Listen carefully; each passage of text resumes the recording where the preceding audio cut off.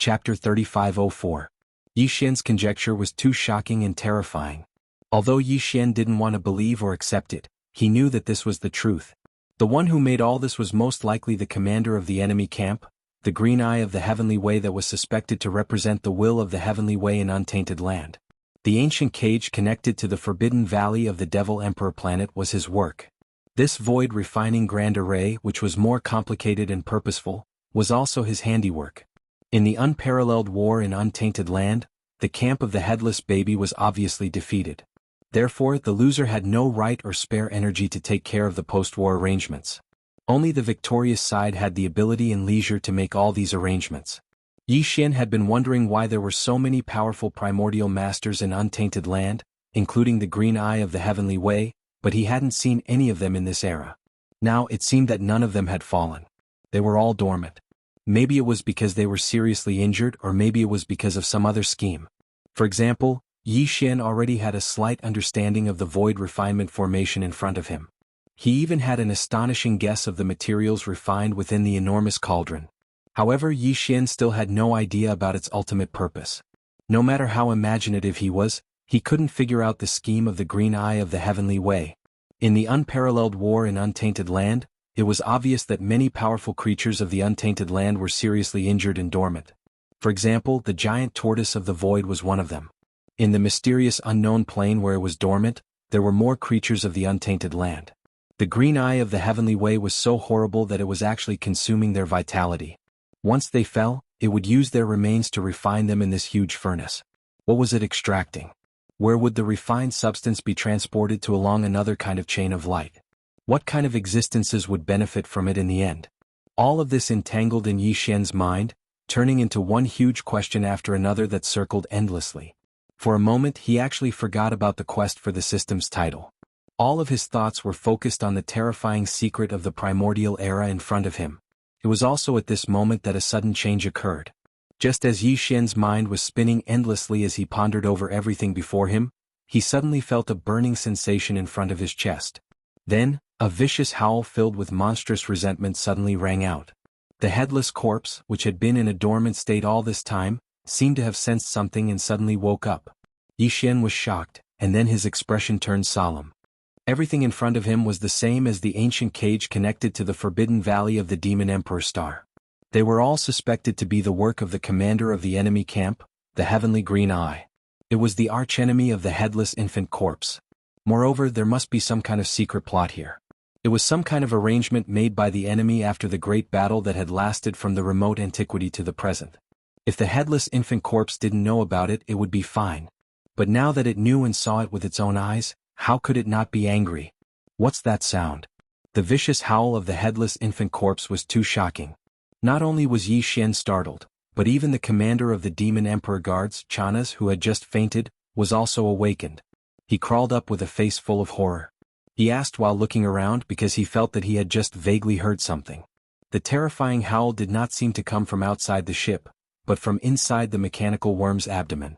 It was also at this moment that a blood-red light rushed out from Yi Xian's chest and turned into a headless infant corpse that was about a foot in size in the blink of an eye. It floated in front of Yi Xian. The infant corpse's neck was headless, and its head was in its arms. Its eyes, which had been tightly closed, suddenly opened at this moment, and its eyes were filled with green lines. They were ferocious and terrifying, and they happened to meet the gaze of Chanas, who had just crawled up. Oh my God, such a scene was too terrifying. A baby that was no more than a foot in size was actually hugging its own head and staring at him ferociously with its eyes wide open. No one would be able to stand it. Chanas screamed, his eyes rolled back, and he quickly passed out again. Yi Xian did not even look at him. His eyes were already fixed on the headless infant corpse that was floating in front of him. His chest rose and fell, and he looked very excited. It's out. It's finally out. At this moment, there was only one sentence in his mind. Of course, there were countless questions behind this sentence. However, at this moment, Yi Xian did not know where to start. Ever since he met the headless infant corpse, the latter had been with Yi Xian, turning into a corpse lamp tattoo that was attached to Yi Xian's left chest. It had even helped Yi Xian escape many times. However, in reality, Yi Xian had very few chances to meet the headless infant corpse. Even when they fought the Heaven's Green Eye clone in the desolate ancient cage together, Yi Xian had immediately lost consciousness after shooting a heaven-falling bow ability. There was simply no time to meet the headless infant corpse. The headless infant corpse communicated face to face. During the time that it was attached to his body, no matter how Yi Xian called out to it, the headless infant corpse did not respond. This made Yi Xian very speechless and even angry. However, there was nothing he could do. Now that the headless infant corpse had finally come out, Yi Xian even felt that this was too surreal, so it was natural for him to be so agitated. What's going on? Why did you choose me? Why did you attach yourself to me in the form of a corpse lamp tattoo? Also, I saw the void giant tortoise's true form. It's in an unknown universe and there are many similar primordial creatures there. There's a huge black demonic blade on the void giant tortoise's back. It's always been there. During that battle, I saw it many times in the inheritance images. Didn't the void giant tortoise not participate in the battle? Why was it injured? Do you have a way to save it? Screech. Before Yi Xian could finish his questions like a machine gun, the headless infant corpse floating in front of Yi Xian let out another screech. This time it was even angrier than before. It was clearly because it heard Yi Xian mention the void giant tortoise. However, in the end it was because the void giant tortoise itself that made it angry. After all, the giant tortoise did not appear on the battlefield back then. Or was it because the void giant tortoise was injured and on the verge of death that made it angry? Yi Xian had no way to tell. Chapter 3505. By the time Yi Xian reacted, the headless corpse had once again transformed into a corpse lamp tattoo. At the same time, it was on his left chest, causing him to be completely stunned on the spot. His entire person was in a bad state. After a long time, Yi Xian roared furiously. It was too infuriating. It was not easy to catch this guy out for once. While he was shocked, he finally asked a part of the doubts in his heart. But it was good. It just hissed again and threw a look at him to let him slowly understand it. Then it went back inside. Not only did Yi Xian's doubts not get answered, but he also had another one. For example, why did the headless infant corpse react so strongly when he mentioned the void giant turtle? Was it because of the void giant tortoise itself that it suddenly became angry? Or was it because it was heavily injured and on the verge of death? This was a completely different concept. If it was the former, then it meant that the reason why the void turtle didn't appear in that battle all those years ago was because it had two hearts. In that case, even if Yi Xian would still follow the instructions of the nether turtle ancestor to think of a way to save it, his goal would be different. However, not only did the headless infant corpse not answer, it didn't even give him half a hint. This was driving him crazy. After roaring for a while, there was still no reaction from his chest. Just as Yi Xian was about to dejectedly give up, the corpse lamp tattoo on his chest suddenly heated up again. Immediately after, a voice appeared in Yi Xian's mind. It was distant, but there was a childish tenderness to it. Go, enter the netherworld furnace. I will protect you. Take as much as you can. When you have to retreat, I will warn you. Netherworld furnace? Protect me? Take as much as you can? Recalling the contents of these two sentences, Yi Xian was stunned at first, but then his heart began to pound wildly. The headless infant corpse's meaning was very clear. It wanted him to enter the huge furnace in front of him and fish for good fortune. Take as much as he could. Originally, Yi Xian couldn't even get close to the waste in the surrounding void that the furnace didn't care about, let alone enter this so-called netherworld furnace. But since the infant corpse had given such an explanation, it must be fine. In addition, when it was time to retreat, it would warn Yi Xian. What was there to worry about? Nothing ventured, nothing gained. Even an idiot would know that the cauldron in front of them was extremely terrifying. Not even cosmic lords could get close to it, let alone enter it. The corpses of primordial creatures beyond the cosmic lord level littered the void around them were proof of that. However, Yi Xian was very confident in the headless infant corpse's abilities. Although this void refinement array was set up by the heavenly Tao Green Eye that was suspected to be the avatar of the primordial heavenly Tao, the headless infant corpse was an existence that could fight against it head-on. That fellow was not here now. Even if the headless infant corpse was not in good condition, it should still be fine if it protected him and walked in. What was the problem? Thinking of this, Yi Xian was immediately tempted. Now that Chanas had fainted, it saved him some trouble. Immediately, he stepped out of the mechanical demon bug's abdomen and appeared in the void outside. Then, with a wave of his hand, he kept the mechanical demon bug into the undying world in his body. Of course, he kept it in with everything sealed in case Chanas woke up and saw something that he shouldn't see. After doing all this, Yi Xian felt his chest heat up again. A faint green blood-red light shot out and spread. Finally, It enveloped Yi Xian's entire body, as if there was a layer of blood-red film on the surface of his body. The strange thing was that Yi Xian couldn't sense this blood-red film at all. It clearly existed and could be seen, but Yi Xian couldn't touch it at all. When he raised his hand to touch it, he could only touch his own body and the transformed clothes. The headless infant corpse's means were indeed extraordinary. Obviously, the protective means it was talking about was this blood-red film.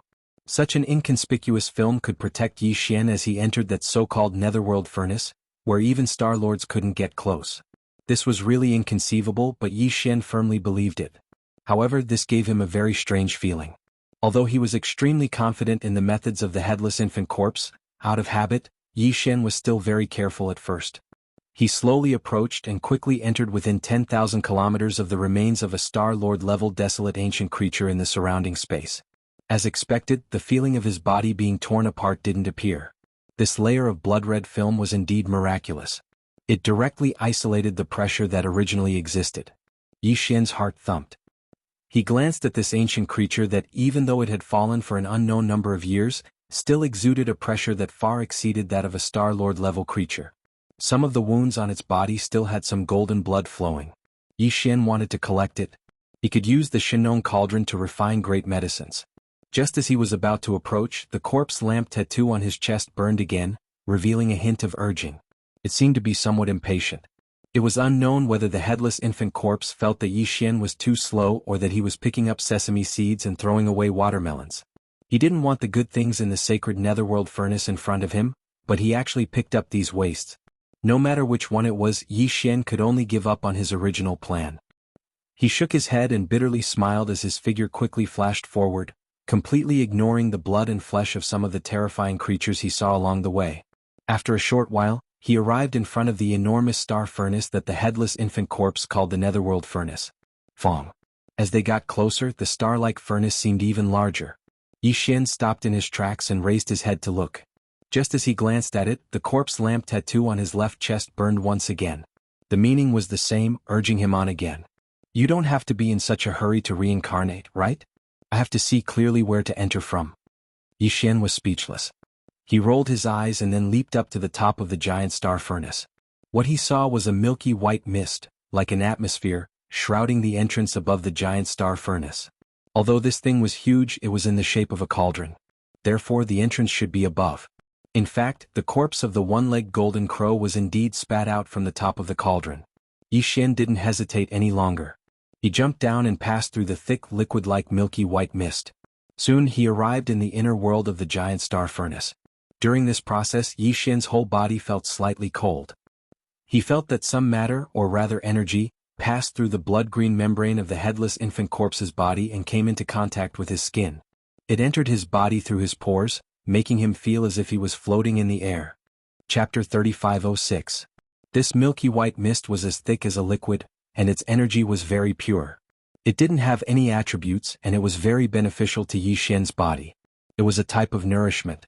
All this time he had used the gene cultivation fluid to break through the shackles of his body and tear apart the invisible chains in his body.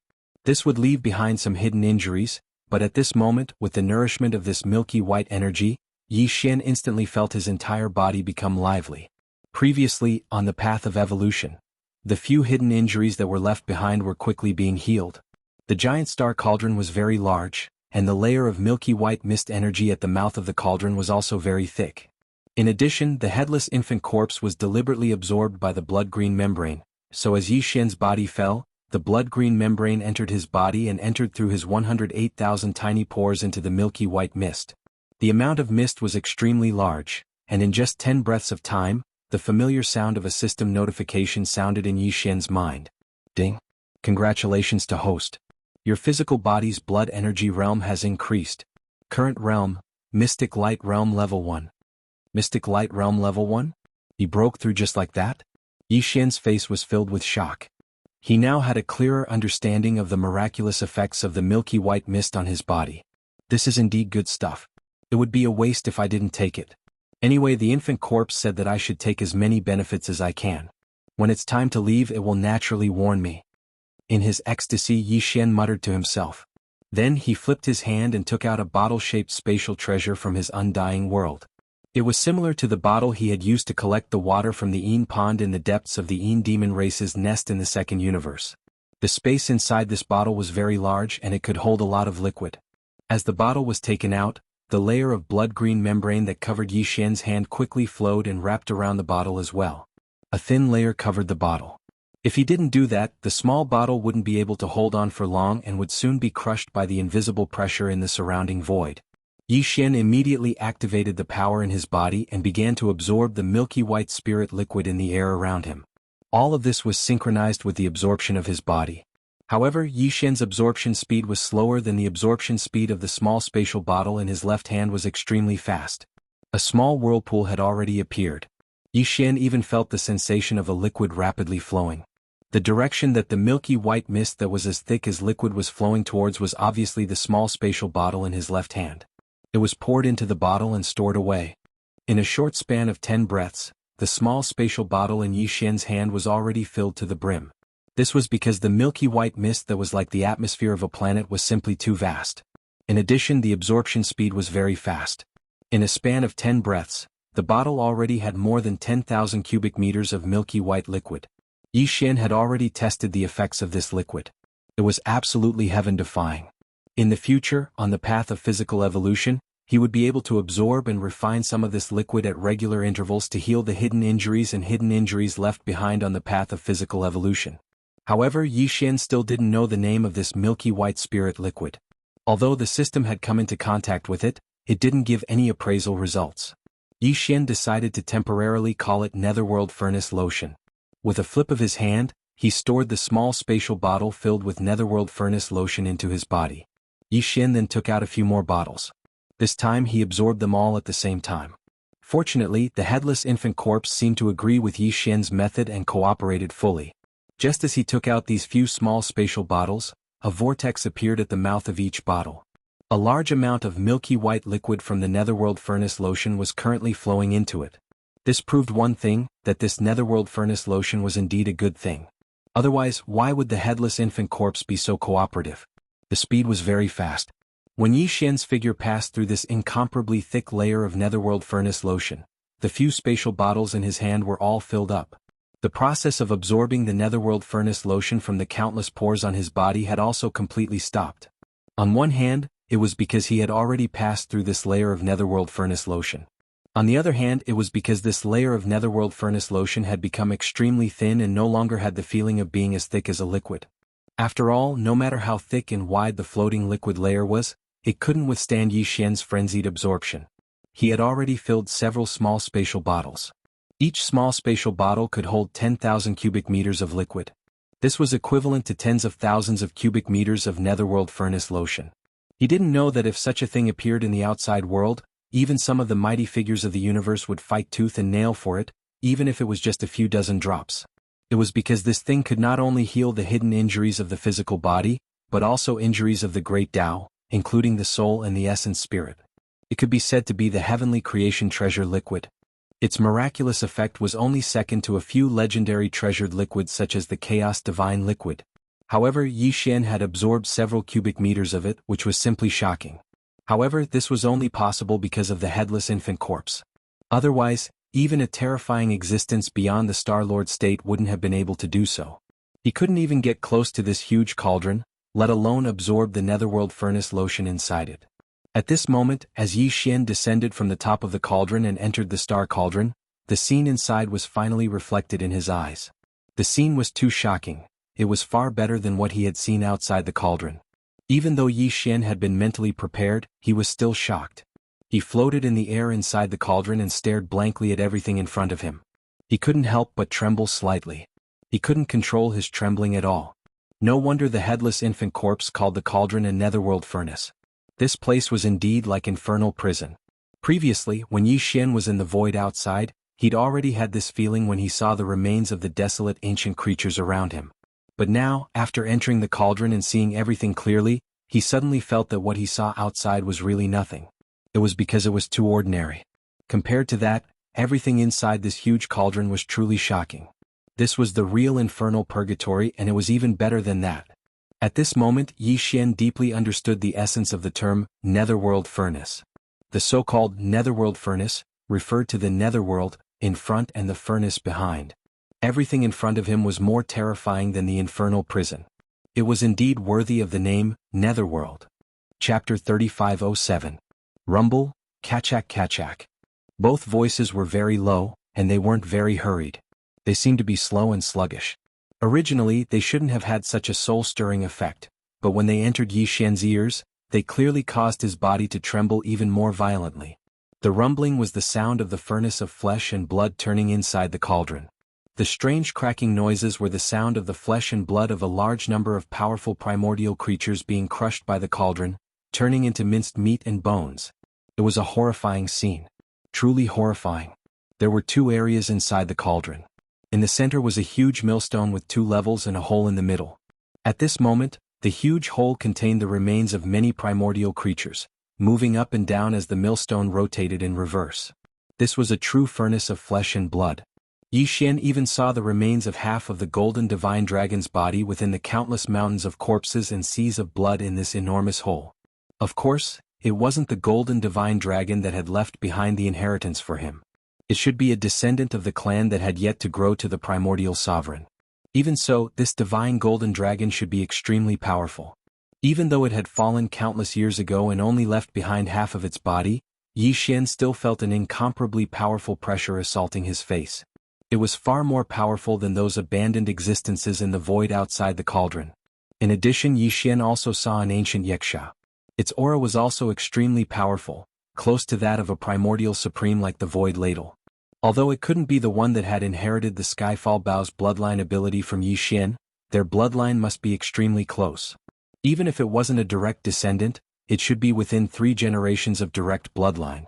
Apart from that, the remains of Bloodthirst Lion, Cyan Sky Rock, Nine-Headed Blood Dragon, Demonic Blood Dragon, and other creatures from the Primordial Era that were close to or slightly weaker than Supreme Primordial Era were everywhere. But without exception, all of them were incomplete. Moreover, they had been crushed into pieces of flesh and bones of different sizes by the huge furnace of flesh and blood. This wasn't the end.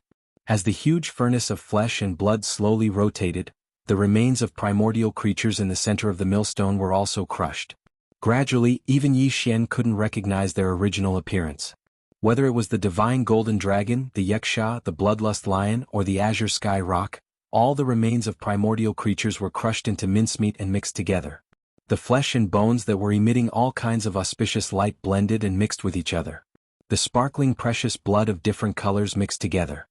In the end, the blood and flesh could no longer be distinguished from each other. There was no longer any solid matter in the huge hole, and it turned into a semi-fluid substance. However, there was still endless auspicious light that rushed into the heavens. Some of them directly dissipated in the void. They were probably some of the past that were considered as impurities and couldn't be retained by the furnace of flesh and blood. There were also some that turned into strands of milky white mist that slowly rose into the air and merged into the thin atmosphere above the cauldron. The milky white mist was probably something like the origin of the innate Tao or Yuanshen. It was broken into tiny molecules that could be traced back to the origin, and turned into pure energy that merged into the atmosphere above the furnace. As the energy accumulated, the density increased and finally turned into the dark furnace elixir. No wonder this nether furnace lotion possessed such miraculous effects. It was actually condensed from the essence energy left behind by crushing the remains of a large amount of formidable living beings that were close to or even had already attained the level of a primordial almighty figure. It was simply shocking and astounding.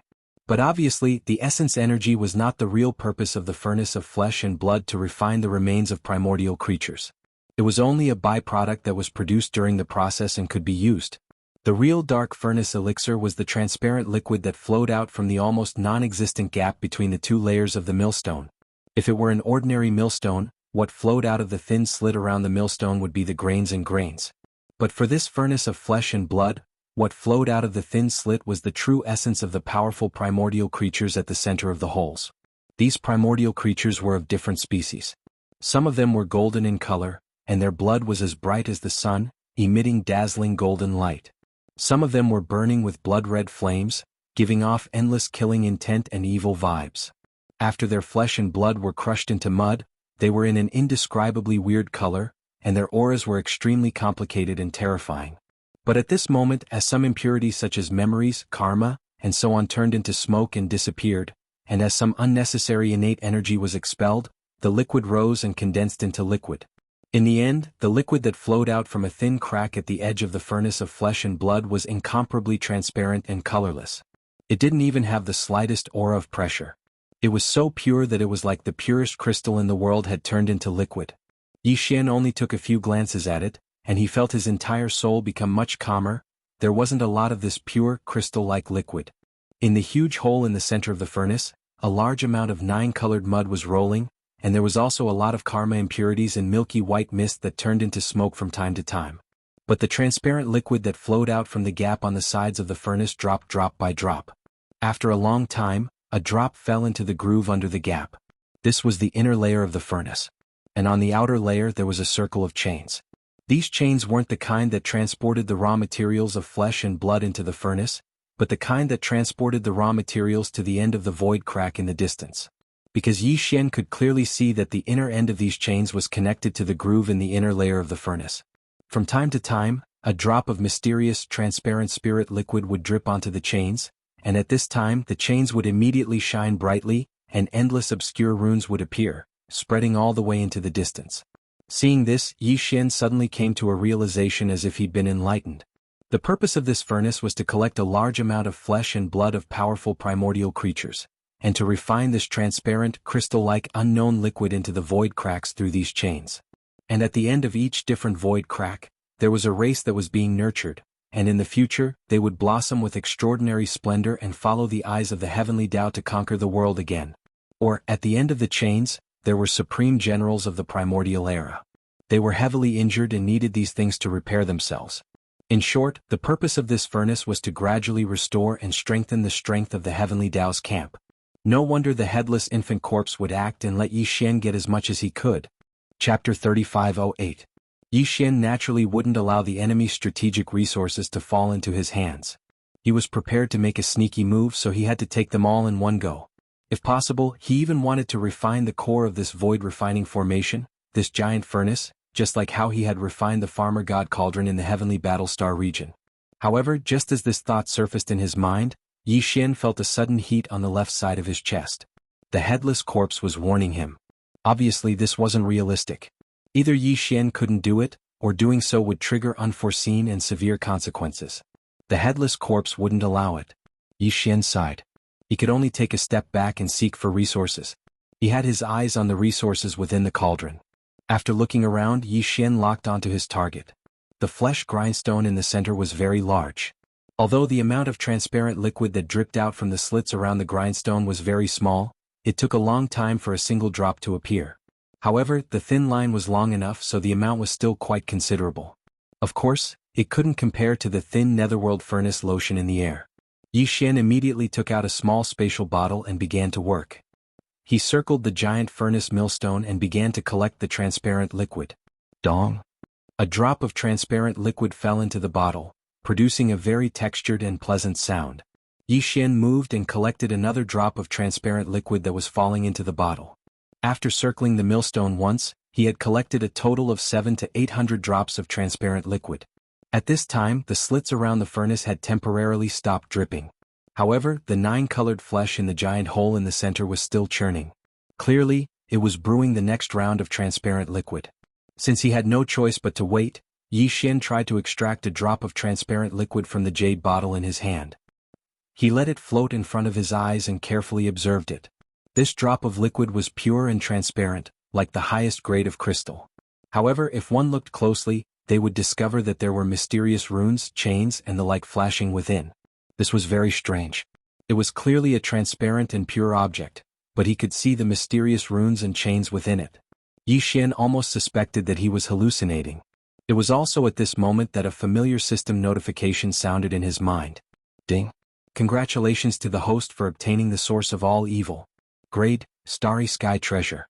Attribute, Laws of Nature Origin Natural Spiritual Liquid. Do you want to refine it now? What? Was this the root of all evil? As the system notification rang in his mind, Yi Xian's body shook violently as a look of disbelief appeared on his face. It was too unexpected. This drop of liquid, which was many times purer than the best crystal, was actually the source of all evil? Such a beautiful and dreamlike object actually had such an extremely evil name. This caused people to daydream and lead to endless divergent thoughts. Moreover, such a small drop of liquid was actually a starry sky supreme treasure, which was simply unimaginable.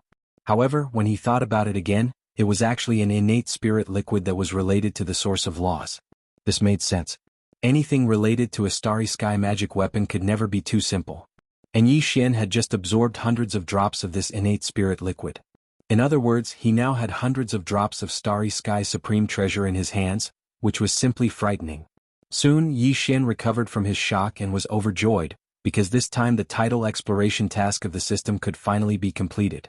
He immediately absorbed the drop of transparent liquid suspended in front of him into his body and directly handed it to the devouring system. He also gave the instruction to refine it immediately. To his surprise, as soon as the instruction to refine was given, the system notification sounded in his mind again. Ding! Congratulations to the host for successfully refining the source of all evil. The tidal exploration task of the system is completed. Current title: Interstellar Raider. Interstellar Raider. This title comes with a halo effect. On the original basis of the first 4 titles, Interstellar Traveler, Interstellar Adventurer, Interstellar Explorer and Interstellar Pathfinder, a brand new system ability will be added, which will be activated randomly. At the same time, the number of interstellar coordinates imprinted on any universe plane will be increased. The previous one will increase to 2. Ding. The system explanation is complete. Do you want to obtain a random system ability immediately? At this point, the tidal exploration task of the system was successfully completed. Yi Xian's title of the devouring system in his body had entered the 5th level, and he had become a powerful interstellar raider. At this moment, Yi Xian's pressure was greatly reduced, and his mind was quickly focused on the matter of stealing the enemy's resources. At this moment, the familiar system notification sounded in his mind for the 3rd time. Ding! Congratulations to the host for leveling up the ancient Dongshu formula. Current cultivation level: Level 9 Black Hole Realm Full Circle. Ding! Congratulations to the host for leveling up the physical body. Current cultivation level: Level 2 Mystic Light Realm. Ding! Congratulations to the host for leveling up the physical body. Current cultivation level: Level 3 Mystic Light Realm. Ding! Congratulations to the host for leveling up the bloodline ability Giant Dragon's Roar. Current cultivation level: Intermediate. Ding! Congratulations to the host for leveling up the bloodline ability Demonic Dragon's Eye. Current cultivation level: Intermediate. Ding! Congratulations to the host for leveling up the bloodline ability Dark and Dark Vision. Current cultivation level: Intermediate. Ding! Congratulations to the host for leveling up the bloodline ability Demonic Soul Pupil. Current cultivation level: Intermediate. Ding! Congratulations to the host for leveling up the spiritual power ability Spiritual Reversal. Current cultivation level: Intermediate. As the series of system notifications sounded in his mind, Yi Xian was completely stunned. The effect of this drop of the root of all evil was simply too incredible. Perhaps it was because this was the first time he had refined it to nourish his primordial spirit and physical body, so the effect was the most obvious. Not only did it allow Yi Xian's physical body to make continuous breakthroughs, even his stagnant ancient Dongshu formula cultivation method level had improved. His cultivation level had also directly broken through from Black Hole Level 1 to Black Hole Level 9. Of course, this could also be because Yi Xian's physical body had already far surpassed that of a Black Hole Realm cultivator. In short, Yi Xian's overall combat strength had increased by a large margin in an instant. This was not the end of it. Not only did his cultivation method level and physical body level increase, but the various bloodline abilities and spiritual secret techniques that he had mastered had also improved to a certain extent. In terms of bloodline abilities, the demonic dragon bloodline ability related to the black gold dragon scales had all been upgraded from the initial level to the intermediate level. However, the fallen skybow had not changed. This kind of ability did not have any level and would only change according to the strength of the user's cultivation level. Chapter 3509. A single drop of the origin of all evil had allowed Yi Xian to obtain such a huge benefit. Not only had his cultivation base and physical body, but even the various bloodline abilities, mental strength secret techniques, and so on had all increased in level. All in all, his overall battle strength had skyrocketed compared to before. This made him realize the preciousness of this mysterious spirit liquid, the source of all evil, almost instantly. Even if the harvest this time was only because he refined it for the first time, and might not be able to achieve this effect in the future, The fact that it could only be encountered and not sought after still could not be erased. Overjoyed, Yi Xian did not immediately activate the permission to randomly activate a new ability of the system that he had obtained from completing the system's exploration mission. Instead, he glanced at the mysterious millstone in the center of the huge furnace again. At this time, some faint transparent water stains had appeared in the cracks around the millstone again. Obviously, more drops of the spiritual liquid of the origin of all evil would drip down soon. Yi Xian was pleasantly surprised. His figure flashed and he moved around the huge millstone. Every time he saw a drop of the spiritual liquid of the origin of all evil, he would immediately reach out and grab the small space bottle. Then he heard a soft sound, which was pleasing to the ear and soothing to the heart. This meant that there was now one more drop of the spiritual liquid of the origin of all evil in his hand. This time, perhaps because the 9-colored flesh and blood in the huge hole in the center of the millstone had decreased a lot, the transparent liquid that flowed out from the cracks around the millstone was obviously less than the previous round. Moreover, the speed of the liquid dripping down was much slower. After a while, Yi Xian's harvest this time was only about half of the previous round's harvest. The total of the 2 rounds of spiritual liquid of the origin of all evil was only slightly more than 1,000 drops. From the looks of it, the 3rd round of spiritual liquid of the origin of all evil would be even less, unless the chains that were circling the inner wall of the furnace above to transport the flesh and blood into the furnace once again transported a new batch of remains of the desolate era creatures from the cracks in the void and threw them into the huge hole in the center of the millstone. This was to replenish the raw materials. Perhaps only then would the speed of the spiritual liquid drop increase again. However, Yi Xian could not wait any longer. He could feel that the corpse lantern tattoo on the left side of his chest was starting to heat up. Although the headless corpse did not give off any warning signs, Yi Xian knew that he did not have much time left in this cauldron. Who knew when the next batch of desolate era corpses would arrive? These were not fruits that could be plucked from the ground where they could have as many as they wanted. It was possible that they would only send a batch every 100 years or even 1,000 years. In short, the chains that were responsible for transporting raw materials were unreliable. The only way was to gain as much benefits as possible based on what they had. With that thought in mind, Yi Xian turned his gaze towards the large number of chains that surrounded the grooves at the bottom of the millstone. His eyes suddenly lit up. Before the spiritual liquid was collected, there was already a round of spiritual liquid dripping into the grooves and being absorbed by these chains. However, at this moment, it should still be on the way and hasn't reached the end of the chains. The beneficiary gets it. Since that's the case, it means that there is still a chance for them to reverse the flow. Humph, this is something that this great master has his eyes on. How can I allow others to covet it? Even if you eat it, you'll have to spit it back out for me? With that thought in mind, Yi Xian deliberately moved. His eyes glowed with a green light. Without hesitation, he went straight to the huge grooves and extended the small spatial bottle. He pointed it at one of the chains connected to the grooves and immediately activated the small spatial bottle in his hand. A suction force instantly surged out. The end of the chain lit up with runes and quickly spread into the distance. This was just an experiment. Yi Xian did not know if it would be effective. He was a little nervous. After a short breath, a pleasant jingling sound entered his ears, followed by 2 more jingling sounds. Just like that, the 3 drops of the source of all evil spiritual liquid that were still on the way were forcibly sucked back from the chains. Damn, it was really effective. I'm rich now. Yi Xian raised his head and swept a glance. There were at least several hundred chains around the grooves. If he could snatch 2 or 3 drops from each chain, he would have more than 1,000 drops in total. This was absolutely exciting. Many a little makes a mickle. It was clear that he was going to make a fortune again.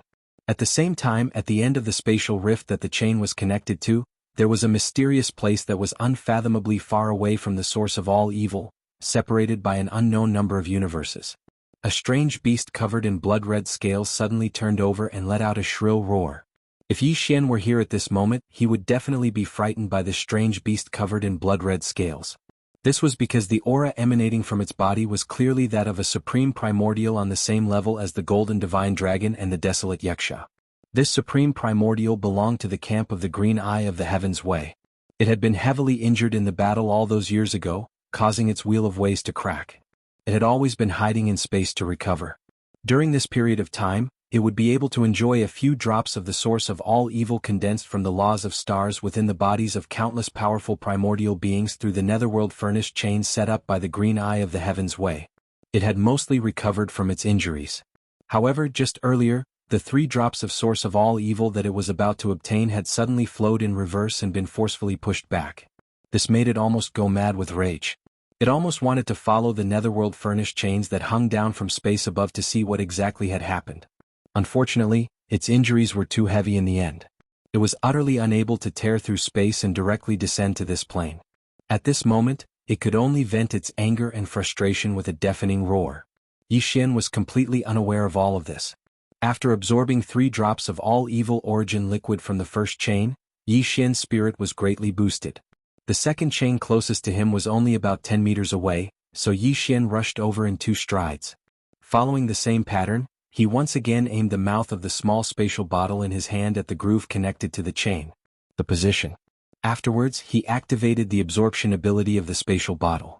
Afterwards, an extremely powerful suction force extended out from the opening of the spatial bottle due to the support from the headless corpse of the infant. The second chain immediately lit up as well. The runes flickered, and after a breath of time, a pleasant ding-dong sound rang out as a drop of all evil origin liquid fell into the bottle. Yi Xian waited for another 2 breaths of time, but there was no other movement. As it seemed, only a single droplet of source of all evil had been allocated to the chain. This greatly displeased Yi Xian. He muttered, "What a pauper! What a miser!" Chapter 35:10. The Blood Dragon clan was one of the top 10 clans in the Federation of the Second Universe. It was said that the clan was the bloodline descendant of the 9-headed blood dragon from the primordial era, and the bloodline ancestor of the 9-headed blood dragon was the legendary blood sea demon dragon from the primordial era. At this moment, in the deepest part of the Bloodhorn Dragon clan's ancestral land, in the void, the color of blood was clearly visible for thousands of kilometers. A huge blood cloud was rolling and surging.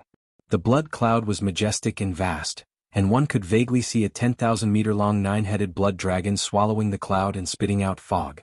Its aura was domineering. Although its aura was not as strong as primordial supremes like the Golden Divine Dragon or the primordial Yeksha, it was not weaker than primordial supremes like the Void Ladle. However, this 9-headed blood dragon was obviously seriously injured. At this time, only 3 of its 9 blood-colored heads were left, and its body was also full of wounds. In the void above its head, there was a section of a chain about 10 feet long that suddenly hung down. In the past, a drop of all evil origin liquid would drip from the end of this chain every year, but the 9-headed blood dragon would not use up all of it. There was only 1 drop of all evil origin liquid every year, and the 9-headed blood flood dragon would only absorb 3/4 of the energy to repair itself. The remaining 1/4 would be injected into the giant blood-colored egg that was churning in the blood cloud center domain. That was its direct descendant. Once it was born, it would possess universe realm cultivation, and its future would be limitless. However, today was supposed to be the day that the drop of all evil origin liquid was supposed to drip. However, just a moment ago, when the drop of all evil origin liquid was about to drip, the 9-headed blood flood dragon had even smelled its fragrance. However, at that moment, everything changed. The all-evil origin liquid that was allocated to it suddenly shrunk back. Its aura was so faint that even it could not sense it. After waiting for a year, this was the result. The 9-headed blood dragon was furious, but its injuries were so severe that it could not tear through the void to search for the all-evil origin liquid. At this moment, it could only vent its anger by roaring like thunder. Outside the secret realm, all the clansmen of the Blood Dragon clan, including the clan leader, were prostrating on the ground, trembling. They did not know what had happened in the secret realm of the ancestral land to make the bloodline primordial ancestor so angry. However, no one dared to go in and ask a question at this moment. They would definitely be in great trouble. At the same time, in the netherworld cauldron deep in the origin of all evil star region of the first universe 1, Yi Xian had just collected the all-evil origin liquid from the 3rd chain. Of course, he was barely satisfied with the result. There were at least 2 drops of all-evil origin liquid. It seems that the chains lead to different destinations, and the amount of all-evil origin elixir that can be distributed every time is also different. As he walked towards the 4th chain, Yi Xian frowned and muttered to himself. From the looks of it, the chain with the most was split into 3 drops of origin liquid. I reckon that the amount of origin liquid that is more than that is extremely limited. Even if there is someone who can get 4 or 5 drops, it would still be extremely rare. If each chain gets an average of 2 drops, 1,000 or so is guaranteed. In that case, including the 1,000 or so drops I collected from the slits of the millstone, I have a total of 2,000 or so drops. That's passable. Even supreme existences of the primordial era would find it hard to obtain a single drop of the all-evil origin elixir condensed from the netherworld cauldron. However, the 2,000 drops he had obtained were actually just passable. If the divine golden dragon or the void tortoise that was in desperate need of all-evil origin liquid and had been heavily injured for countless years found out about this, they would probably be so angry that they would vomit blood on the spot. Yi Xian began to get busy. He followed a direction and collected the all-evil origin liquid that had already dripped into the chains and was being transported to the end. From time to time, 1 or 2 drops of all-evil origin liquid would drip down from the slits of the huge millstone behind him. Yi Xian did not let them go, nor did he allow them to drip back into the chains. He would usually turn around and rush over to collect the drops of all-evil origin liquid. Then he would continue to deal with the runic chains that surrounded the grooves after entering the space bottle. The millstone was huge, and the grooves that surrounded the millstone were not small either. The hundreds of chains connected to the grooves were not too many, but they were not too few either. Fortunately, Yi Xian only needed 1 or 2 breaths of time to collect each chain. Therefore, it only took a dozen minutes for Yi Xian to collect more than half of the hundreds of chains. Only a little more than 100 remained. At this moment, the amount of all-evil origin liquid stored in the space bottle in his hand had just passed the 2,000 mark. If nothing unexpected happened, the remaining 100 chains should be able to absorb more than 200 drops. Basically, it was more or less the same as Yi Xian's initial estimate of 2,000 drops. He only needed less than 10 minutes to end all of this. When he thought about how all the all-evil origin liquid dripping out of the slits and the ones that had already been dripped into the chains and were in the process of being transported, he was about to finish collecting all of them. Yi Xian's gaze began to sweep towards the hole in the center of the huge millstone. It had been so long, but the chains that circled the inner walls of the cauldron had not delivered a second batch of raw materials. In other words, this matter was probably over for the time being. Perhaps there would only be 1 batch a year, 2 years, 10 years, or 100 years. After all, this netherworld cauldron had stood here for countless years. It was likely that 1 or 2 unqualified remains of primordial creatures would be spat out every time. Although there were quite a few of these inferior corpses in the surrounding void, no matter how many there were, they were only a few 100 million at most. According to this ratio, Yi Xian quickly deduced that the raw materials for the flesh and blood of these ancient creatures would only arrive once every 1 or 2 years. This was basically the truth. Since that was the case, after collecting all of the all-evil origin liquid in the chains and seizing all of the harvest of this flesh and blood primordial land for a year, Yi Xian basically had nothing to gain from this place. Unless he waited another year. But that was obviously impossible. Unforeseen circumstances would occur, and the headless corpse protecting him might not be able to last that long. I'm really unwilling to accept this. The harvest is still too little. At this thought, Yi Xian sighed. It just so happened that the 2 drops of all-evil origin liquid in the last chain had been forcibly collected. He immediately flipped his hand and sent the space bottle into the undying world in his body. Then, as he muttered to himself, he took out a new empty bottle from the undying world and leaped towards the giant hole in the center of the millstone. Although I've collected all the all-evil origin liquid, there are still some remnants of 9-colored flesh in this hole. These are all powerful primordial creatures. Chapter 35:11. The atmosphere-like liquid above the cauldron was already extremely thin. This was something that had accumulated over countless years, but Yi Xian had cleaned it all out in one go. As for the all-evil origin liquid in the enormous millstone below, Yi Xian had finished a year's worth of it in one go. Even those that had already dripped onto the chains and were in the process of being transported were forcefully pulled back by him. Now, there was only a small amount of 9-colored meat paste left in the hole at the center of the millstone left in the enormous cauldron. Although it was a small amount, it was only compared to the total amount before. In reality, the cauldron was as large as a planet.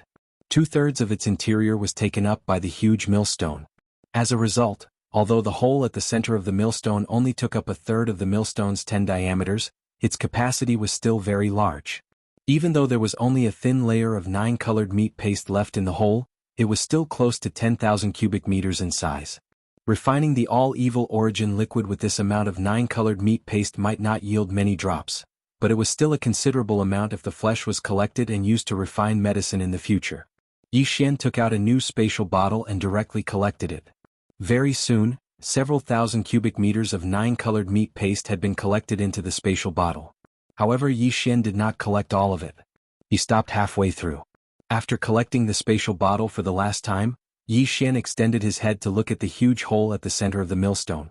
There were still around 4,000 cubic meters of 9-colored meat paste left at the bottom. According to his estimates, he should be able to refine around 10 drops of all evil origin liquid from these 4,000 cubic meters of 9-colored meat paste.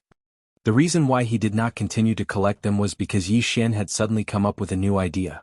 Yi Xian planned to let the huge millstone refine these 10 drops of all evil origin liquid before he underhandedly took action.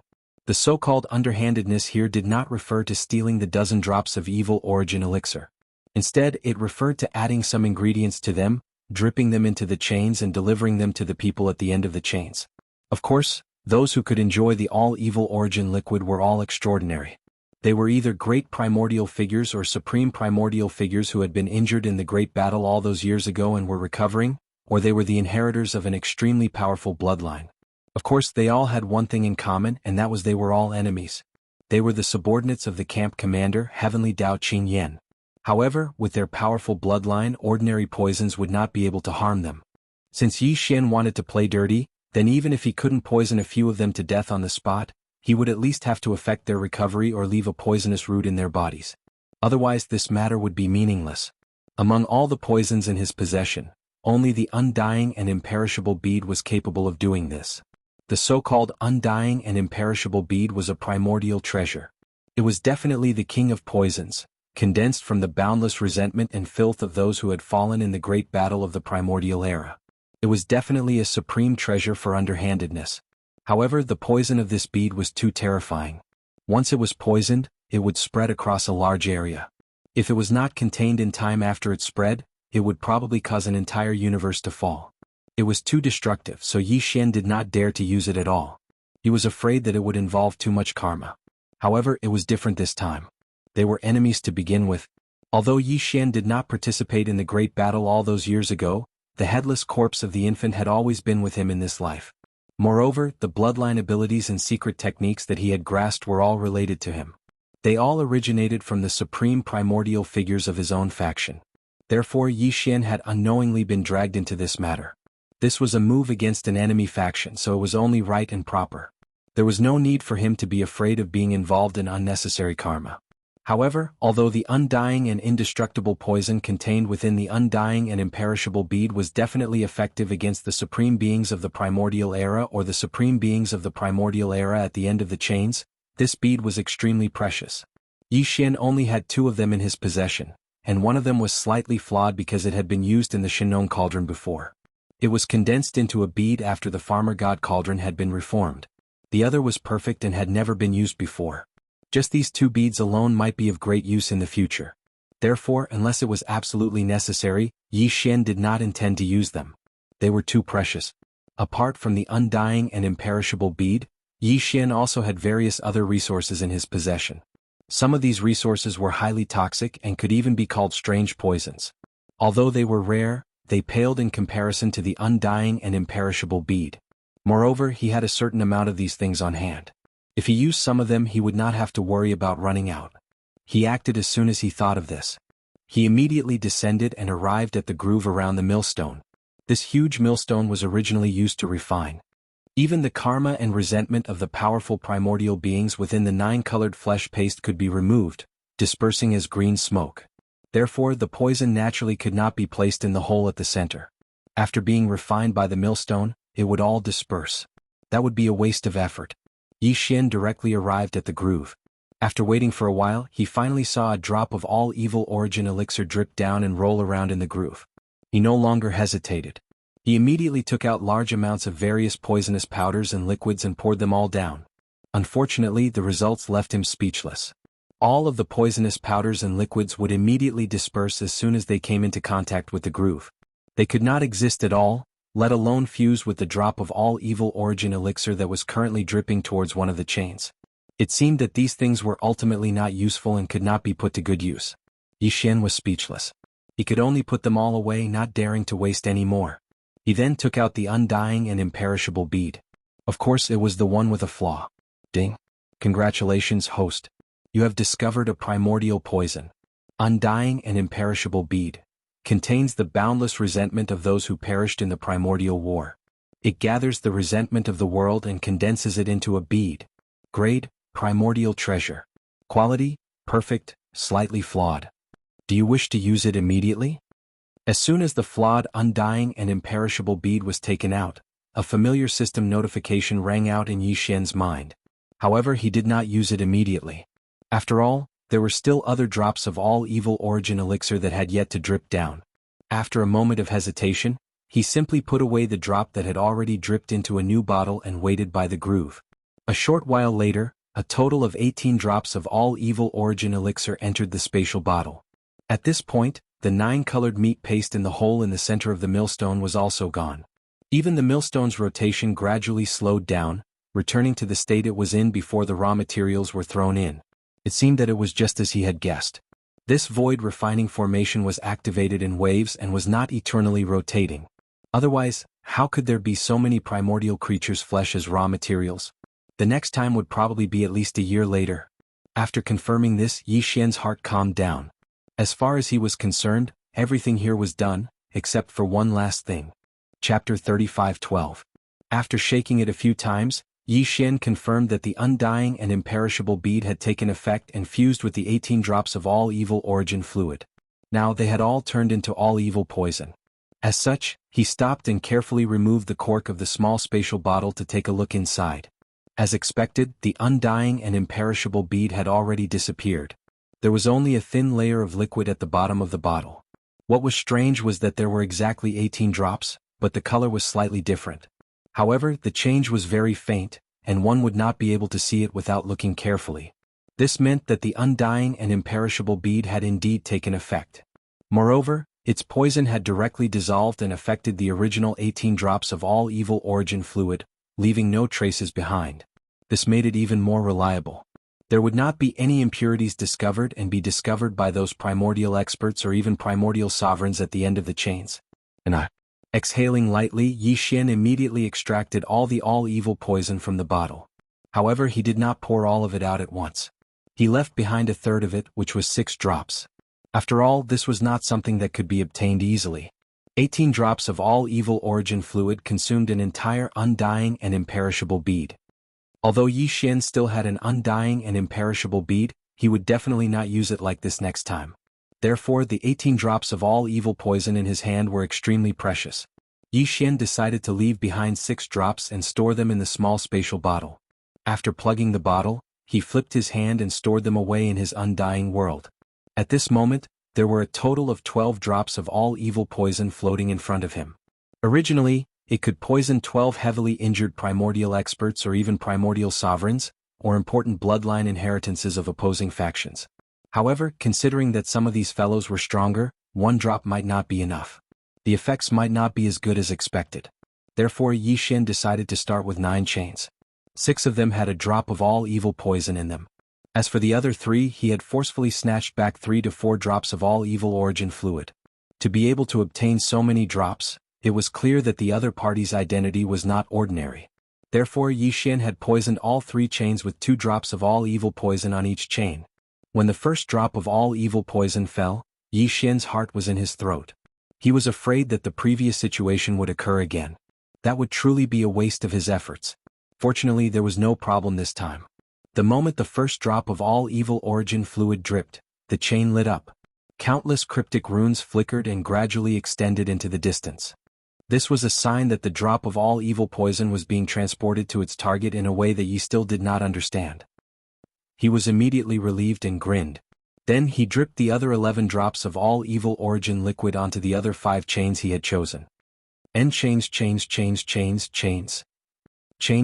Xian Yi.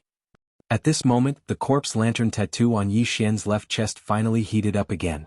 This was the headless infant corpse's warning, reminding Yi Xian that he should leave now. The headless infant corpse must have sensed everything Yi Xian had done before, but it did not do anything. This meant that the infant corpse was very satisfied. It was probably very happy inside. It was rare to see the enemy's strategic resources being plundered so wantonly by its own spokesperson. At this moment, the headless infant corpse was also waiting for Yi Xian to drip the 12 drops of all evil poison on the 6 chains before giving the warning. This meant 2 things. First, the headless infant corpse was very supportive of this matter, so it did not stop Yi Xian when he was doing it. It was probably also very happy inside. Second, the headless infant corpse immediately warned Yi Xian to leave as soon as he dripped the 12 drops of all evil poison on the 6 chains. This meant that once the poison reached the end of the chains, it would definitely trigger some unknown unforeseen event. There was no benefit in staying here. This place had become a place of trouble. If he stayed, he would attract the attention of certain people. With that in mind, Yi Xian did not stay any longer. He instantly broke through the white atmosphere and reached the cauldron. He had originally planned to throw the super death ray bomb that he had prepared for the Heavenly Fate Race's base camp into the cauldron and detonate it. However, considering the level of the cauldron, which was probably an ultimate treasure of the primordial era, he eventually gave up. Of course, the more important reason was that he was worried that he would attract the attention of the Heavenly Fate Race. If that happened, Yi Xian might not have enough time to leave. He had gained a lot this time, there was no need to take the risk again. After leaving the cauldron, Yi Xian once again saw the remains of the primordial creatures in the void around the cauldron. The ones close to the cauldron were all terrifying beings whose auras surpassed the Star-Lord state. The remains of the primordial creatures at the Star-Lord state and the Cosmos state were further away. An idea flashed in Yi Xian's head. Taking advantage of the fact that the protective membrane of the headless baby's body was still around, he dashed toward the remains of the powerful primordial creatures that were beyond the Star-Lord state. It wasn't easy for him to come here, and this time he even obtained the help of the headless infant corpse. It activated a layer of blood-green membrane that enveloped Yi Xian's body, allowing him to be unafraid of the auras of these powerful existences. If he didn't take some of them away, it would be a pity. However, Yi Xian didn't dare to be too greedy. He only took a dozen remains of the powerful primordial creatures into the Shinong cauldron inside his body. Every one of them was incomplete, but even so, they were still huge enough to be stored in the Shinong cauldron. A dozen of them were as large as a dozen mountains. Normal spatial bottles couldn't hold them all. He had to store them directly in the Shinong cauldron. After all, he would have to store them in the Shinong cauldron, whether he would roast them or use them as raw materials to refine medicines. After collecting the flesh and blood of more than a dozen powerful ancient creatures, Yi Xian originally planned to collect some more precious blood from the corpses of other powerful creatures. These precious blood were all extraordinary and had already fallen for countless years. However, some of the corpses were still shedding tears. Moreover, some of the corpses were still shedding tears. Every drop of blood was emitting a glow. It would definitely be a supreme treasure if it was used as a medicine. Although the dozen or so corpses that Yi Xian had previously stored in the Shinong cauldron also had this kind of treasured blood gushing out of them, they were of different species. If he could get as many as he could, it would be useful in the future. It was also at that moment that the zombie lantern tattoo on his left chest suddenly became hotter than before. Yi Xian was immediately alarmed. Then, before he could come back to his senses, about 10,000 miles behind him, the huge cauldron that was as huge as a star began to shake violently. Among them, there was clearly the sound of a large number of chains rattling. Even the layer of milky white mist above the cauldron began to churn as if it was being blown away by a hurricane. Chapter 35:13. When Yi Xian fought for the all-evil origin elixir, he had chosen the end of the spatial crack connected to by the first chain. It was a mysterious place that was unfathomably distant from the region of origin of all evil, separated by who knows how many universes. The exotic beast covered in blood-red scales was unable to tear through space and descend from another plane due to its severe injuries. At this moment, it could only vent its frustration and anger with its deafening roars, letting out shrill roars one after another. This strange beast covered in blood-red scales was terrified because the aura emanating from its body clearly belonged to a supreme being of the primordial era who was at the same level as the golden divine dragon and the primordial Yaksha. It had been severely injured in an unprecedented battle all those years ago, causing its wheel of the great Tao to crack, and it had always been hiding in this void to recover. Originally, its injuries had already mostly healed. However, just earlier, the 3 droplets of all evil origin elixir that it was about to obtain suddenly flowed backwards, forcefully returning to its original position. Right now, as the blood-red unicorn roared thunderously, the chain above its head suddenly shone brightly again. Some complicated inscriptions flickered on it. This was clearly a sign that the all-evil origin elixir was about to fall. The blood-red unicorn stopped roaring furiously. It raised its head, and the fury in its eyes gradually subsided. Very soon, 2 droplets of all evil origin elixir fell from the end of the chain. Due to the darkness in space, the color of the 2 droplets of all evil origin elixir was slightly different from before. However, it did not notice this. It opened its mouth and immediately swallowed them. In the next moment an earth-shattering roar rang out, causing the entire space to tremble. The blood-colored Cheelant's body began to tumble in the air, its eyes emitting a dark light of resentment. A monstrous murderous aura surged into the sky, entering the chains that were suspended in the air above its head and flowing against the current. At the same time, in the ancestral grounds of the Blood WRM clan in the Second Universe. At this moment, in the secret realm in the deepest part of the Blood WRM clan's ancestral land, the space in the distance was already red, and a huge blood cloud was still surging. They could vaguely see a 9-headed blood dragon roaring furiously. Although its aura was not as strong as the supreme beings of the primordial era such as the Golden Divine Dragon and the Primordial Yaksha, it was no weaker than the almighty beings of the primordial era such as the Void Ladle. This 9-headed blood serpent was clearly heavily injured, and was completely recovering thanks to the nourishment of the all-evil origin liquid. In the past, a drop of all-evil origin liquid would drip from the end of the chain every year, but the 9-headed blood serpent would not be completely consumed. It would leave behind a quarter of it and infuse it into the huge blood-colored egg that was surging up and down in the blood cloud central domain. That was its direct descendant. Once it was born, it would possess the cultivation of the universe realm, and its future would be limitless. Previously, it was supposed to be the day when the drop of all evil origin liquid would fall again. Just as the drop was about to fall, the 9-headed blood serpent could even smell its sweet scent. However, the precious drop of all evil origin liquid suddenly shrunk back, its aura fading away. The 9-headed blood serpent was furious, but because its injuries were too severe, it could not tear through the void and cross planes to search for it. At this moment, it could only vent its anger by roaring like thunder. It shocked all the members of the Blood WRM clan outside the secret realm, and they all prostrated themselves on the ground, trembling. They did not know what had happened in the secret realm of the ancestral grounds to make the bloodline primordial ancestor so angry. At this moment, the roaring in the secret realm suddenly stopped, because another drop of all evil origin liquid had dripped from the chain that was suspended in the void above the 9-headed blood serpent's head. Of course, this drop had been spiked. To be more precise, it was all evil poison. However, the 9-headed blood serpent did not know this. It thought that the previous incident was just a small accident, and that the drop of all evil origin liquid that belonged to it had finally come. It did not go back on its word. Therefore, the 9-headed blood dragon suddenly opened its mouth and sucked in 3/4 of this drop of liquid. The remaining 1/4 dripped down and landed on the shell of the huge blood-colored egg that it was protecting. Then, it instantly sank into the egg. Roar! The next moment, the 9-headed blood dragon suddenly roared, and its body became unstable. One of the 3 remaining dragon heads instantly wilted and was on the verge of withering. Over the countless years, for the sake of its direct descendant, the giant blood-colored egg beneath it, it would always share a quarter of the all-evil origin liquid it obtained each time. This directly caused the injuries it suffered back then to heal even more slowly.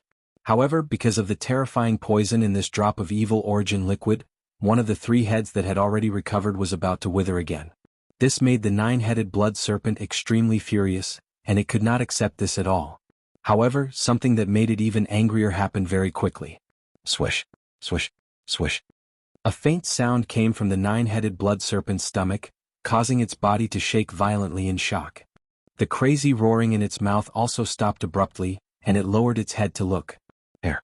Blood-colored corpse hair. It grew densely from the huge blood-colored egg under it, turning it from a huge egg into a ball of hair in the blink of an eye. This was corpse hair.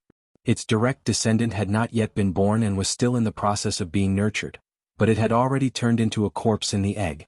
Even if the aura of life had not disappeared, which meant that it could continue to nurture, who knew what kind of monster would be born in the future? At the very least, it definitely could not be considered a pure 9-headed blood serpent anymore. This also meant that the bloodline inheritance that it had always cared about the most had finally been cut off today. This was because the more powerful a creature was, the more difficult it was for it to give birth to a descendant of its bloodline. This huge crimson egg that gave birth to its direct bloodline descendant was something the 9-headed blood Jiao dragon had given birth to when it was still very weak a long time before that unprecedented battle. Now, it was already a supreme existence of the primordial age. Even if it was severely injured and had yet to recover, and its combat strength was far from before, it was impossible for it to nurture another huge blood descendant egg. Roar! Roar! The 9-headed blood serpent could not accept all of this. The reason why it had persisted until now was because of its bloodline inheritance. However, everything had changed now. The nine-headed blood serpent was furious. After roaring for a while, an edict was sent out from the mystic realm where the blood serpent clan's bloodline ancestor resided. It turned into a blood-colored light and fell into the hands of the blood serpent clan's patriarch. In the next moment, the blood serpent clan's patriarch's body shook violently. Then, he roared toward the sky and revealed his bloodline true body, which was 100,000 feet tall. This was clearly a six-headed blood serpent with a highly atavistic bloodline. Blood Ancestors Edict: prepare for war. Unite the various races of the second universe and launch a joint attack on the first universe. Chapter 35:14. Following the nine-headed blood dragon's order, the prelude to a full-scale planar war was about to begin. At this moment, Yi Xian would never have thought that the things he had done in the core of the root of all evil would cause such serious consequences in the end. It was like the flapping of a butterfly's wings. It was unintentional, but it caused a catastrophic tsunami on the other side of the ocean. The root of all evil, as its name suggested, had become the true source of this turmoil. However, this war was supposed to come sooner or later. It was only because of the nine-headed blood dragon's order that the blood dragon clan moved and pushed the process forward. Therefore it was brought forward. The blood dragon clan was the strongest clan among the top 10 clans in the Federation of the Second Universe. Among the top 10 clans, there were several clans that were strategic allies. Once the blood dragon clan moved, these clans would definitely not stand idly by. A planar war was about to begin. In fact, the impact of Yi Xian's 12 drops of evil venom was not limited to this. There were only 6 chains on which he had chosen to drip the all-evil origin liquid, and 2 of them had already activated. The nine-headed blood flood dragon was so angry that it wanted to track down the true culprit who had cut off its bloodline inheritance that it had triggered a planar war in space that was about to begin. As for the blood-colored Qilin, it had just split off a strand of its divine beast primordial spirit and followed the chain down. In addition, 4 existences at the end of the chains were also affected. 2 of them chose to remain silent. Although they were roaring in their respective resting places, they did not do anything in the end. As for the other 2 terrifying existences, one was the supreme primordial demon crocodile from the primordial war. It was also arrogant and unruly. Like the scarlet unicorn, it chose to separate a strand of its demon crocodile primordial spirit and followed the chain down. The other one was also in the second universe. It was the ancestor of the Green Rock clan, which was ranked second among the top 10 clans in the Federation of the Second Universe. It was an azure rock. This azure sky rock was similar to the nine-headed blood WRM, and they were both born during the later period of the primordial era. In fact, when they were born, the incomparable battle of the primordial era had practically come to an end. However, they were still injured. Although they were powerful beings of the primordial era, they were severely injured in the end. As for the source of their bloodline, the Blood Sea Devil Dragon and the Kuan Peng, who were at the level of the Supreme Master of the primordial era, both died in that battle. Obviously, the Azure Sky Rock and the Nine-Headed Blood Dragon were the powerful forces of the same camp back then. Now that they were both ambushed at the same time, it was impossible for the 2 clans to let this matter go so easily. In the Second Universe's Federation, the top 3 races represented the entire Second Universe's Federation. Now, 2 of the top 3 races had already vowed to send troops to the First Universe. On the surface, they were waging war with the Celestials' legacy race, but they were secretly attacking the source of all evil and uncovering the true mastermind. Therefore, this battle was unavoidable. However, this kind of monstrous planar war couldn't start immediately. Preparing for it required time. The chaos of the war hadn't appeared yet. However, in the depths of the core hinterland of the First Universe's source of all evil, the consequences of Yi Xian's actions were immediately apparent. Clang. Clang. The sound of the chains grew louder and louder, and there were even loud rumbling noises.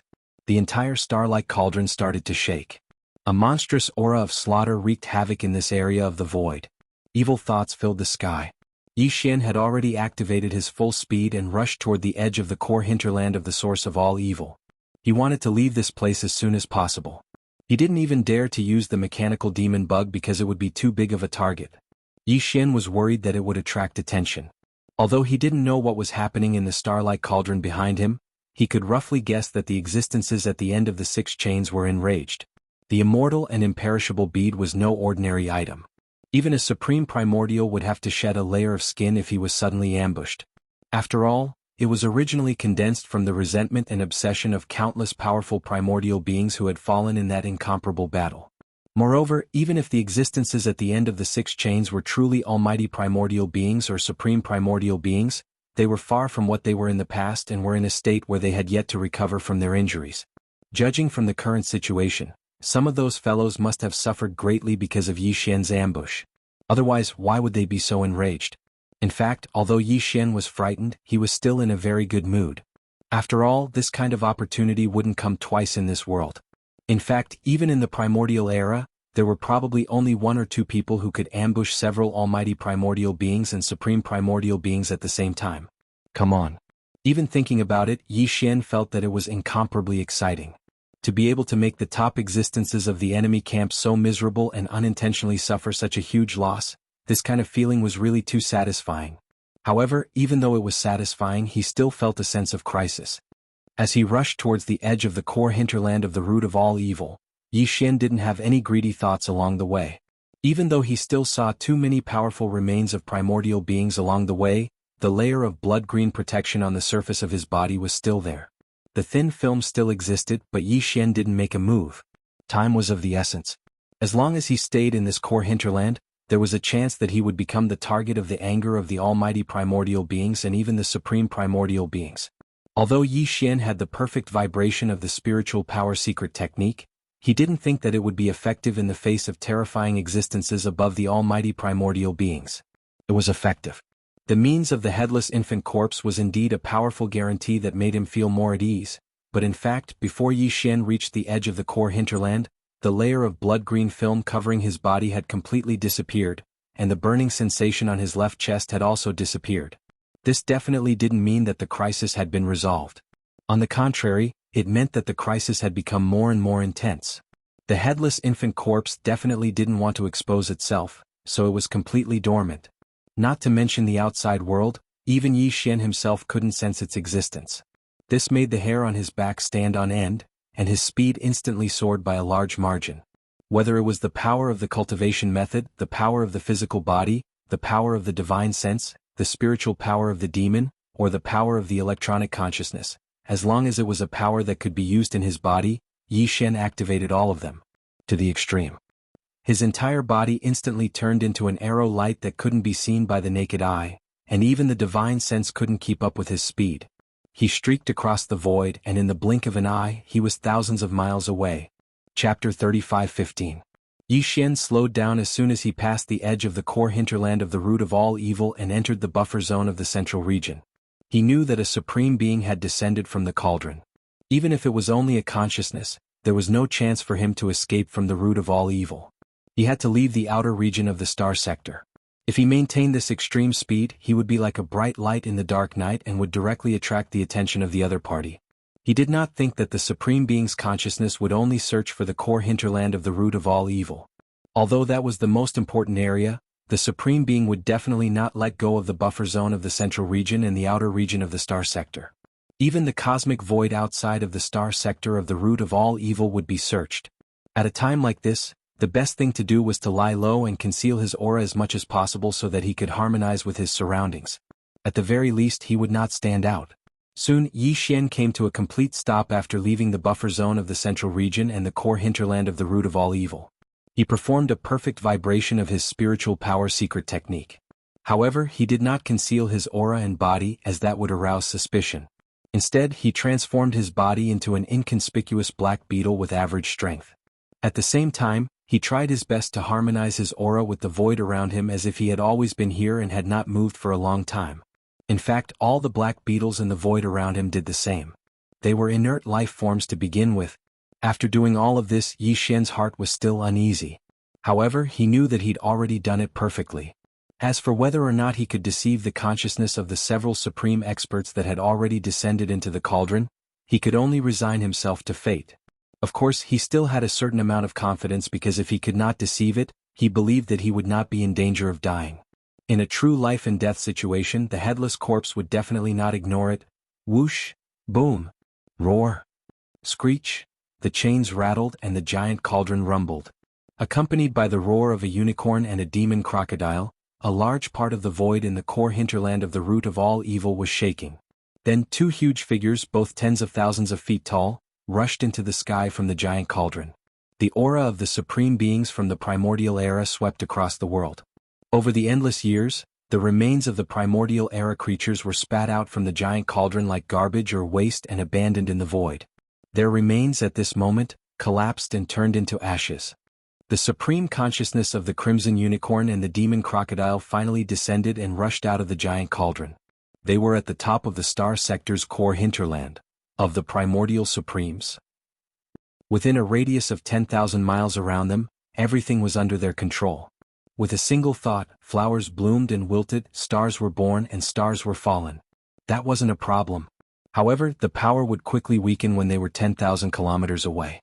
In the core hinterland of the root of all evil, the space around the giant cauldron, where the remains of the primordial era creatures were located, was millions of kilometers away. Therefore, even though the supreme consciousness of the crimson unicorn and the demon crocodile still covered the vast void in the core hinterland of the root of all evil, their pressure was weakened when they reached the edge, where countless descendants of the powerful creatures were lurking and unwilling to leave. Their pressure was greatly weakened. Even so, all the powerful beings at the core of the root of all evil, be they Cosmos State, Star-Lord, or beyond, chose to lay low instead of resisting when the two powerful consciousnesses were running rampant, as if they were looking for something. They wouldn't react too strongly even if the two consciousnesses brushed past them. They would at most wriggle uneasily. This allowed them to keep their lives because the consciousnesses that swept past their bodies quickly left, not stopping, nor did they have the time to stop. They were currently searching for the most suspicious existences. When the Blood Kirin and the 9 Hell Demon Crocodiles' consciousness entered the cauldron and saw everything, they immediately knew what had happened. Obviously, someone had snuck in and stolen the cauldron's harvest this year.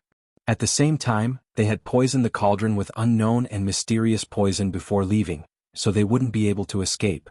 They were lucky.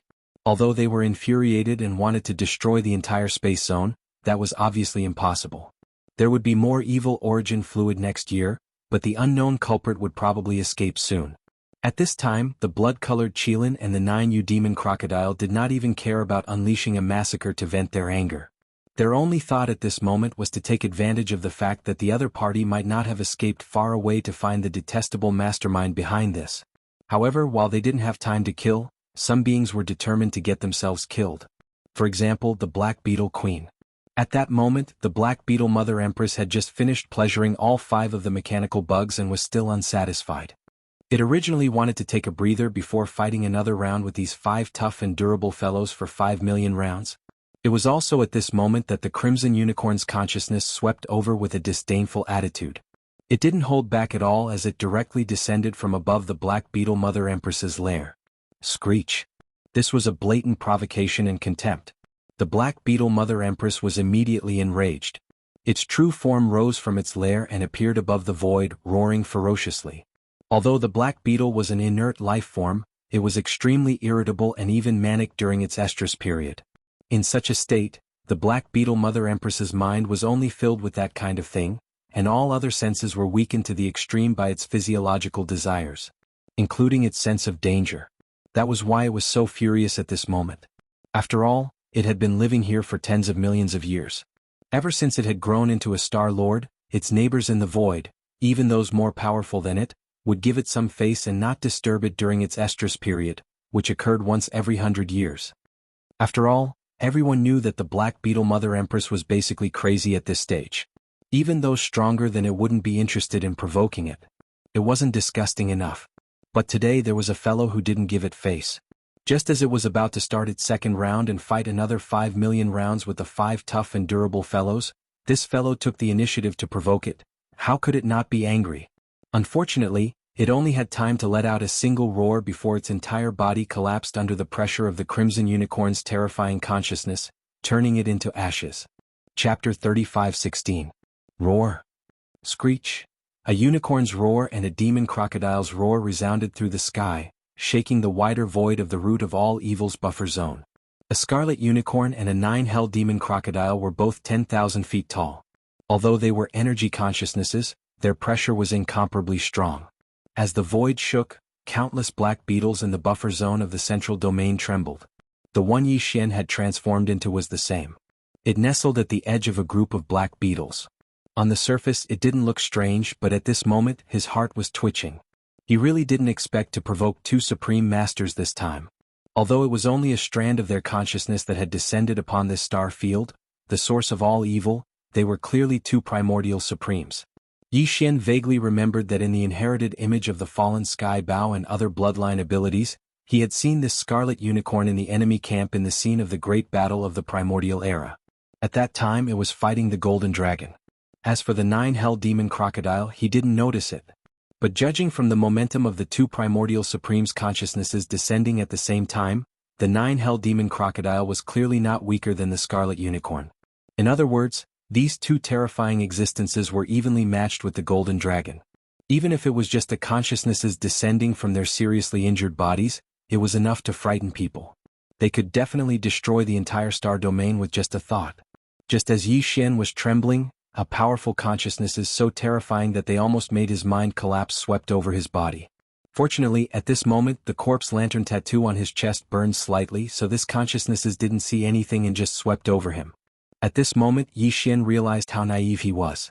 If it wasn't for the headless infant corpse watching over him and helping him cover up at the crucial moment, he would have been pulled out just now. The so-called perfect vibration of the secret spiritual technique might be more powerful in the future when Yi Xian became stronger, but with his current cultivation, it was simply a joke to try to deceive the consciousnesses of the primordial supremes. Roar. Screech. Just as Yi Xian was secretly rejoicing, the crimson unicorn and the 9 hell demon crocodile roared again. They had just searched the core hinterland of the root of all evil to no avail and had left the cauldron out of anger. But they did not expect to find nothing in the buffer zone of the central region. That's right. Has that detestable mastermind really left? How could his speed be so fast? The crimson unicorn and the 9 gloom demon crocodile roared, and their energy consciousness went far away. In an instant, they traversed millions of miles of the void from the buffer zone of the central region to the periphery of the root of all evil and began the same search. The central region was temporarily safe, but Yi Xian did not dare to move. Like the countless other black beetles, he was still trembling. As for the corpse lamp tattoo on his left chest, it had already returned to normal when the consciousness swept past it. Obviously, unless the consciousness swept past Yi Xian's body again, it would not make a move. In other words, Yi Xian's psychic secret technique was perfect.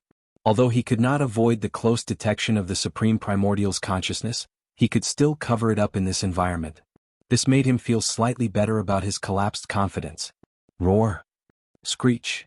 Although the periphery of the root of all evil was wider, in the face of the two supreme primordial's consciousnesses, in fact after a sweep, it was thoroughly explored. The result was no doubt that there was still no discovery. Therefore, the crimson unicorn and the 9 gloom demon crocodiles' roars and screeches soon came from the periphery. This time they were even more furious, and their voices had already spread to the buffer zone of the central region. Yi Xian felt a strong sense of rage from these two angry roars. This made him even more worried. These two guys did not hesitate to come in person with a wisp of their consciousnesses, and chased them all the way from the core hinterland of the root of all evil to the buffer zone of the central region. In the end they even searched the wider periphery. This showed how strong their anger was in their hearts. But in the end they found nothing. There was no doubt that under such circumstances, these two supreme primordials' consciousnesses would only be satisfied and give up after venting their anger. But even if they gave up, they would definitely go back the way they came. In this way the countless black beetles in the buffer zone of the central region would most likely be killed. There was nothing in the periphery, only endless void cracks. When these two guys turned around and returned to the great furnace, the first thing they encountered was the countless black beetles in the buffer zone of the central region. In the face of such weak existences, they were even less than ants to them. They would be annihilated with a casual roar. At that time, the black beetle that Yi Xian had transformed into was the only one left standing in the air. It was clearly a bright light in the dark night, and it was difficult not to be eye-catching even if it didn't want to. Realizing this, Yi Xian was instantly dumbfounded. His heart was burning with anxiety, but he didn't dare to move at all. If that was the case, it would be equivalent to courting death. Before these two fellows could vent their anger, he would be exposed. At this time, in the periphery of the root of all evil, two similar roars came, but they were clearly far away, and seemed to be rushing towards the vast void of the first universe outside the root of all evil. Yi Xian was startled, and his expression immediately became strange. These two fellows were obviously unwilling to give up. After searching the entire source of all evil star field to no avail, they actually chased out of this star field. They wanted to go to the vaster void of the first universe to have a look. Perhaps the mastermind behind the escape was in a nearby star field. Who knew? At this thought, Yi Xian immediately prayed in his heart. At this time he really hoped that a large fleet of the Tianji race would just happen to pass by outside the root of all evil. If that was really the case, when these two guys saw that there were no clues in the void of the first universe, and their last hope was destroyed, they would definitely vent their anger on the spot and directly destroy that fleet. In this way, when they returned, the probability of destroying this group of black beetles in the buffer zone, which were even less than ants, would basically be reduced to less than half. Of course, this kind of thing was generally not very likely. How could there be such a coincidence? Wanting a fleet and one would come immediately? But in reality, things in this world were just so coincidental. Perhaps it was all fated. Chapter 35:17. There were more than 100 fortresses in the fleet. However, not all of them were from the Heavenly Legacy clan. There were only a dozen small fortresses of the Heavenly Legacy clan. The rest of the fortresses were all summoned by the slave fleets of the nearby space zones. The target of the fleet was the source of all evil star field. As for the purpose, it was to enter this star field and assist the young patriarch of the Heaven's Legacy race, Di Xiaofeng, and the others. The Tian's Legacy race fleet led by Emperor Xiaofeng had been in the root of all evil star field for almost 10 days, but there was still no news. The Tian's Legacy race headquarters were worried about this matter, so they issued orders to the patrolling Tian's Legacy race fleet in the nearby star field.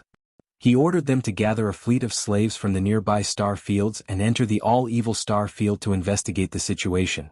If necessary, they were to immediately come to the rescue and accept the command of the young Master D. At that moment, the fleet had just arrived. They hadn't even entered the periphery of the root of all evil when two terrifying beasts that were almost 10,000 meters long rushed out of the space zone. No, they were just the consciousness of two ferocious beasts. Even so, the terrifying pressure emitted by the other party was still not something that this fleet could withstand. The entire fleet of more than 100 fortresses were immediately bound and imprisoned in the void, unable to move. Ask for help. Ask for help from the Heavenly Legacy City immediately. Oh my God, they're far stronger than Star Lords. What's going on in there? Activate the emergency communication system. We have to send the information back. Whatever the cost, hurry. In the dozen small fortresses of the Heavenly Legacy clan that were leading the fleet, a dozen members of the Heavenly Legacy clan shrieked and took all kinds of countermeasures. In the face of two such powerful existences, they did not even think that they would have a chance to escape this calamity. Their only wish was to transmit this scene and everything that was about to happen to the headquarters of the Tianji clan, the Tianji city, through the emergency communication system of the stronghold. Unfortunately, that was obviously impossible because they weren't facing a supreme being beyond the Star Lord state, but two horrifying consciousnesses of the primordial lords. Boom. Boom. Chi-la-la. A huge explosion resounded in an instant, and the entire void in front of them was illuminated. More than 100 fortresses of various sizes exploded at the same time, turning into huge fireballs. Electric sparks covered the sky and earth. In just an instant, the entire fleet was destroyed. Not a single person was left alive, and not a single message was sent out. Immediately afterward, two earth-shattering roars and a vicious howl rang out. Roar. Screech. As soon as the two consciousnesses of the Scarlet Unicorn and the 9 Phantom Demon Crocodile rushed out of the outskirts of the root of all evil star field, they immediately swept through the vast star field hundreds of thousands of miles away. Other than the fleet in front of them, there was not a single living thing. This made them dejected and enraged. In the end, they finally took action, completely annihilating this Celestial Legacy race fleet to vent the unquenchable fury in their chests. For the powerful fleet of the Celestial Legacy race, their mission was over before it even began. While roaring, the consciousnesses of the Scarlet Unicorn and the 9 Phantom Demon Crocodile hovered above the fleet, which had already turned into an ocean of flames. Then they unwillingly turned around and returned to the root of all evil star field, crossing the outskirts and arriving at the buffer zone of the central domain again. In this instant, Yi Xian's heart, which was already in his throat, tensed up once again. He didn't know what was happening in the void around the source of all evil. The buffer zone was too vast. Even if a huge fleet exploded in an instant, the commotion wouldn't be transmitted over. Only the most horrifying beings of the primordial era, such as the Scarlet Unicorn and the 9 Phantom Demon Crocodile, could cross the entire outskirts and arrive at the buffer zone of the central domain in the blink of an eye. After destroying an entire fleet of the Celestial Legacy race in fury, The surging fury in the hearts of the Scarlet Unicorn and the 9 Phantom Demon Crocodiles seemed to have been somewhat appeased. At this moment, the consciousnesses of the 2 supreme beings of the primordial era didn't seem to have crossed the central domain as they did before. They weren't as irritable as they were in the buffer zone. After all, the facts couldn't be changed. Such powerful beings of the primordial era wouldn't be blinded by fury so easily. They didn't attack again. Not only were the countless black beetles in the vast space zone spared, but even the Cosmos State, Star-Lords and space beasts beyond the Star-Lord level at the edge of the root of all evil's core were spared too. There was a reason for their existence. Both the Scarlet Unicorn and the 9 Phantom Demon Crocodile were well aware of that. If it weren't for the existence of these star beasts, the reputation of the source of all evil would be greatly reduced. At that time, the number of masters from the various great forces entering this star field would obviously increase. This was not a good thing for the great furnace in the core hinterland that they had relied on for countless years. It was safe to say that the space beasts in the buffer zone and the edge of the central domain were actually allowed to exist. They were like watchdogs.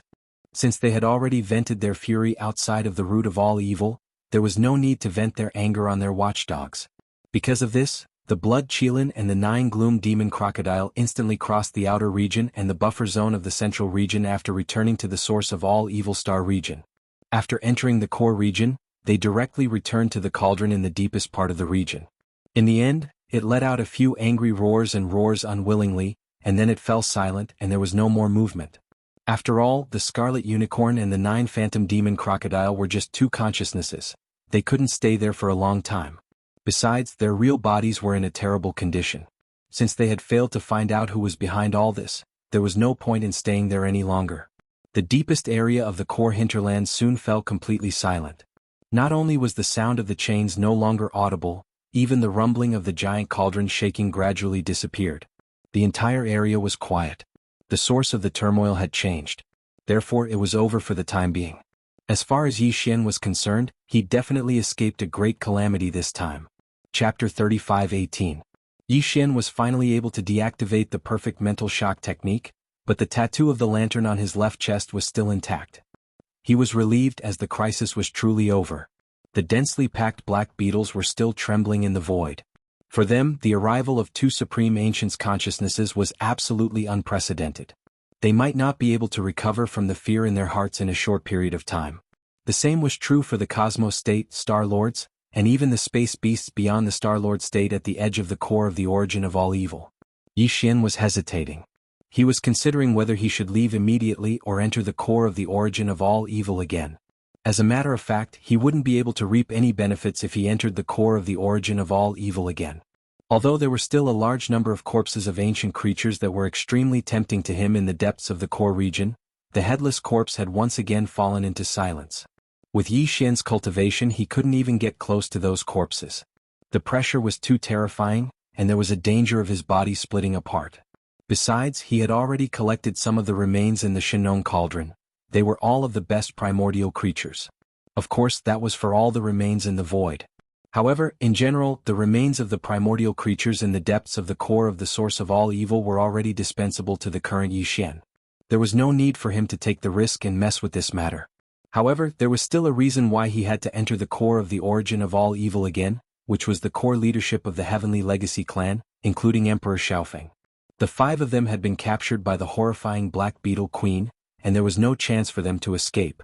Yi Xian had given up on them because even if there was a chance to escape, Yi Xian wouldn't have been able to do anything. He was completely helpless against the Star Lord. He didn't dare approach it. However, the Star Lord Black Beetle Queen had clearly perished. Yi Xian hadn't seen it with his own eyes, but he had clearly heard the Black Beetle Queen's furious roar. However, it fell silent after one roar. Then all the black beetles in the central region's buffer zone started to tremble in fear, and there was even a kind of biological wave with a strong sense of sadness spreading out. It was clearly a sign that the Black Beetle Queen had perished. Since the old monster had taken the lead and been slapped to death, Yi Xian had to enter his lair to take a look. If the 5 fellows from Young Emperor Peak hadn't been tormented to death, Yi Xian could only send them off to the west and give them another stab. Otherwise, once Emperor Xiaofeng and the others were able to catch their breaths and return the sun, once they left the star region, the source of all evil, it would be truly troublesome for Yi Xian. With that in mind, Yi Xian didn't hesitate any longer. He immediately waved his hand and summoned the mechanical bug that he had stored in his undying world. Yi Xian only realized that Chanas had woken up when he stepped into the mechanical bug's abdomen. However, since Yi Xian had completely sealed the mechanical bug and stored it in his undying world, not only was he unable to leave, but he couldn't even peek at the situation outside. He was extremely anxious. He was like an ant on a pot, pacing around in circles. Ayaya Sha Sha. Lord Sha, you're finally back. What happened before? I couldn't even go out to take a look. I couldn't even see what was going on outside. I thought I was swallowed by the Black Beetle Queen. That scared me to death. Seeing Yi Xian step into the abdomen, Chinasi immediately went up to him. His face was filled with excitement from surviving a calamity. He pulled Yi Xian's arm and said, "Let's go. This place is too evil. We shouldn't have come in." Yi Xian knew that he was referring to the remains of the powerful ancient creatures that he saw in the depths of the core. Just like that, he was shocked to such an extent. If he were to personally witness everything that happened after that, Yi Xian really suspected that this fellow wouldn't be scared to death. However, he had stored the mechanical bug in his body because he didn't want Chanas to know too many secrets. Naturally, he wouldn't tell him everything this time. However, he couldn't hide anything from him, so Yi Xian could only tell him the truth. Something happened just now. The Black Beetle Queen was fighting with some Star-Lord astral beasts. The scene was so terrifying that I had to leave the core area. Hearing this, the expression on Chinasi's face eased up. From Yi Xian's tone, it seemed that he was planning to leave. But who would have thought that the latter's words would take a roundabout turn, and his expression would change drastically in an instant. His heart was in his throat, but now the movement inside has stopped. I guess the battle is over. We can finally go in and see the situation. Finally, Yi Xian revealed what he had been looking forward to for a long time. Desperate, Chanas stopped trying to persuade him. He simply sat down with his arms crossed and started drawing circles on the ground. He had already made up his mind. As soon as he left the root of all evil star field, he would immediately find an excuse to leave. No matter what, he couldn't stay with this guy anymore. It was too dangerous. He was simply courting death. Yi Xian ignored him. He immediately activated the mechanical bug and crossed the line into the core area of the root of all evil, heading straight for the Black Beetle Queen's nest. The Black Beetle Queen's nest was actually a huge planet with a hollow interior. Of course, this planet had long since died and no longer emitted heat.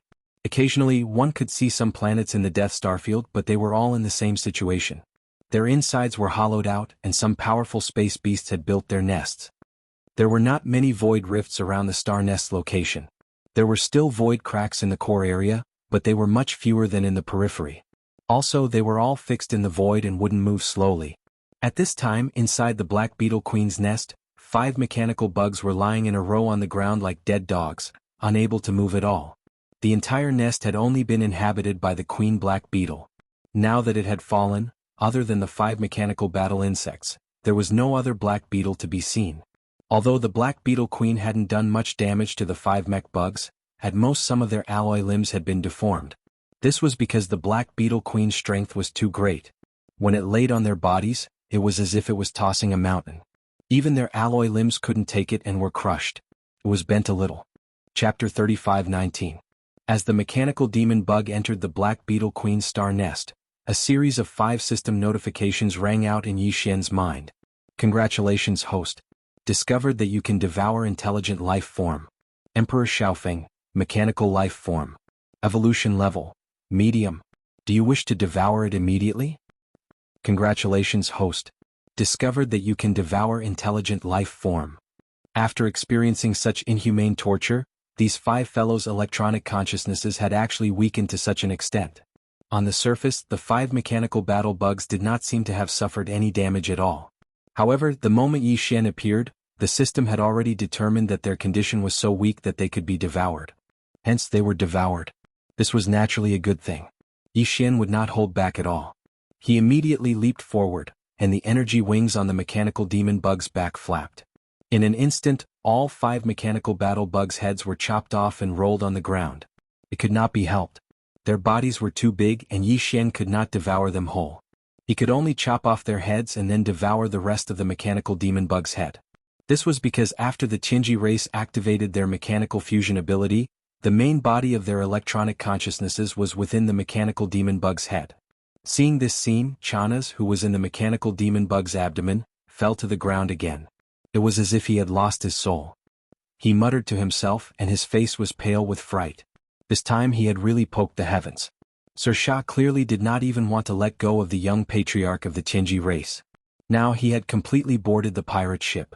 Once something happened, even if Sir Sha did not survive, he would not end up well either. At this thought, Chana shook his head and laughed bitterly. He had completely given up. Yi Xian did not care about all this.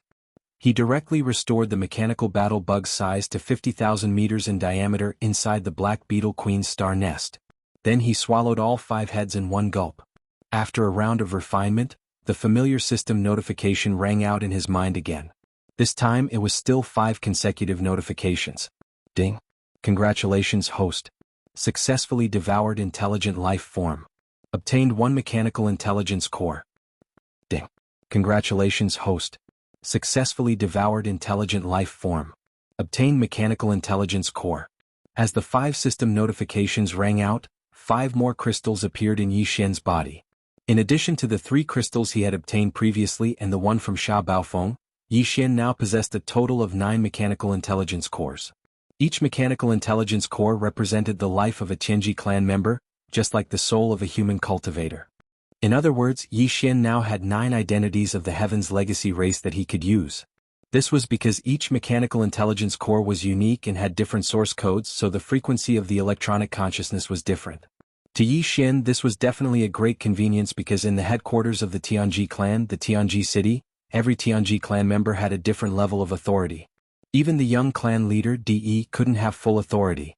Clan leader De had his own considerations in this regard. Apart from himself, no one else could have full authority in Tianji city. That would be too dangerous. Yi Xian now had 9 Tianji clan core high-level electronic consciousnesses in his hands.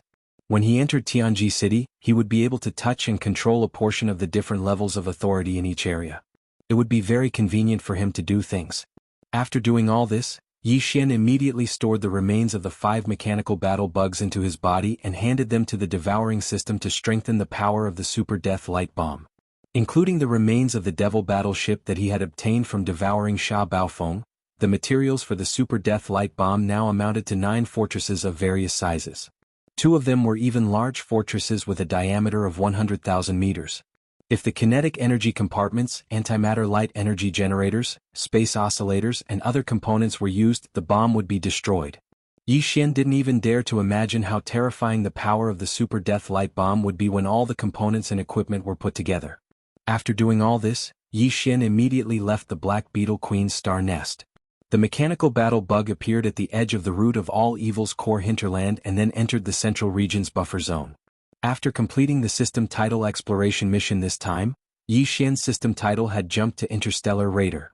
He now had the ability to imprint the coordinates of 2 different locations in the universe at the same time. In the first universe, Yi Xian had already imprinted the coordinates of the Demonkin star field's black hole. He decided to imprint the coordinates of the second location in the root of all evil's star field. This was because not only was this place very close to the Tianji clan's headquarters, Tianji City, it was only a few days' journey away. Furthermore, there was the existence of the heaven-defying refining system like the Great Furnace. Yi Xian was still thinking about coming here every other year to collect the fruits of the Great Furnace. However, it wasn't wise to leave the coordinates of this location in the core hinterland. If he jumped here, it was very likely that his aura would be locked onto by some powerful existence. Thus, he decided to imprint the coordinates of the second location in the first universe in the central region of the root of all evil star field. This way it would be safer. Not long after, he found a rather remote area in the central region's buffer zone. Not only were there very few void rifts in the surroundings, there weren't even many black beetles to be seen. When Yi Xian gave the system the order to begin imprinting the coordinates of the second universe, the system's notification sound quickly rang out in his mind, guiding Yi Xian through the steps of imprinting the coordinates step by step. A strand of primordial spirit that had been processed through various methods was quickly refined into a special imprint by Yi Xian. Then, this primordial spirit imprint was shot out of his body in an extremely mysterious and complicated manner, connecting and merging with the void rift in front of him until it completely fused with it in the end. Although this was the 4th time, Yi Xian still couldn't get used to the pain of forcibly separating a tiny strand of his own primordial spirit. This was simply indescribable with words. After this strand of primordial spirit was separated, Yi Xian didn't immediately adjust his breathing to recover and repair his mind. Instead, he forcefully endured the various discomforts of his injured primordial spirit and forced himself to focus. Again and again he used different and complicated methods to continuously condense this strand of primordial spirit. This process took the time of a meal. In the end, Yi Xian paid close attention to the entire process, from connecting the void to matching the primordial spirit imprint and finally fusing it perfectly. In the end, he didn't dare to relax in the slightest from beginning to end, so much so that his entire person seemed to be on tenterhooks. Chapter 35:20. After rushing out of the outskirts of the source of all evil star field, Yi Xian was immediately shocked by the scene in the distant void. The vast void was still burning with flames. The hundreds of fortresses were not small in scale. They were a huge fleet. After they were completely blown up, it would take a certain amount of time for the energy to burn. Damn. No wonder the two consciousnesses of the Supreme Ancients didn't start a massacre after returning. It turns out that there is already such a huge fleet outside acting as scapegoats. Seeing this spectacular scene in front of him, Yi Xian was stunned for a while before coming back to his senses and muttering to himself. Then a warning sign appeared in his heart. Without hesitation, he immediately had the Wild Star Field Life Fortress deactivate the mechanical demon bug state and return to the demon battleship's appearance. Then he activated the concealment array. Fa quickly left this troublesome place. According to his guess, this fleet should have been sent by the Heaven's Legacy race to reinforce Emperor Xiaofeng and the others. Now they had lost contact with Emperor Xiaofeng and the others, and the reinforcements had been completely annihilated. The vast void was illuminated by flames, so this matter must have alarmed the Heaven's Legacy race. Base camp. Perhaps the reinforcements sent by the Tianji race were already on the way and would arrive soon. The matter of the demon battleship and young emperor's encounter had not yet been leaked. If people saw the demon battleship appear in this star field, it might arouse the suspicion of some people. The best way to deal with this matter was to quickly retreat and pretend that they had never been to this star field.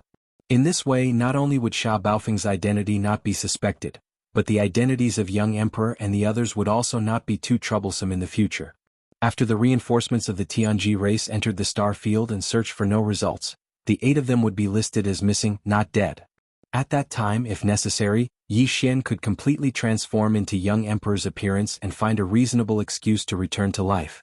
After leaving the route of all evil star field, the Devil battleship continued to head for the headquarters of the Heaven's Legacy race, the Heaven's Legacy City. However, it did not choose the main route to the Heaven's Legacy City because that would lead to encountering the reinforcements of the Heaven's Legacy race, which would bring unnecessary trouble. Yi Xian deliberately deviated from the main Starry Sky route and let the demon battleship travel in a more remote part of the Starry Sky. Regarding this, the Demon Royal Guard Commander Chanas did not have any objections. He did not even say anything. The old man was still in shock. The reason he left the Demon Royal Star with Yi Xian was to come to Tianji City to get promoted and make a fortune. But now, it seemed that this trip to Tianji City had turned into a horror trip. Even young emperor's young emperor in front of him was killed by him. In short, no matter what Lord Sha did now, he could only follow. The two were already grasshoppers on the same rope. Chanas had a sullen feeling of being lured into a den of thieves for no reason, but there was nothing he could do. One day later, the demon battleship stopped in a remote part of the Starry Sky. There were only 5 days' journey ahead from the Tianji race's base camp. Yi Xian did not plan to continue forward, because he needed to at least digest the harvest this time. This digestion was not referring to the shocking harvest he obtained from the great furnace in the core hinterland of the Tianji race, but the mechanical intelligence cores of young emperor and the other 8 core members of the Tianji race. The dark furnace lotion, all evil origin liquid, the 9-colored meat paste, and the remains of the 12 powerful ancient creatures were all resources that could be used in the future. Their levels were too high, so they could only be used at critical moments, such as when breaking through realms and tearing apart some shackles of the human body. They could only be used to heal the body's hidden ailments and injuries. However, the mechanical intelligence cores of the 8 core members of the Tianji race had to be digested as soon as possible, because the Tianji race's headquarters was right in front of them.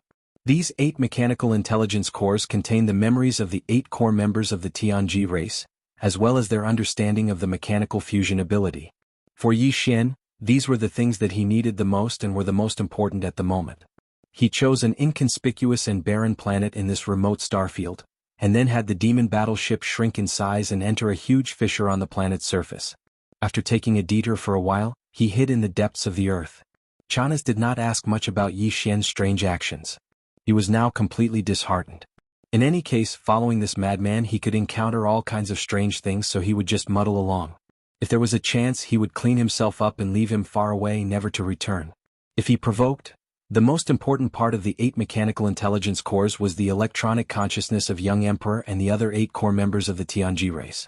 This part took up 2/3 of the crystal intelligence cores, and the other 1/3 was the electronic life memories of the 8 people. To put it bluntly, it was actually data and pieces of information, which could be said to be extremely long and complicated. What Yi Xian had to do now was to memorize all the data and information in these 8 mechanical intelligence cores, carefully browsing and even sorting them out. This would be useful for him when he entered the Tianji race's base camp, Tianji City. There would be great benefits for him. As the saying goes, know yourself and know your enemy, and you will not be defeated in 100 battles. After all, these were all the life memories of the 8 life consciousnesses, and the amount of data and information was completely unimaginable. Fortunately, Yi Xian had the help of the devouring system, which helped him sort out the data and then browse through them one by one. As a result, in a short period of time, Yi Xian had already gone through all of the data in his memory and engraved it in his heart. Moreover, all of this was stored in a separate database of data that the devouring system had separated out.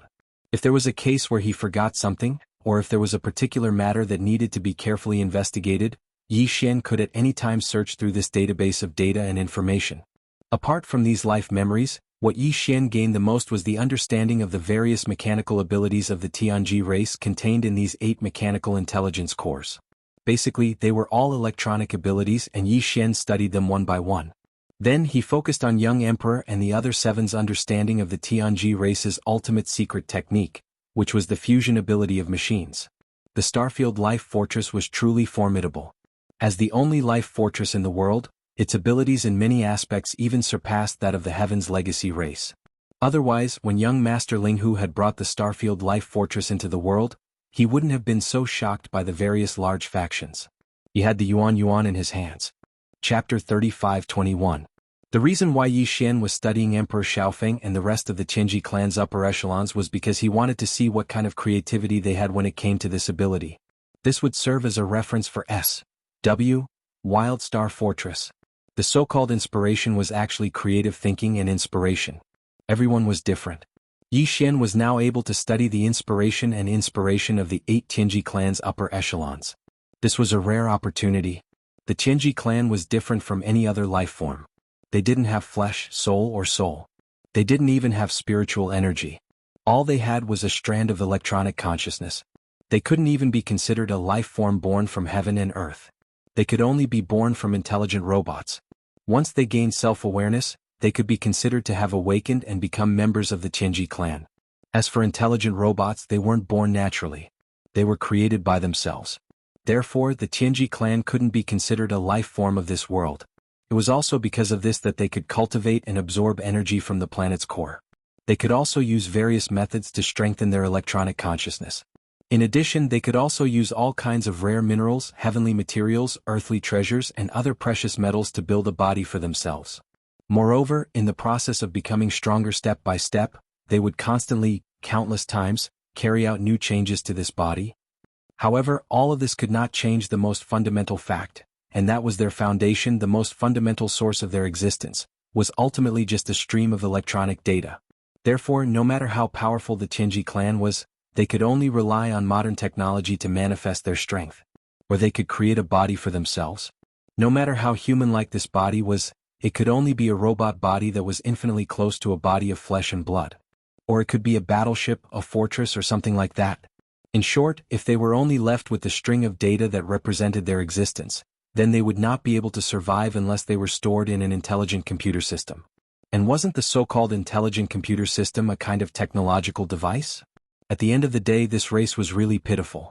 Their existence, without technological equipment, would become a joke. At the same time, the power they could use and control also required technological devices.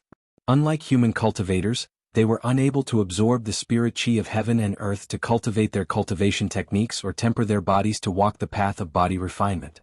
They weren't like other races in the universe who had so-called bloodlines and could obtain inheritances, secret arts, abilities, and power from their bloodlines. They couldn't even compare to the superbrain, which was a species between life and non-life. The Tianji clan had too many weaknesses. Therefore, their advantage was infinitely magnified in the only field they excelled in, which was the field of mechanical construction and control. This was because they couldn't study other fields. All their thoughts were focused on this field.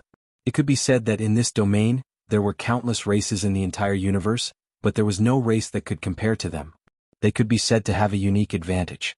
Therefore, even though Di Xiaofeng and the other core members of the Tianji clan were like Sha Baofeng and were direct subordinates of clan leader Di, they were only given a part of the true essence of the mechanical fusion ability.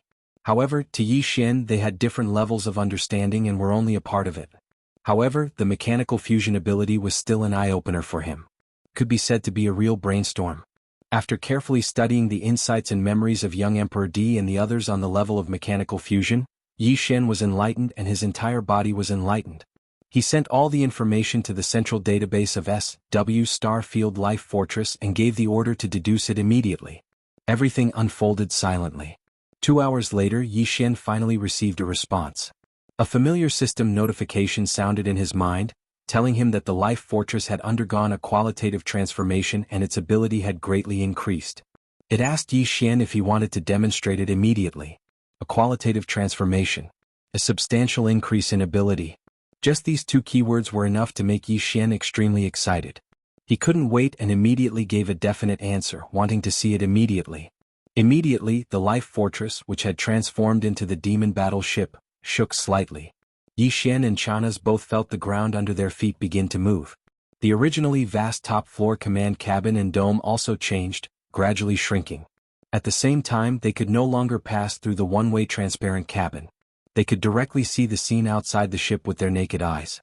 They could only use the holographic 3D screen in the shrunken cabin to achieve this.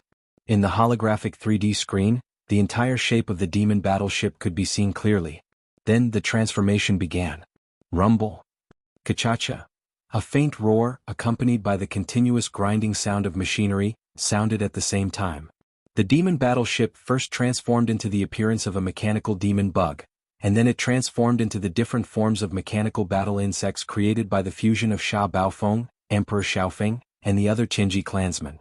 In the end, it even combined the appearance of these 10 different battle insects and demon bugs, taking advantage of their advantages and transforming them into an extremely strange insect-like mechanical monster.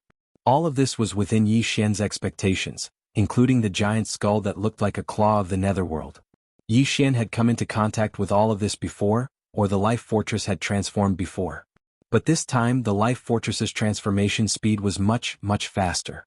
This was clearly due to Emperor Xiaofeng and the others' comprehension of mechanical fusion. But this was not the end. The so-called qualitative transformation clearly did not just mean that the Life Fortress's transformation speed had increased. Then the style of the Life Fortress suddenly changed. The grinding sounds of machinery suddenly rang out, and the Life Fortress's external form suddenly turned into a 9-hell demon crocodile, then a blood unicorn, a void tortoise, a golden divine dragon, and even a desolate ancient yaksha with a pair of giant wings on its back. In short, the Devouring Systems database recorded this. Chapter 35-22. Looking at the holographic 3D screen in front of them, Yi Xian and Chanas were both dumbfounded. Their mouths were wide open, and their faces were filled with astonishment. This was truly a stroke of genius. They had never thought that a small fortress could have so many transformations. Apart from the mechanical battle bug, it could also transform into the golden divine dragon, desolate ancient yaksha, and other forms. It was practically every life form they had ever seen or heard of.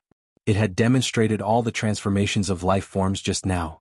In the end, it had directly transformed into an alloy battle god that was more than 50,000 meters tall, holding a giant shield and a spear that was more than 100,000 meters long in its hands. This completely subverted the Tianji race's mechanical fusion ability. There was nothing impossible, only unexpected. It was no wonder that the devouring system in Yi Xian's body had evaluated it as a life form that had undergone a qualitative transformation. Wasn't this a qualitative transformation? The significance of this transformation was tantamount to opening a door that had never existed before for the Life Fortress. It broadened the scope of its existence. It was no longer just a battleship. Could even be a battle beast or a giant humanoid mecha. For example, right now Yi Xian and Chanas were in the inner space of the alloy battle god's chest. All of the alloy battle god's movements were under Yi Xian's control. In a sense, wasn't it like Yi Xian wearing a giant humanoid mecha and charging onto the battlefield to fight? Was that so? In the vast universe there was no such thing as a life form. Every life form had its own reason for existence, and also had its own strengths. For example, the Zerg race in the universe. Their powerful vitality and terrifying jumping ability when they exploded were their unique advantages. As for other species, the reason why they were in their current form and not other forms was also for their own reasons. Existence was reason. That was what it meant. In different environments and situations, you might need to strengthen differently. Yi Xian, on the other hand, had a life stronghold that could change its shape at will. When he needed it, he could do whatever he wanted. It was perfect to the extreme. However, compared to other life forms such as the Zergs, Yi Xian was more inclined toward the final form of the alloy battle god that the life fortress had transformed into. He immediately ordered the life fortress to maintain its current form and not continue transforming. This was because Yi Xian wanted to properly study the alloy battle god's form. He was even vaguely looking forward to the moment when he could transform the life fortress into this form and control it to charge onto the battlefield to fight the enemy. This was just a random thought. At this moment, Yi Xian would never have imagined that this wish of his would actually come true. Of Ye's order, and under Yi of the life fortress. Yi Xian excitedly began to study all of the alloy battle god's combat techniques, as well as the various abilities represented by its internal structure. The alloy battle god's body was over 50,000 meters long. This was the current limit. If they wanted to make the alloy battle god even larger, they would need the micromolecules of the Zerg that made up the life fortress to multiply again. Of course, 50,000 meters was the upper limit. As for the decrease, it reached 500 meters, which was a bit smaller than the mechanical devil bug from before. This was also because the life fortress had just reached its lower limit after digesting the insights of Young Emperor and the other Qingji race higher-ups regarding the fusion of machines. Similarly, if it transformed into the mechanical devil bug form, it could also reach 500 meters. This was completely different from the previous limit of 1,000 meters. If Young Emperor was still here and saw this scene, who knew how shocked he would be.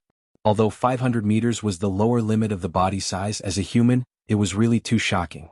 Think about it, among the standard warships of the various large and small countries in the territory of the Immortal Dynasty in the human technological camp, the smallest planetary warship was only 1,000 meters long. If it was compared to the alloy battle god vertically, it would only be twice the size of the alloy battle god. As for the upper limit of 50,000 meters, that was even more shocking. Everyone was used to the sight of a 50,000-meter-wide interstellar fortress hovering in the void of the universe. However, if there was a humanoid alloy war god standing next to this interstellar fortress that was as tall as it, or even slightly taller, everyone's eyes would definitely fall to the ground in shock. 50,000 meters? That was 50 kilometers. This kind of height made people speechless. With one large stride or leap, it was at least several hundred kilometers. It was absolutely terrifying. And this was just the basic performance. In addition, in terms of defense and attack, the alloy battle god also stunned Yi Xian. First of all, the energy shield of the Universal Fortress's defense system would normally appear as a pair of light beams behind the alloy battle god. Of course, this pair of light beams also had a shocking cutting ability.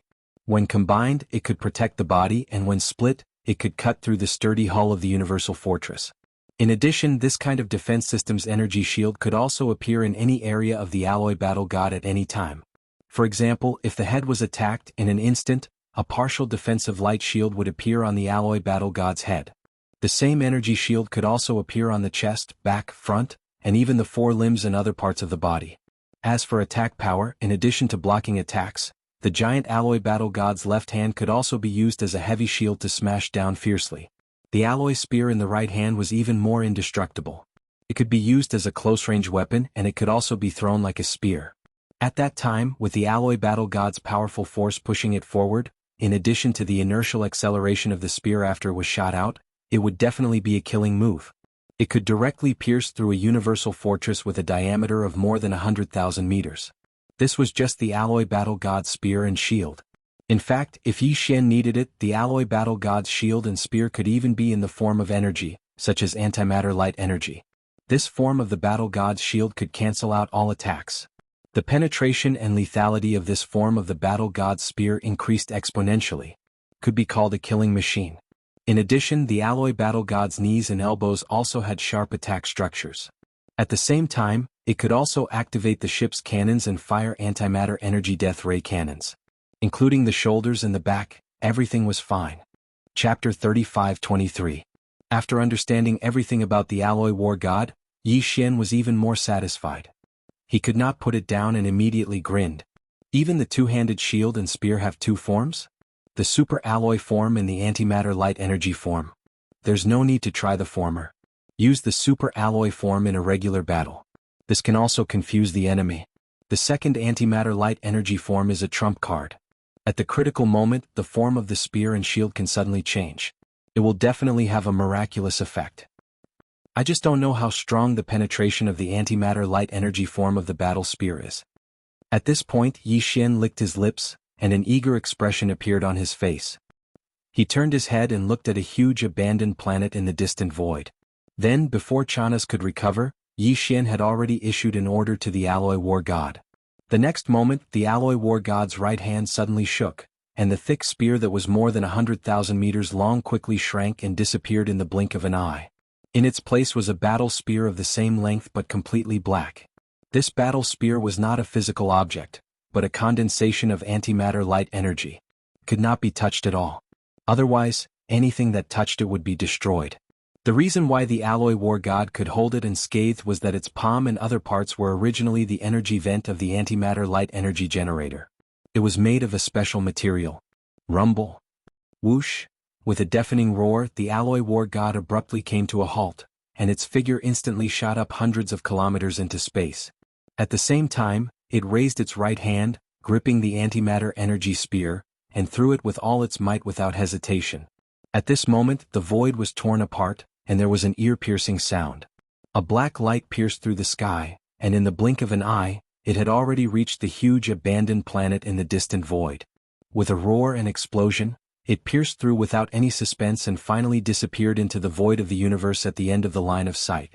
In space, gurgle gurgle, it was just a throw of the spear, but a hole with a diameter of 100 meters appeared in the center of the huge abandoned planet.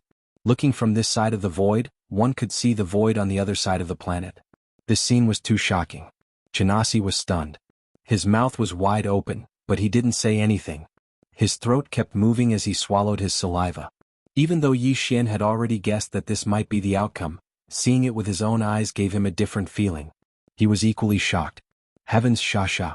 Lord Sha, how did you do it? Was this really the devil battle horn? My goodness, you almost scared this old man to death. After staring blankly for a long time, Chanas finally came back to his senses. Looking at the huge abandoned star with a hole in it, he stammered, obviously still unable to break free from the great shock in his heart.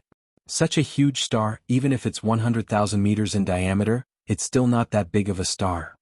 Even the battleship's death ray cannon from the empty fortress would definitely not be able to pierce a hole in it. This is simply illogical. Yi Xian patted Chanas on the shoulder with a sympathetic look. Don't worry, you'll get used to it slowly.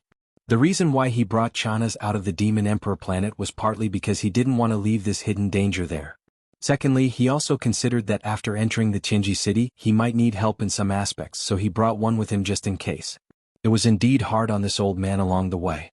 However, this place was only a 5-day interstellar voyage away from the Qinji city.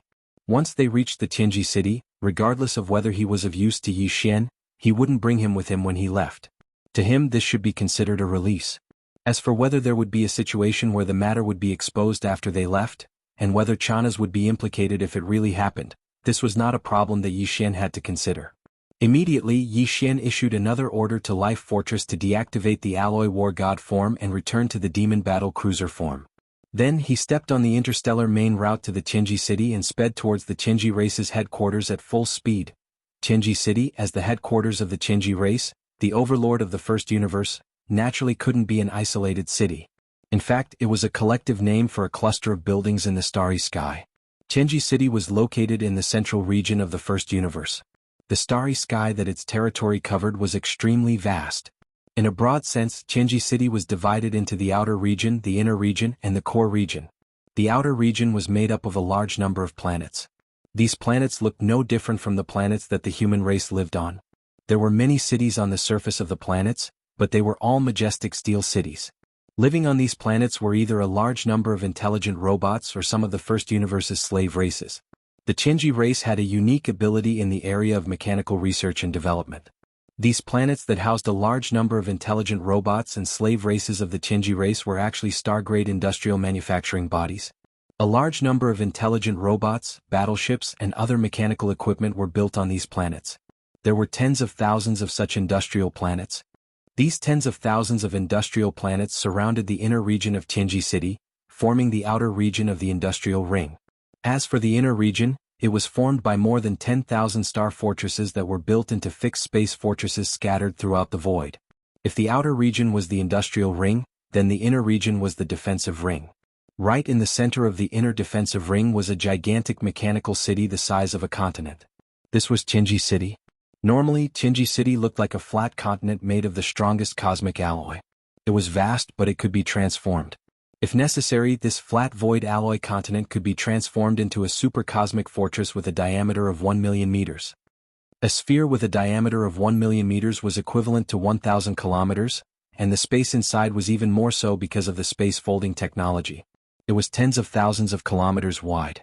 Even the human race didn't have many cities like this, and all of them were located inside the stars and couldn't be moved. In a sense, the headquarters of the Chinji race could appear anywhere, including the second and third universes. Compared to the largest majestic cities of the human race, Chinji City's greatest advantage was its ability to transform. It could be a floating alloy continent in the void, or it could be a terrifying cosmic fortress with a diameter of 1,000 kilometers. It could perform interstellar travel, perform wormhole jumps, defend, and attack. It was because of this that Chinji City had an unparalleled reputation in the three universes. Chapter 35-24. 5 days later, the demon battle cruiser arrived at Chinji City. Although Yi Xian had already seen the magnificence of Chinji City through the memories of Baofeng Sha, young emperor, and the others at this moment, he was still deeply shocked when he saw the massive buildings formed by countless planets that were made into the strongest alloy star fortresses. The demon royal guard commander was even more stunned. He had never been to Chinji City before and had only heard about it. Therefore, he was equally shocked by everything in front of him. The human race's population was much larger, but they were spread across countless star sectors and administrative planets in the third universe. Basically, it was impossible for a large number of administrative planets to cluster together in a small star sector. This was because whether it was the human race, the other races of the Federation in the second universe, or even the demon race and other slave races in the first universe, almost all of them were life forms. Life forms had requirements for the climate and environment of the planet they lived on. For example, an atmosphere was one of the most basic requirements. Without an atmosphere, it was impossible to block out all kinds of harmful cosmic rays. In the vast universe, although there were countless stars, which was how the term, scattered like the stars in the sky, came about, most of them were mineral stars and abandoned planets. Although there were many planets with atmospheres that were suitable for life forms to inhabit, they were basically scattered. This directly caused the human race and all the other races of the Federation in the second universe to be scattered. Of course, the current starry sky network was extremely developed. Even if they were separated by a star sector, there was no problem in terms of communication. However, Chinji City was different. In this small star sector, all the planets were used. There were more than 10,000 planets in the periphery and more than 10,000 planets in the inner circle. Among these 30,000 planets, the ones that had atmospheres and were suitable for life forms to live on were left for the slave races. The other planets that didn't have atmospheres and weren't suitable for life forms to live on all had cities. They were built into star-level industrial bases or defensive fortresses, and all the people moving around on them were intelligent robots. As far as Yi Xian could see, all of the stars in his line of sight were actually steel and majestic cities. Not a single one of them was bare and unused, and this was only the periphery of Heaven's secret city. Such a strange phenomenon could only be seen in the Chinji City star sector in all the three dimensions of the universe. As soon as the demon battle cruiser arrived at the edge of the star sector of Chinji City, a fleet of 10 small fortresses with a diameter of 50,000 meters immediately came to greet them. There were all kinds of fortresses and fortresses everywhere. After all, this was the headquarters of the Chinji race. The race's warship manufacturing center was also here. Warships and fortresses were sailing everywhere in the starry sky. Every planet's star docks were filled with fortresses and fortresses. He glanced around and saw at least tens of thousands of fortresses with a diameter of 100,000 meters. This number was simply terrifying. Once they were all sent to the star battlefield, a star sector would be destroyed in a second. Yi Xian immediately used Sha Baofeng's electronic consciousness to connect with the command ship of this patrol fleet. Sha Baofeng was a core member of the Tianji race and a direct descendant of Patriarch Di. Although his status wasn't as high as Emperor Xiaofeng and the others, he was definitely an important figure in Tianji City. There were many such patrol fleets in the entire star sector. Although each patrol fleet had 10 small fortresses, in fact, only the command ship had a real Tianji race member. The other 9 fortresses were filled with intelligent robots. There weren't many real Tianji race members. Up until now, it was said that there were only a few million of them. Some of them had to be sent out, while the rest in the headquarters had to be spread out to almost 30,000 star fortresses and industrial bases. Therefore, it was rare to see real Tianji race members gathered together. Basically, the Tianji race members who had missions would work with a bunch of intelligent robots without self-awareness. Of course, this was also a kind of tempering for them because the Heaven's Legacy race was born from these sentient robots. The reason why the Heaven's Legacy race was able to create so many sentient robots and create so many sentient robots in so many different domains and regions was because they were led by a true real Tianji race member was leading them. In addition to carrying out their own work and completing missions, there was another purpose. They hoped that this kind of guidance would lead to the birth of more intelligent robots. As a core member of the Tianji race, Sha Baofeng didn't dare to run rampant in the core region of the 3 major regions. At the very least, he could do it in this peripheral industrial area. However, on one hand, Yi Xian had returned. He wasn't in Sha Baofeng's exclusive fortress, but on the Devil battle ship. On the other hand, he saw that the atmosphere in this peripheral area was different from the scene he saw in the memories of Sha Baofeng, Emperor Xiaofeng, and the others. There seemed to be a lot of fortresses, large and small, gathered at the edge of the peripheral area, as if he were planning to go to war. This was different from normal situations and it was somewhat abnormal. Therefore, he took the initiative to contact the patrol fleet's command ship.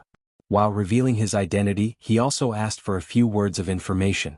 After confirming Yi Xian's identity, the other 9 small fortresses of the patrol fleet immediately retreated. Only the command ship with a Tianji race member in charge stayed behind to explain the reason for this gathering phenomenon to Yi Xian. The information he obtained shocked Yi Xian. They were actually preparing for war. This was thousands of fortresses and fortresses of various sizes. As for the 3,000-meter-long stellar-level battleships, there was a black mass of at least hundreds of thousands of them parked in the void further away. Such a scale of preparation was clearly the rhythm of a plane-level decisive battle. Yi Xian had never seen this before, so he was naturally shocked. He originally thought that the Tianji race was going to war with the human race of the Third Universe, or at least with the entire Wanluo Federation. However, the reality surprised Yi Xian. The Tianji race's preparation for war this time had nothing to do with the human race of the Third Universe. Even the Wanluo Federation didn't participate. It was completely a private action of the races of the Second Universe Federation. That's right, just a few days ago, led by the Blood WIRM race, the Cyan Rock race, and several other powerful races that ranked in the top 10 of the Federation of the Second Universe, almost half of the races of the Second Universe Federation issued a joint statement at the same time, declaring that they would attack the First Universe at all costs. Chapter 35-25. This time, more than half of the Federation races in the Second Universe had publicly declared that they would all participate in the war.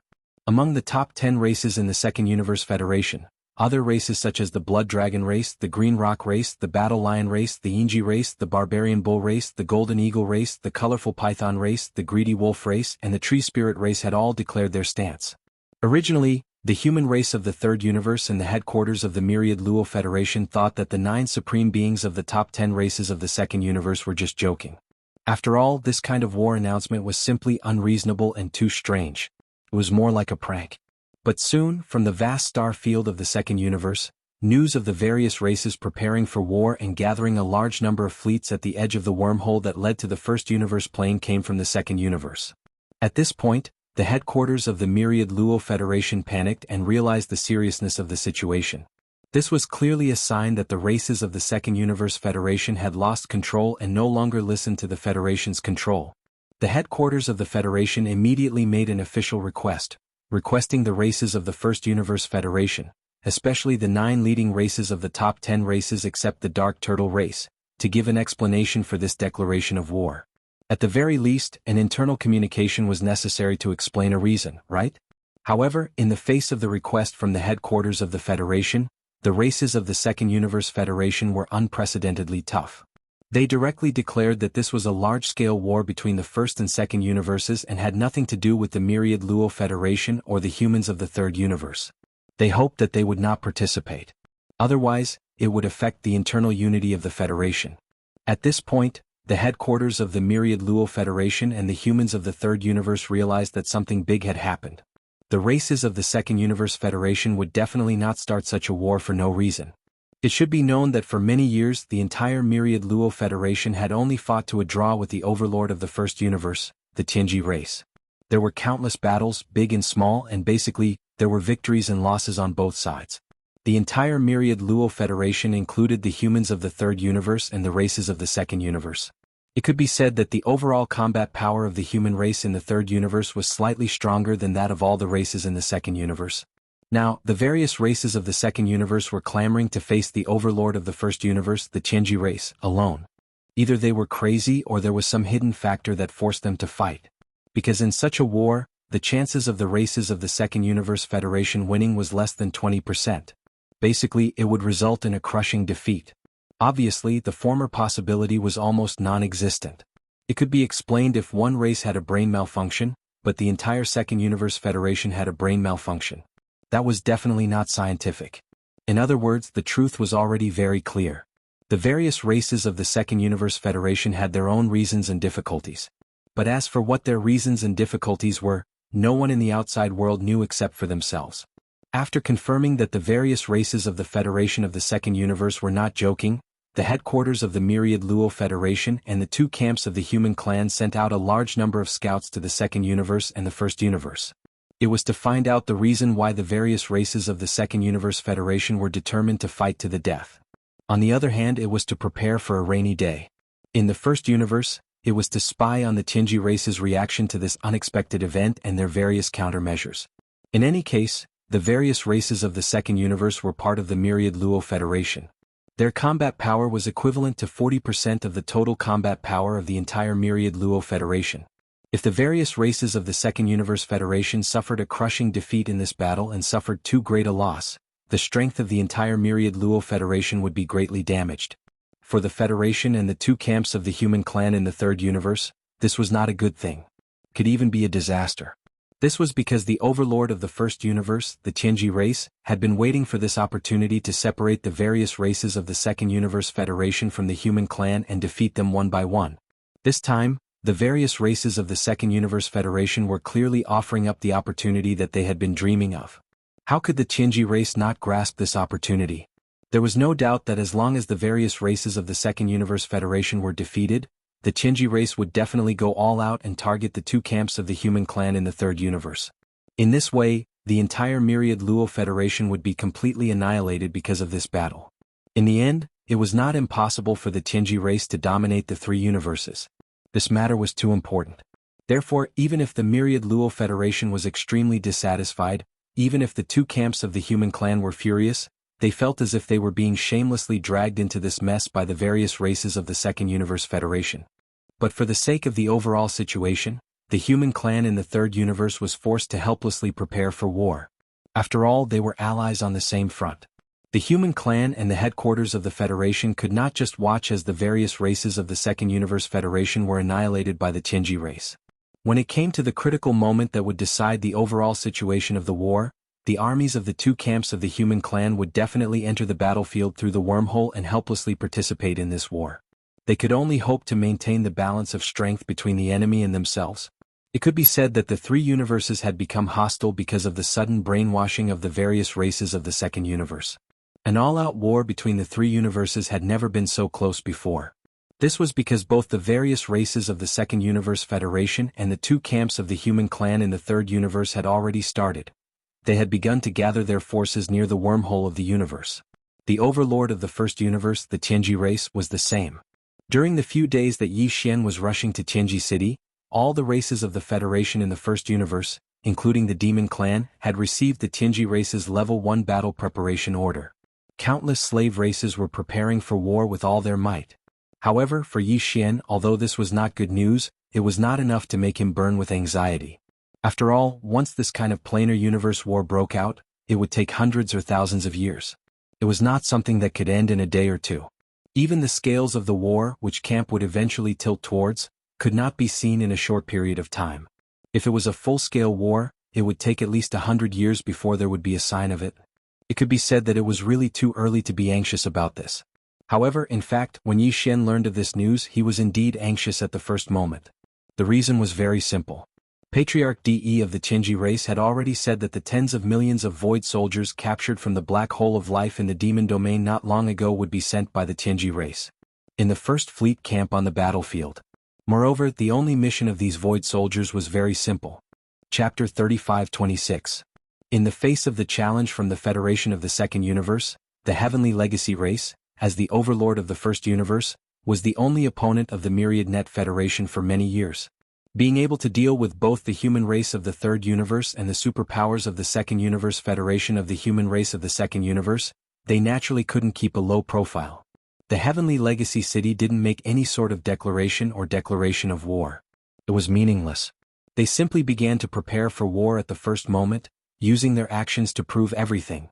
Without a doubt, in this kind of planar war, the Heavenly Legacy race would definitely be the core force of the First Universe, but they might not necessarily be the main force.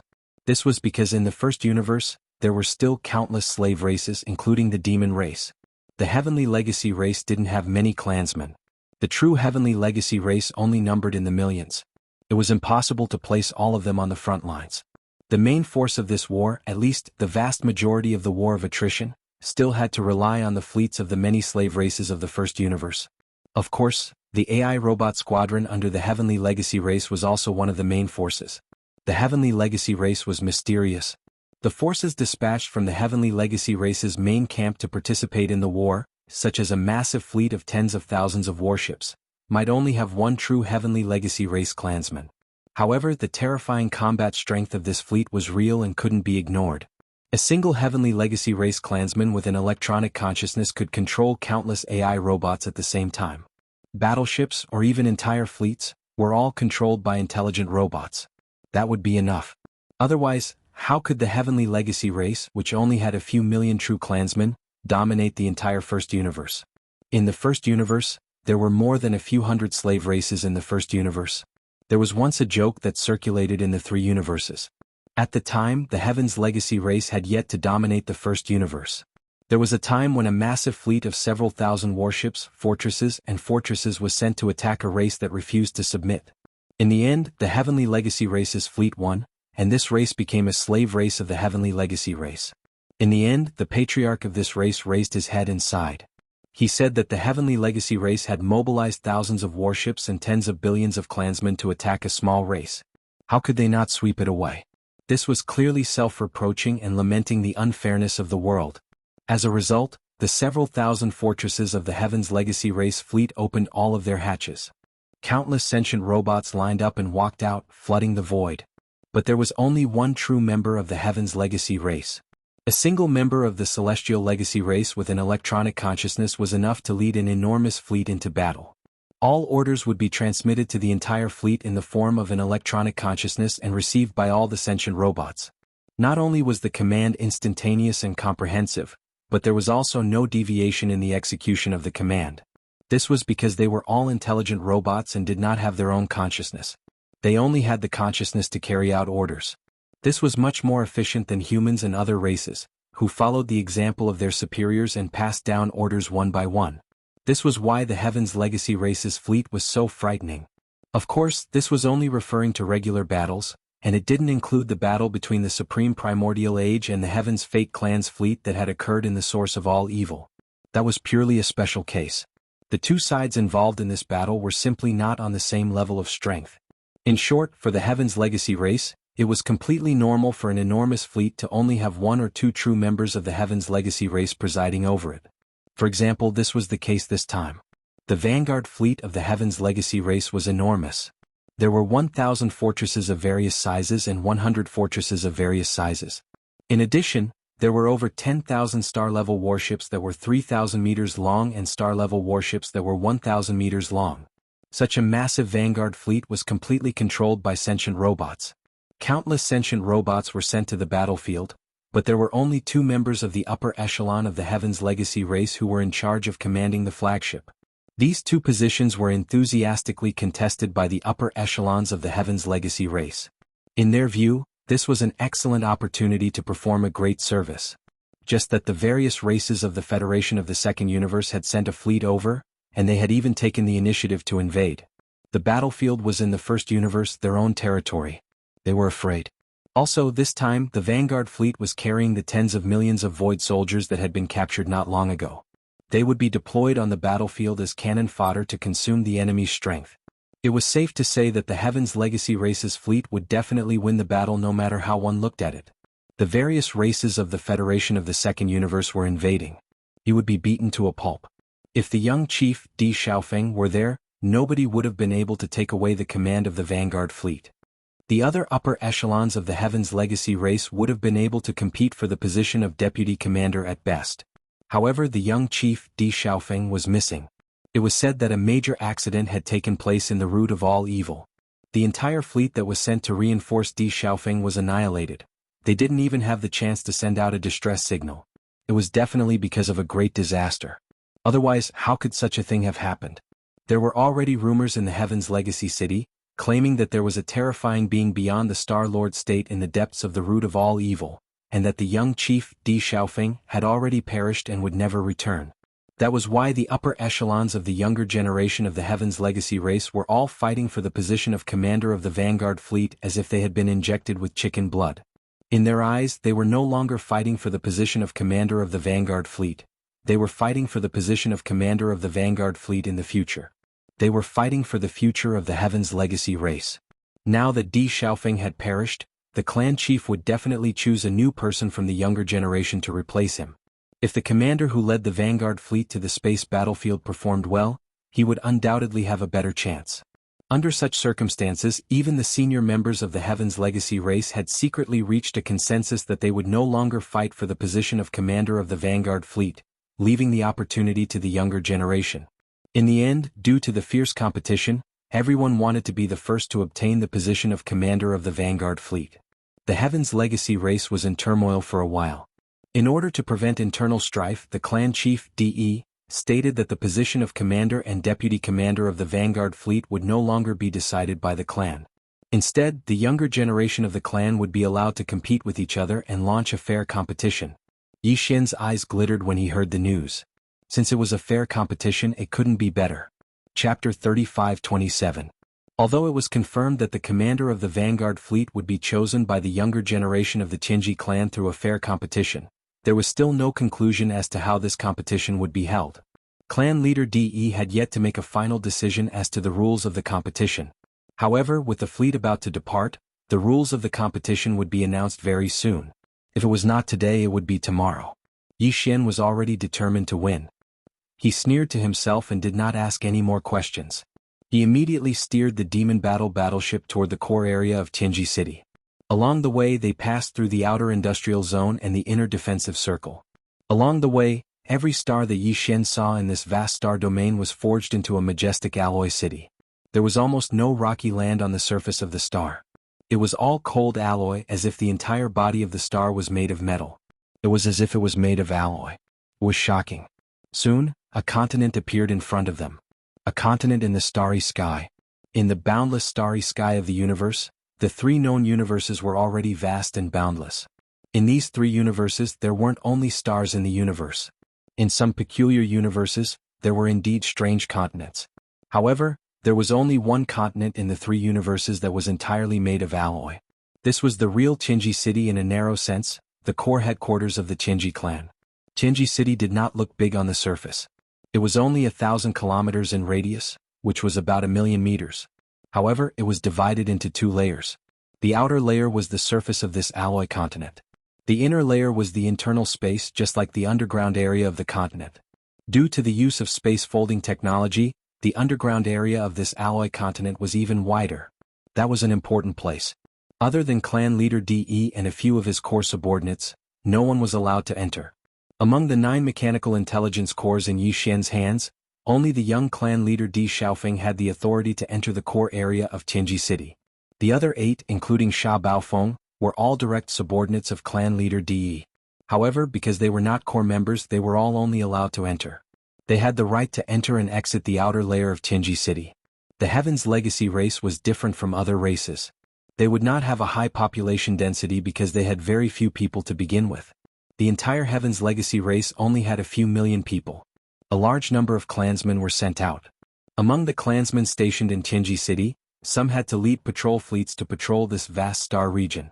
In addition, the industrial perimeter and inner defensive perimeter all required 1 or 2 members of the Heaven's Legacy race to stand guard. In addition, the inner area of the Tianji continent also needed some core higher-ups to guard some important places, as well as the higher-ups sent over by the First Universe's slave races. Therefore, on the outer surface of the Tianji continent, it was basically deserted. However, there were still groups of intelligent super robots. Now and then a patrol team would pass by. Sha Baofeng had a villa on the outskirts of the Tianji continent. It was his private territory. Other higher-ups of the Tianji tribe were not allowed to enter.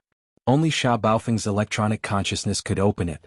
After the Devil battleship arrived at the edge of the Tianji continent, it was no longer allowed to move forward. Yi Xian was aware of this. He immediately walked out of the Devil battleship with Chanas. He waved his hand and stored the Devil battleship into his undying world. Then he landed and walked towards his villa.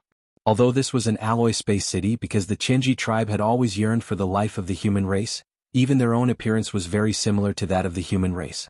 Therefore, the surface of the Tianji city's outer land looked very similar to the environment that the human race lived in. The ground, buildings, and vegetation. Everything was there. Of course, they were all simulated with the super memory alloy and the super biological alloy. Even an inconspicuous tree was shockingly tough. Even the star-obliterating cannons of a planetary warship might not be able to destroy it. Along the way to Sha Baofeng's villa, they did not encounter other higher-ups of the Heaven's Legacy race. Instead, they encountered many patrol teams of super battle AI robots. However, they were able to detect the electronic consciousness of the Heaven's Legacy race members. Therefore, they did not stop Yi Xian and mistook him for Sha Baofeng. The exterior and interior of the villa were the same as ordinary villas in the human world. However, it was made of top-grade alloy and was extremely sturdy. It could withstand the bombardment of Star Destroyer cannons. After all, this was the core of the Tianji city on the Tianji continent. Yi Xian had Sha Baofeng's electronic consciousness. He was the owner of this villa. Therefore, he easily entered the villa. After a round of searching, Yi Xian took all the rare minerals, materials, and cultivation resources that Sha Baofeng had left behind in the villa. It was a great harvest. Although it was not a lot, the things that Sha Baofeng had left behind in his base were all top-grade treasures. Yi Xian almost couldn't hold it in. He wanted to directly change his electronic consciousness and rob the villa of young Emperor Feng and the others. However, in the end he held himself back and didn't make a move. If that happened, he would undoubtedly be exposed immediately. Young Emperor Feng and the other 8 upper echelons of the Heavenly Legacy clan were currently missing people. If they appeared outside of Heavenly Legacy City, it would be possible for them to find an excuse to avoid it. If they suddenly appeared in the core of Heavenly Legacy City like this, it would definitely arouse suspicion, unless Yi Xian already planned to do something. Otherwise, he would not have acted in this way. While he was looting Sha Baofeng's villa, the commander of the Demon Royal Guards, Chanas, had been watching from the side. He shook his head and sighed from time to time. In his opinion, Yi Xian was not robbing Sha Baofeng's villa. Instead, he was packing up his belongings and preparing to run away. After all, if he committed a big crime, he would be exposed one day. Therefore, when Yi Xian finished looting everything in the villa and pretended not to care, he told Chanas that he would be staying here for the time being and that he would give him the authority to freely enter and leave the villa. The old thing didn't hesitate in the slightest and immediately shook his head like a rattled drum. There's no way. Wherever Lord Sha goes, this old man will go. If you want to leave me here as a scapegoat, that is absolutely impossible. Yi Xian turned his head in surprise and sized up Chanas. He did not expect this old man to be so shrewd. Did he see through something? Without waiting for him to mutter, Chanas, who was at the side, spoke again. You've just returned and you're already taking care of the women. This is clearly the rhythm of running away. Sir Sha, I didn't give you any trouble along the way. Didn't you say so? We are grasshoppers in the same boat, and now you want to put me down? Isn't it a little unkind of you to leave me behind? Packing up your belongings? Yi Xian was stunned and then speechless. After all this time, this old man was actually thinking this way. He was really speechless. Chapter 35-28. The information displayed on the holographic screen was the rules of the election for the commander and deputy commander of the Tianji race's vanguard fleet. It was very simple. All the higher-ups of the younger generation who were currently in Tianji City could participate. As for the content of the competition, it was a competition of mechanical fusion abilities. This also limited the final winner to only the direct subordinates of the clan leader, D. This was because only Di's direct subordinates would be allowed to participate. This was the so-called ultimate secret technique of the Tianji race. This was clearly the rhythm of the selection of the new young patriarch. Perhaps this matter would not be announced publicly before confirming that young Emperor De had met with misfortune. However, everyone knew that Patriarch De definitely had this intention and had brought forward the selection of the new young patriarch. This was because to the Tianji race, one's talent could be seen from the degree of comprehension of mechanical fusion abilities. Young Emperor De's talent in this ultimate secret technique far surpassed the other higher-ups of the younger generation of the Tianji race. However, to Yixian this was good news. He did not care about the young patriarch of the Tianji race, but Yixian had to obtain the commander of the vanguard fleet. If it was a competition of other domains and electronic abilities, Yixian might not dare to boast. However, in terms of mechanical fusion abilities in the entire Tianji race, other than Patriarch De who had created this ultimate ability, Yixian was not afraid of anyone else. This included the few elders in the race. Although Yixian had never seen them before, he still had a certain understanding of their mechanical fusion abilities through the memories of young Emperor De and the others. In other words, if nothing unexpected happened, the commander of the Tianji race's vanguard fleet this time would be none other than Yixian. The problem of the Void Soldier ladle race could be considered to have been solved. Yixian was now thinking about the rescue problem of the demon people's royal uncles. After the thousands of slave races in the first universe were conquered by the Tianji race, every race's patriarch or emperor had to send an elder they had the best relationship with to Tianji City as a hostage when they ascended the throne. Because of this, it was said that there was an independent area inside Tianji City called the Imperial Prison. Those who were imprisoned were all members of the royal family of each race. In order to get close to the Imperial Prison, one had to enter the Tianji continent. Among the 9 mechanical intelligence cores in Yixian's hands, only young Patriarch Di Xiaofeng's electronic consciousness had this authority. However, Xiaofeng could not show himself now. Otherwise it would cause trouble for Yixian. Everything would be exposed before he could take over the entire soldier ladle race. This matter was clearly at a dead end. If young Emperor Di used his identity to rescue the past generations of demon emperors, then the rescue of the Bingjiao clan would encounter a change. If he didn't move and waited for the commander of the vanguard fleet to take over the entire soldier ladle clan, then Yixian would immediately head to the front lines and wouldn't have the time to rescue the past generations of demon emperors. Looks like I can only wait until I return to Tianji City from the battlefield before I think of a way to save those old guys. After thinking for a while, Yixian shook his head and sighed. This is clearly a long-term plan to hide behind the enemy. But the demon race is too strong. Unless I have no other choice, I don't want to give up. Sigh this matter. Sighing, Yixian had no choice but to confirm the general direction of the follow-up action. First, he would get the commander's hat of the vanguard fleet and take over the soldier ladle race. Then he would return to Tianji City and rescue the demon race's royal uncles. At this time, the holographic 3D screen in the villa's living room flashed again. A middle-aged man with a square face and a dignified face appeared on the 3D screen. Yixian's heart skipped a beat. He quickly got up and bowed slightly. Patriarch. Bah. Just as he finished speaking, a loud sound came from the sofa beside him. Yixian turned around and saw the commander of the demon royal guards, Chanas. He hurriedly got up from the ground and stood respectfully in front of the sofa. His body was trembling slightly. Greetings, Patriarch. To the thousands of slave races in the first universe, the patriarch of the Tianji clan Di was a god. He was a supreme existence. The entire first universe was his territory. In fact, there were only a few races in the first universe who had seen Di in person. Even Chanas had never thought that he would be able to see the patriarch of the Tianji clan, Di, with his own eyes when he came to the Tianji city this time. Even if it was through a holographic 3D screen. Therefore he was caught off guard and panicked. This was like the ordinary people in the dynasty suddenly seeing the arrival of the immortal emperor. It was inevitable. At this moment Yixian's heartstrings tightened. He was not particularly reassured about Chanas. He was afraid that this old man would suddenly say something that he should not say. Originally Yixian was also thinking of ways to avoid this. However, Di's appearance was too sudden. He was caught off guard. Fortunately, this was only an image of Di's doppelganger. There should not be too big of a problem.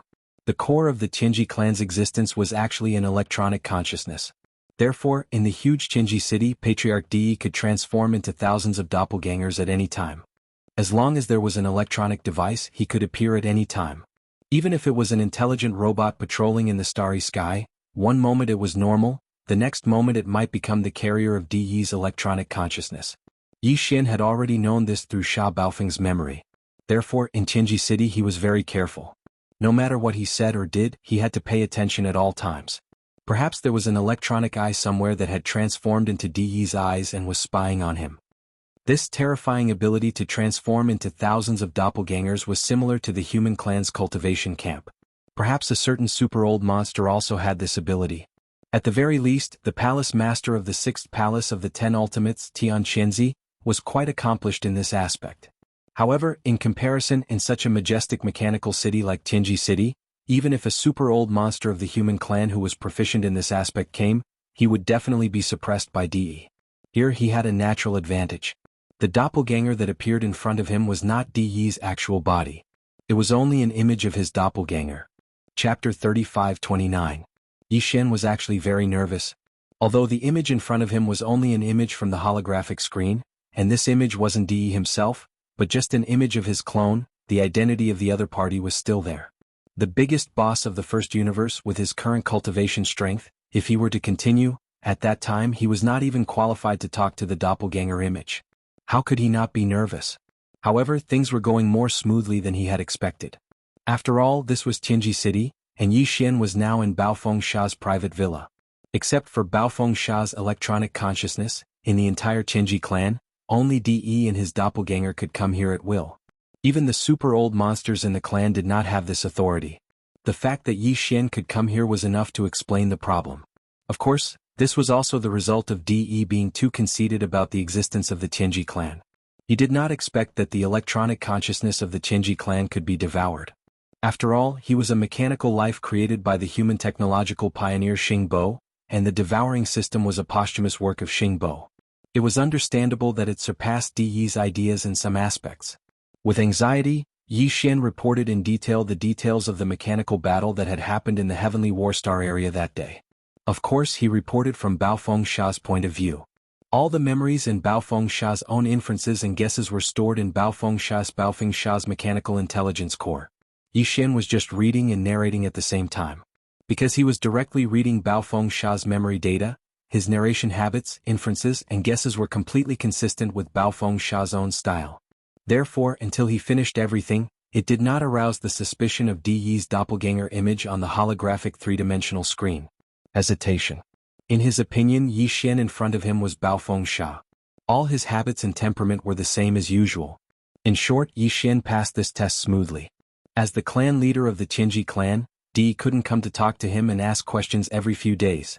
Di had countless trusted subordinates of the younger generation like Sha Baofeng. The reason why he had sent a doppelganger to question Yi Xian was because he had personally experienced the great battle with young Master Linghu and possessed first-hand information. Otherwise, when Yi Xian came to Qinji City this time, he might not have the chance to see Di, even if it was just a holographic image of his doppelganger. In other words, after passing this hurdle, as long as nothing unexpected happened, Yi Xian would not have too much trouble in Qinji City. He would need to carefully deal with them. Of course, the upcoming Machinery Grand Tournament was an exception. He had to fight for this. Otherwise, with Sha Baofeng's character, if he gave up for no reason, he would attract suspicious gazes. You should have heard the news of Xiaofeng's accident. This is an opportunity for all the trusted subordinates of the younger generation. After Yi Xian reported everything in detail, Di's doppelganger did not make any comments. Obviously, he was also puzzled by the fact that young Master Linghu had also displayed the ultimate secret technique of the Qinji clan, the machinery fusion ability. For the time being, it was difficult for him to discern the truth. At this moment, Di's doppelganger continued, whether or not Xiaofeng has encountered an accident, this scale selection is of great significance to all of you. You fought young Master Linghu. That guy is indeed extraordinary. Even now, I can't figure out the key points. With the Star Sky Black technology in his hands, that battle must have inspired you a lot. Perform well. If something has really happened to Xiaofeng, you should know what this scale selection means. I've given you the opportunity. Whether you can seize it or not is up to you. Thank you for your guidance, clan leader. Yi Xian secretly breathed a sigh of relief and lowered his head even more. Just as he was speaking, the holographic three-dimensional screen in front of him flashed and went silent. At this point, the commander of the Demon Royal Guards, Chanas, who had been trembling on the side but had never been looked at by Di's doppelganger, finally came back to his senses. With lingering fear, he glanced at the holographic three-dimensional screen that had disappeared beside him. Then, a look of surprise appeared on his face. He cupped his hands and walked over to Yi Xian. Sha. Sir Sha, congratulations. Clan leader clearly has the intention of cultivating you. No wonder you. Aha, so you've already expected it. As soon as these words came out, Yi Xian was so scared that he immediately trembled. This guy was too reckless saying such things in Qinji City. If Di Yi's doppelganger had not left but remained dormant, just these 2 sentences alone would have ruined everything. Shut up. No one will take you for a mute if you don't speak.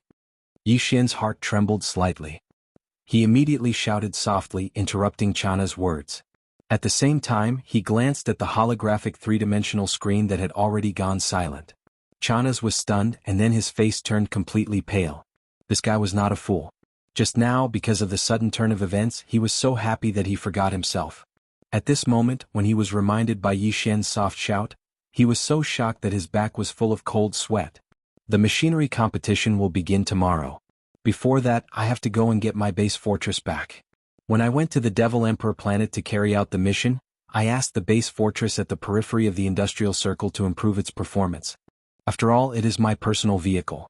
It will be more convenient for me to use it in the competition this time. Turning his head and glancing at Chana's, Yi Xian directly walked out of the villa after he finished speaking. This was also why he was so meticulous. The machinery grand competition was no small matter.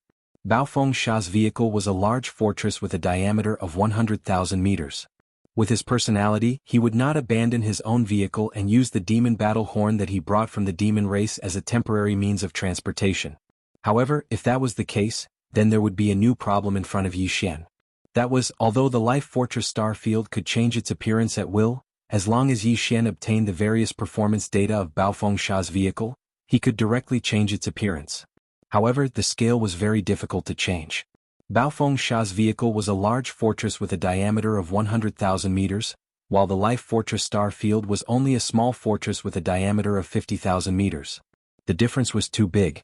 If Yi Xian really brought Baofeng Sha's vehicle into the competition, he would definitely lose. Although he had the electronic consciousness of the Qinji race and had done some research on the integration of machines, how could he compare with the real Life Fortress star field? If he wanted to win, he had to use the Life Fortress star field to change into Baofeng Sha's vehicle. Chapter 35-30. A short while later, Yi Xian and Chana's arrived at the outer industrial circle. They saw Sha Baofeng's ship, Baofeng, in the star dock of a huge industrial star. Yi Xian had Sha Baofeng's electronic consciousness, so he entered this huge fortress without any hindrance. He immediately copied all the performance data of this huge fortress and entered it into the database of the devouring system. Through the devouring system, it was transmitted to the star dock. The Wild Fortress. However, even with these performance data, the Wild Star Dock could not directly transform into Baofeng's appearance. The size of the Wild Star Dock was a shortcoming. The Wild Star Dock had to increase its size from its current diameter of 50,000 meters to 100,000 meters. If it was in the past, this would definitely be impossible to accomplish in a single night. However, Yi Xian still had a Master Life Crystal. If he reluctantly used it, he could still accomplish this. Previously, when he won the system competition mission against Fairy Yinxia, the prize that Yi Xian obtained from the exchange store was a Master Life Crystal. The reason why he wanted this Master Life Crystal was because it had a miraculous effect on the evil spirit slimes. This way, the fairy crystal that Yi Xian needed would definitely be of a higher quality. This was an important problem that had always been troubling him. One of them. The fairy crystal came from a creature called the evil spirit slimes. It was the crystallization of the energy within the evil spirit slimes. This crystal was one of the natural life energies that the world bugs could absorb. The evil spirit slimes were an alien race in the first universe. They were very ugly, and their bodies secreted a dark green poisonous liquid. Even among the hundreds of slave races of the Tianji race in the first universe, this race was an extremely disliked existence. Yi Xian had discovered this by accident. The crystal in their bodies was one of the energies that the world bugs needed to grow. After the Master Life Crystal was used, the world bugs' evolution slimes grew crazily. Countless micromolecules erupted, and in the end, the Wild Star Dock grew into a small fortress with a diameter of 50,000 meters. After that, Yi Xian won 3 competitive quests from the system. His targets were the Unfettered One, the Fallen Demon Child, and the Witch Dust Lady.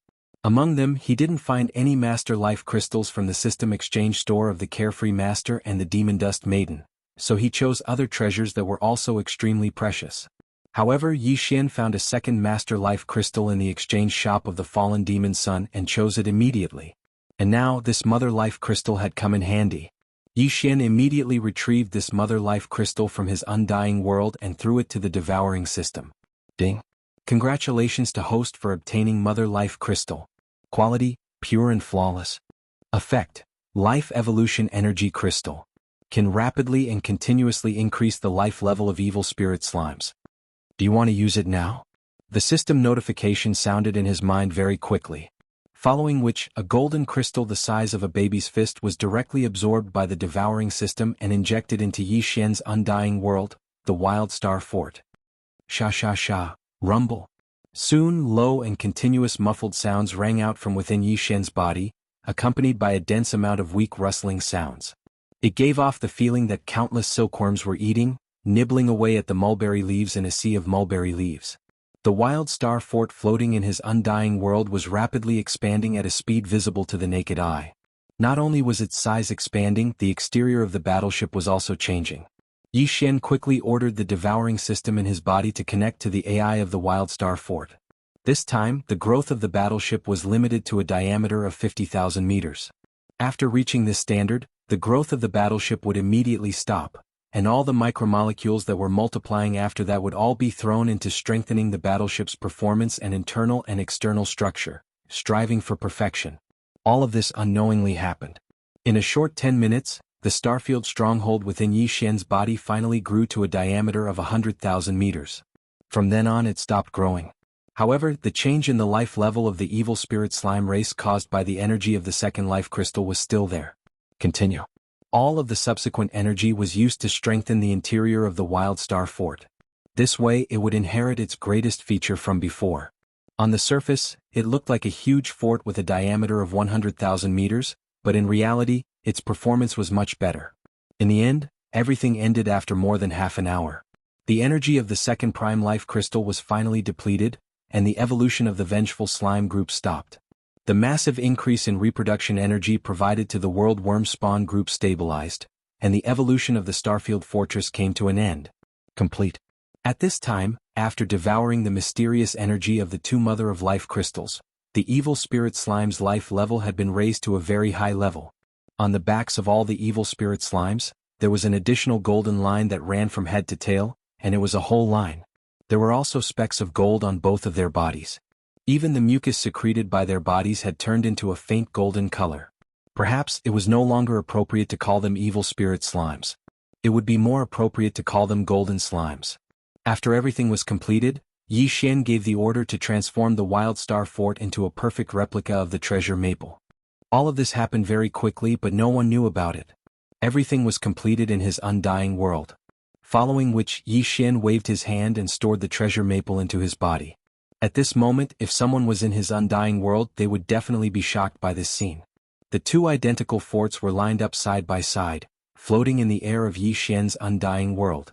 With a thought, the real treasure maple was searched by Yi Xian with Sha Baofeng's electronic consciousness. All of the important resources and materials were taken out and stored in the Undying World. They didn't stay in the treasure maple. This was because Yi Xian had a feeling that as he shone in the Heavenly Fate Clan's mechanical grand competition, he might not be able to take this treasure maple away. He might be interested in it. Of course, what it was interested in was the fake treasure maple, which was the Starfield Life Stronghold. However, it was impossible for Yi Xian to hand over the Starfield ship. He could only use the real treasure maple ship to make up the numbers. Chapter 35-31. In this Heaven's Legacy Races Machinery Grand Tournament, although the gimmick on the surface was only the position of commander and vice commander of the Vanguard fleet, in truth, all the upper echelons of the Heaven's Legacy race were well aware that this was a secret early selection of the new young patriarch. The winner would very likely become the next Heaven's Legacy race. The young tribe leader. Of course, this had to wait until the news of the current young tribe leader Di Xiaofeng's death was confirmed. The grand competition of machinery was the ultimate secret technique of the Tianji clan, the machinery fusion ability. Patriarch De only opened this ability to his direct subordinates. Therefore, it was destined that many of the younger generation of the Qinji clan would not be able to participate in this competition. Not all Qinji tribe members had the qualifications to become the tribe leader's trusted subordinates. This was closely related to talent. The Mechanical Grand Tournament was a test of one's ability to fuse machines, and those who could obtain this sort of ultimate secret art from Patriarch De were only his trusted subordinates.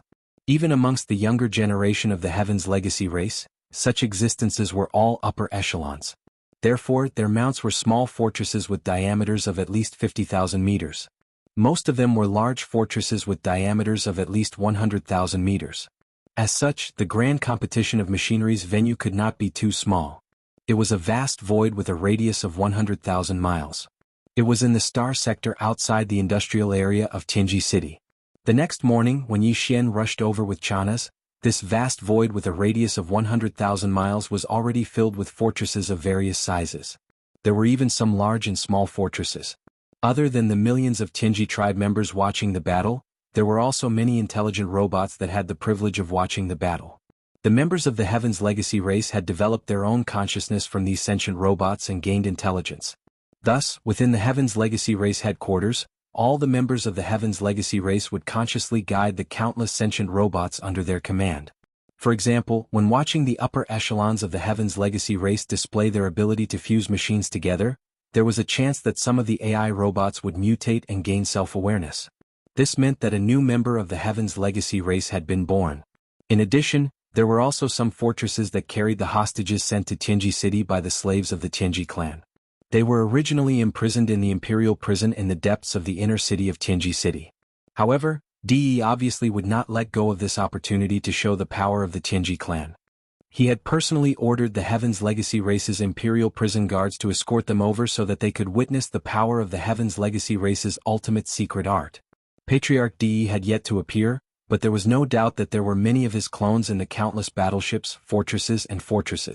In this mechanical grand city, De, as the ancestor of the Heavenly Legacy race, could be said to be everywhere.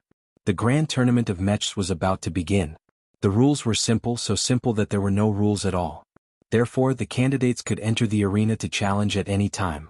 When they were defeated and withdrew, it meant that they had lost their qualifications. If you were strong enough, you could stand firmly in the center of this vast void with a radius of 100,000 miles from the beginning. You could accept everyone's continuous challenges and stand until the end, with everyone's attention on you. Yi Xian was not impulsive. Although he was confident that he could do this, it would be too eye-catching. This was Qinji City. Yi Xian was not afraid of other existences, but he could not help but be afraid of the patriarch of the Qinji clan, De.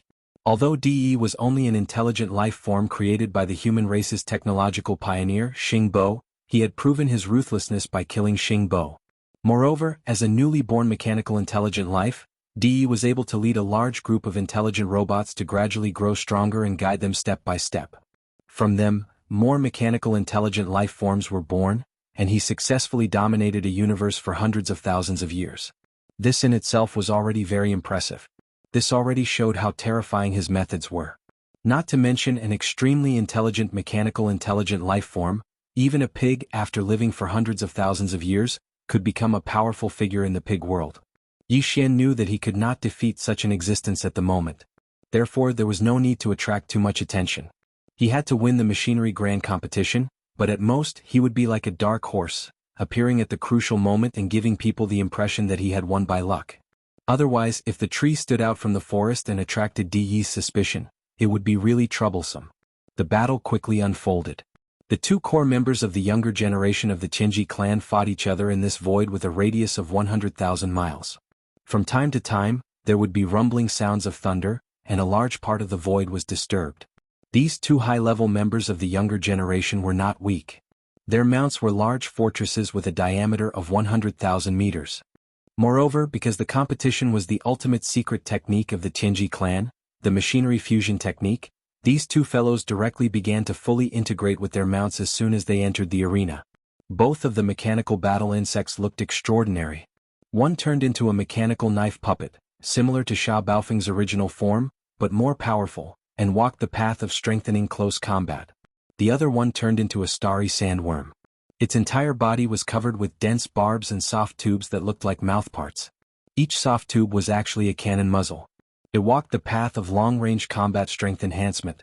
Although the mechanical battle insects transformed from the two fellows' machinery fusion technique were nothing new, at least Yi Xian did not find any highlight. As the battle unfolded, he gradually felt that he was rather inspired. The Qinji clan was indeed full of talents. When it came to the cultivation of the human race's cultivation methods, the cultivation of the demon's mental power, and the cultivation of the bloodline talents of the various races of the Second Universe Federation, the Qinji clan was nothing, and definitely was not outstanding. However, in the field of machinery and electronics, every member of the Qinji clan definitely had a unique talent. And the core members of the younger generation who were able to become the trusted aides of clan leader D were naturally the best of the best. The degree of transformation of these two mechanical battle insects was not amazing, and Yi Xian even felt that they were a little too conservative and backward. However, as the battle unfolded, Yi Xian opened his eyes in terms of the battle skills of these two fellows after they had fully integrated with their mounts. Yi Xian did not miss any of this. He directly transmitted the images to the life fortress that had transformed into the Baofeng through the devouring system in his body. Chapter 35-32. In the previous battle, the two core members of the Qinji clan's younger generation had transformed into a mechanical blade mantis and a space sandworm after activating their mechanical fusion ability with their mounts. One was strengthened for close combat, while the other was strengthened for long-range attacks. In the end, the one who emerged victorious was the one with the strengthened close combat. The Blade Mantis. It had to be said that among all the members of the Qinji clan who had comprehended mechanical fusion, there were quite a few who preferred the Blade Mantis. In Emperor Xiaofeng's impression, about 40% of them preferred the Blade Mantis. For example, Emperor Xiaofeng's own Blade Mantis was a Blade Mantis. Even Sha Baofeng, who had fought against the Life Fortress at the beginning of the battle, was the same. The Blade Mantis was a space bug with an advantage among all the bug forms. It belonged to the combat bug race, especially in close combat. Its pair of giant blade-like mantis arms were extremely eye-catching, so it was very popular. Although more than half of the upper echelons of the Heaven's Legacy race had fused with their mounts and transformed into mechanical war insects called Blade Mantis, each person's transformation was different in minute detail. No two Blade Mantis were exactly the same. These subtle changes had their own special effects and attack effects. For example, the Blade Mantis that had defeated the other sand bug in the first battle had a beehive-like mechanical jet port on its tail. It was densely packed with jet holes. These holes were packed together like a beehive. Not only could they shoot out super alloy spikes, but they could also shoot out mini death ray cannon energy beams. Because the interior must have been specially processed, it was extremely fast and impossible to guard against. While the praying mantis waved its gigantic mantis arms to engage in close combat, its tail suddenly shot out a wave of super alloy spikes, followed by a wave of concentrated mini death ray cannons, the effect of which was absolutely fatal. Even Yi Xian was inspired. The guy who had won the first battle was called Sainas. In Sha Baofeng's memory, this guy's cultivation was above Sha Baofeng's. Although his talent was not as good as the young patriarch Emperor Xiaofeng's, the difference was not too big. This time he had entered the battle at the beginning and was domineering. It was clear that he wanted to dominate the competition from the very beginning and seize the first place with an absolute advantage. There were almost no rules in the grand competition. As long as you had the ability, you could go up the stage from the beginning. What you would face would be one battle after another. This seemed to be a huge disadvantage, but in reality, as long as you displayed enough strength, you would be able to scare off many competitors. However, the allure of the Vanguard Fleet Commander truly wasn't small, and the allure of the future young patriarch was even greater. No matter how strong Sainas was, the core members of the younger generation of the Heaven's Legacy race couldn't all give up without a fight. The second challenger quickly went up. This battle was even more intense and lasted for almost an hour. Finally, Sainas won by a narrow margin. However, he was still brimming with vigor, not at all tired after fighting 2 battles in a row. This was related to the special characteristics of the Qinji race mechanical life form. The total amount of cultivation power of the human race experts was limited, and it was continuously depleted in battle. Moreover, there was no time to replenish it. This was the same for the experts of the various races of the Federation of the Second Universe. This was because no matter how boundless one's physical strength was, it would still be depleted in an intense battle. However, the Heaven's Legacy race couldn't do this. After activating their mechanical fusion ability, as long as the energy in the kinetic energy cabin of the stronghold didn't run out, Any member of the Heaven's Legacy race could always maintain their vigorous energy and strongest battle state. To put it bluntly, as long as the electricity didn't run out, they would always be full of energy. Is there anyone else who isn't convinced? He had defeated 2 opponents in a row, especially the second one. Amongst the core members of the Heaven's Legacy race's younger generation, he had a very high reputation. At this moment, Sanas was in high spirits. His 100,000-meter-long mechanical blade hovered in the air, exuding a domineering aura as he loudly roared. Perhaps they were scared off by his previous battles and extraordinary might, but for a moment, the surrounding void was filled with discussions. However, no one stepped up to accept the challenge again. Yi Xian frowned. Just as he was about to step forward and prepare to enter the arena, a cold laugh sounded out from the left side of the void. His figure flashed as he entered the large competition space. This was a purple-haired young man who looked quite demonic. His temperament and aura were both cold and gloomy. The aura he exuded was at the 11th stage of the mystic light realm, the same as Yi Xian. As for Sanas, he was at the 12th stage of the void realm, the peak of the 9th stage of the void realm. On the surface, it seemed that Sanas had the upper hand in this battle. This was because although the battle between mechanical life forms depended on the comprehension of the upper echelon of the Heaven's Legacy race in terms of mechanical fusion, as well as the basic capabilities of the stronghold, the cultivation of the person fusing with it was also a factor. Sanas' cultivation was a whole realm higher than that purple-haired young man. After fully fusing with the mechanical life forms, he could control them much more smoothly. However, in reality, after seeing this purple-haired young man enter the arena, Sanas' expression immediately changed and became somewhat gloomy. On the other hand, that purple-haired young man had a calm expression, as if he didn't put Sanas in his eyes at all. "Yi Luo, when did you return? How come I didn't know?" With a gloomy expression, Sanas asked, calling out the purple-haired young man's name. His tone was filled with obvious fear. Yi Xian's heart skipped a beat as he immediately remembered who this person was. Yi Luo, in the younger generation of the Heaven's Legacy race, his talent in electronics was second only to the young patriarch Di Xiaofeng. Back when Di Xiaofeng wasn't the young patriarch yet, only this person had the strength to compete with him. Although the position of young patriarch eventually landed on Di Xiaofeng's head, Yi Luo's electronics talent wasn't erased. Among the younger generation of the Heaven's Legacy race, his electronics talent was still publicly recognized as one of the best, second only to the young patriarch Di Xiaofeng. However, Yi Luo had been sent out to carry out a secret mission 2 years ago and wasn't in the race. It was precisely because of this that Sanas and the other younger generation experts of the Heaven's Legacy race, who were weaker than him in terms of electronics, were moved and wanted to seize this opportunity to fight. What Sanas didn't expect was that Yi Luo had actually returned and appeared in today's competition. This made him feel uneasy because he didn't have much confidence in fighting against Yi Luo. Yi Luo's electronics talent was very strong, and his comprehension of mechanical fusion was even stronger. He had surpassed Sanas. Chapter 35-33. Each one of them is more arrogant than the other. Yi Xian raised his hand and rubbed his forehead. He already felt that Sanas was arrogant enough, but he didn't expect Yi Luo to be even more pretentious than him. It seemed that the core members of the younger generation of the Heavenly Legacy race were all like this. He flipped through the mechanical intelligence cores of young Emperor Baofeng Sha, and the other 8 and found that this was indeed the case. Baofeng Sha was also a very arrogant person. Yi Xian had thought that it would be best to win this battle by a narrow margin and keep a low profile, but now it seemed that this wasn't possible. Baofeng Sha was arrogant to begin with, and if he kept a low profile, it would instead arouse suspicion. Just as he was muttering to himself, in front of him, in the void with a radius of 100,000 square kilometers, came a large number of mechanical grinding sounds, accompanied by the rumbling of thunder. After Yi Luo stepped into that light purple illusory fortress, he immediately started the mechanical fusion. The fortress with a diameter of 100,000 square meters immediately began to change shape and actually began to shrink inward. Once the Heaven's Legacy race's mechanical fusion ability was fully unleashed, the largest size of the mecha battle bug would be the diameter of the stronghold itself. As for the smallest size, it would depend on the mecha race clansman's comprehension of this ultimate secret technique.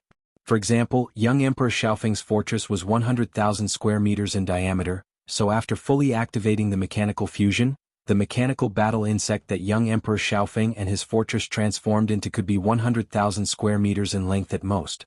This was related to the original performance of the fortress, so it was a hard limit. As for the smallest, it could reach 5,000 meters. This was already an extremely impressive comprehension ability. Among the 8 Heavenly Legacy clan members that Yi Xian killed in the origin of all Evil Star region, there was also a fellow who had a large stronghold that was 100,000 meters in diameter. His smallest limit was 7,000 meters. This person's talent in electronics was only second to young Emperor Xiaofeng and Yi Luo, and he was ranked third among the younger generation of the Heavenly Legacy race.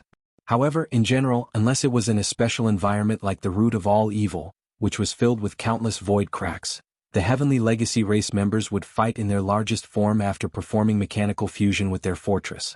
At this moment, Yi Luo was doing the opposite. He could clearly transform into a giant battle insect with a diameter of 100,000 square meters, but after activating the mechanical fusion ability, this light purple illusory fortress kept shrinking in size. What surprised Yi Xian even more was that upon seeing this, Seina's expression became more solemn. He frowned and muttered, "Rapid insect again?" Then, without hesitation, he stepped into the fortress that was suspended in the void beside him. After the last battle, he had temporarily dispelled the fusion. The creaking sounds of machinery grinding could be heard, and soon, the mechanical blade puppet that had won 2 battles appeared once again. At this time, Yarrow's light purple fantasy fortress had basically completed its transformation. The loud grinding sounds of machinery gradually weakened, and in the end they could no longer be heard.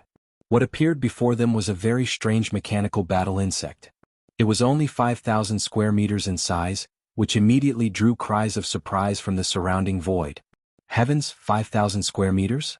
Yi Luo's comprehension of the mechanical fusion ability actually broke through again. A fortress of 100,000 meters? His previous limit was 6,000 meters. In the entire Heaven's Legacy race, only young Patriarch Di Xiaofeng was able to reach 5,000 meters. I didn't think that Yi Luo would be able to do the same. Without a doubt, Seinas will definitely lose this battle. In terms of talent and electronics, he is still far inferior to Yi Luo. That's right. Yi Luo transformed into a rapid insect. He is most proficient in the speed domain. Unlike other battle insects, the smaller the size of the rapid insect, the faster its speed. Seinas fought with Yi Luo once at 6,000 square meters and was slightly at a disadvantage. Now Yi Luo has broken through again. The rapid insect has shrunk to 5,000 square meters. Seinas will definitely lose.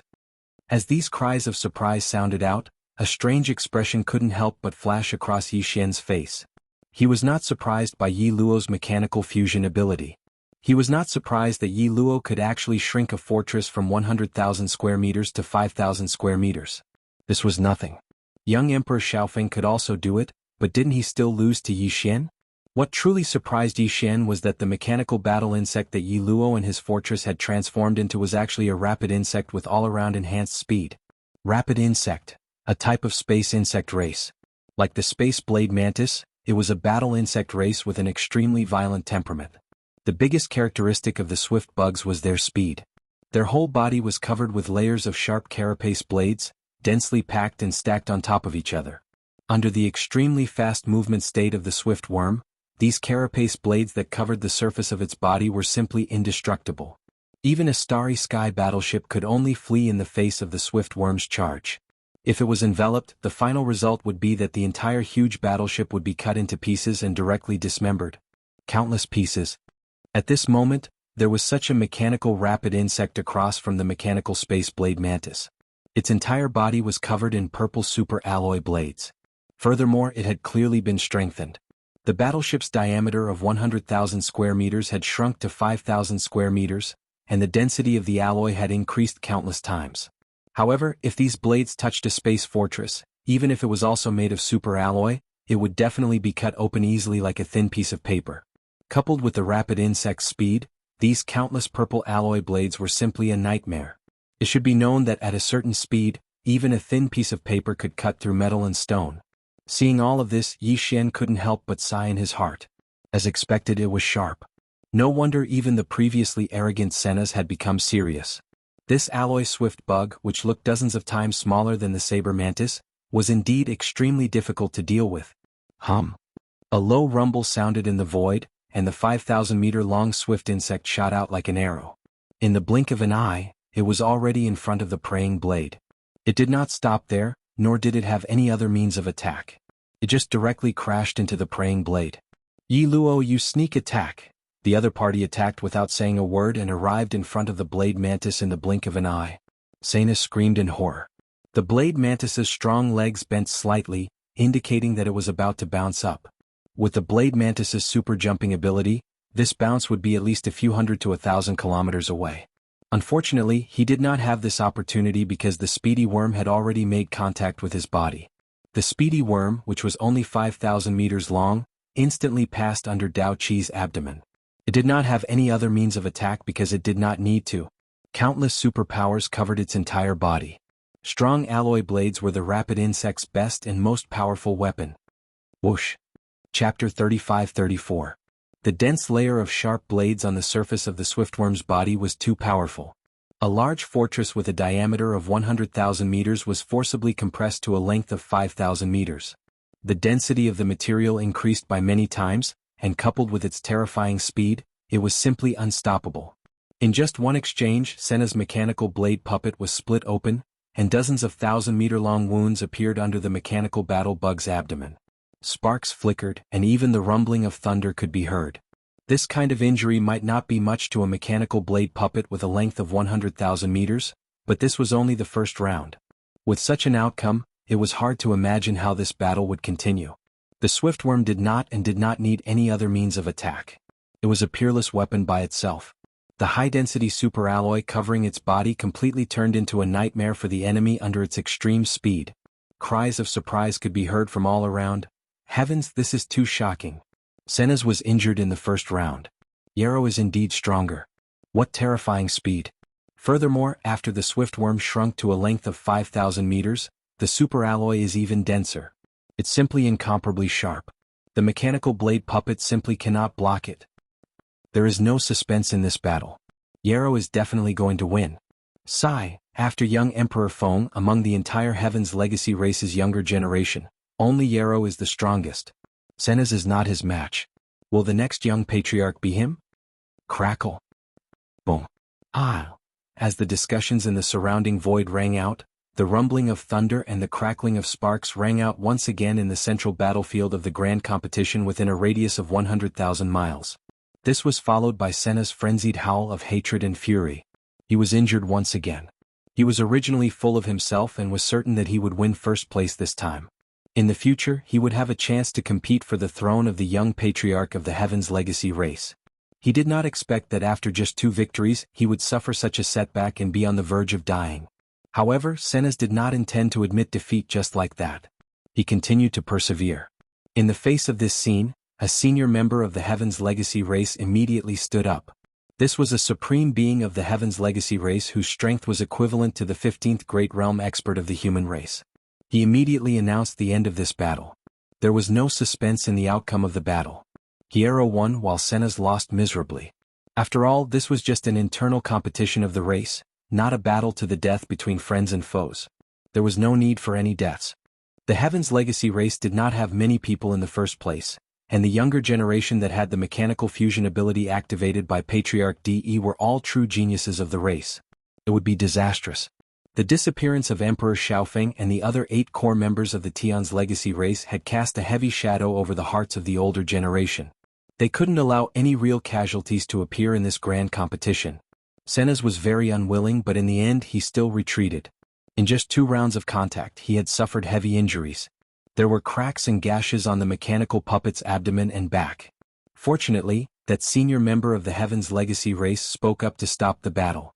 Otherwise, in the end, it was very likely that his flying fortress would have been destroyed, and its electronic consciousness would have been severely damaged.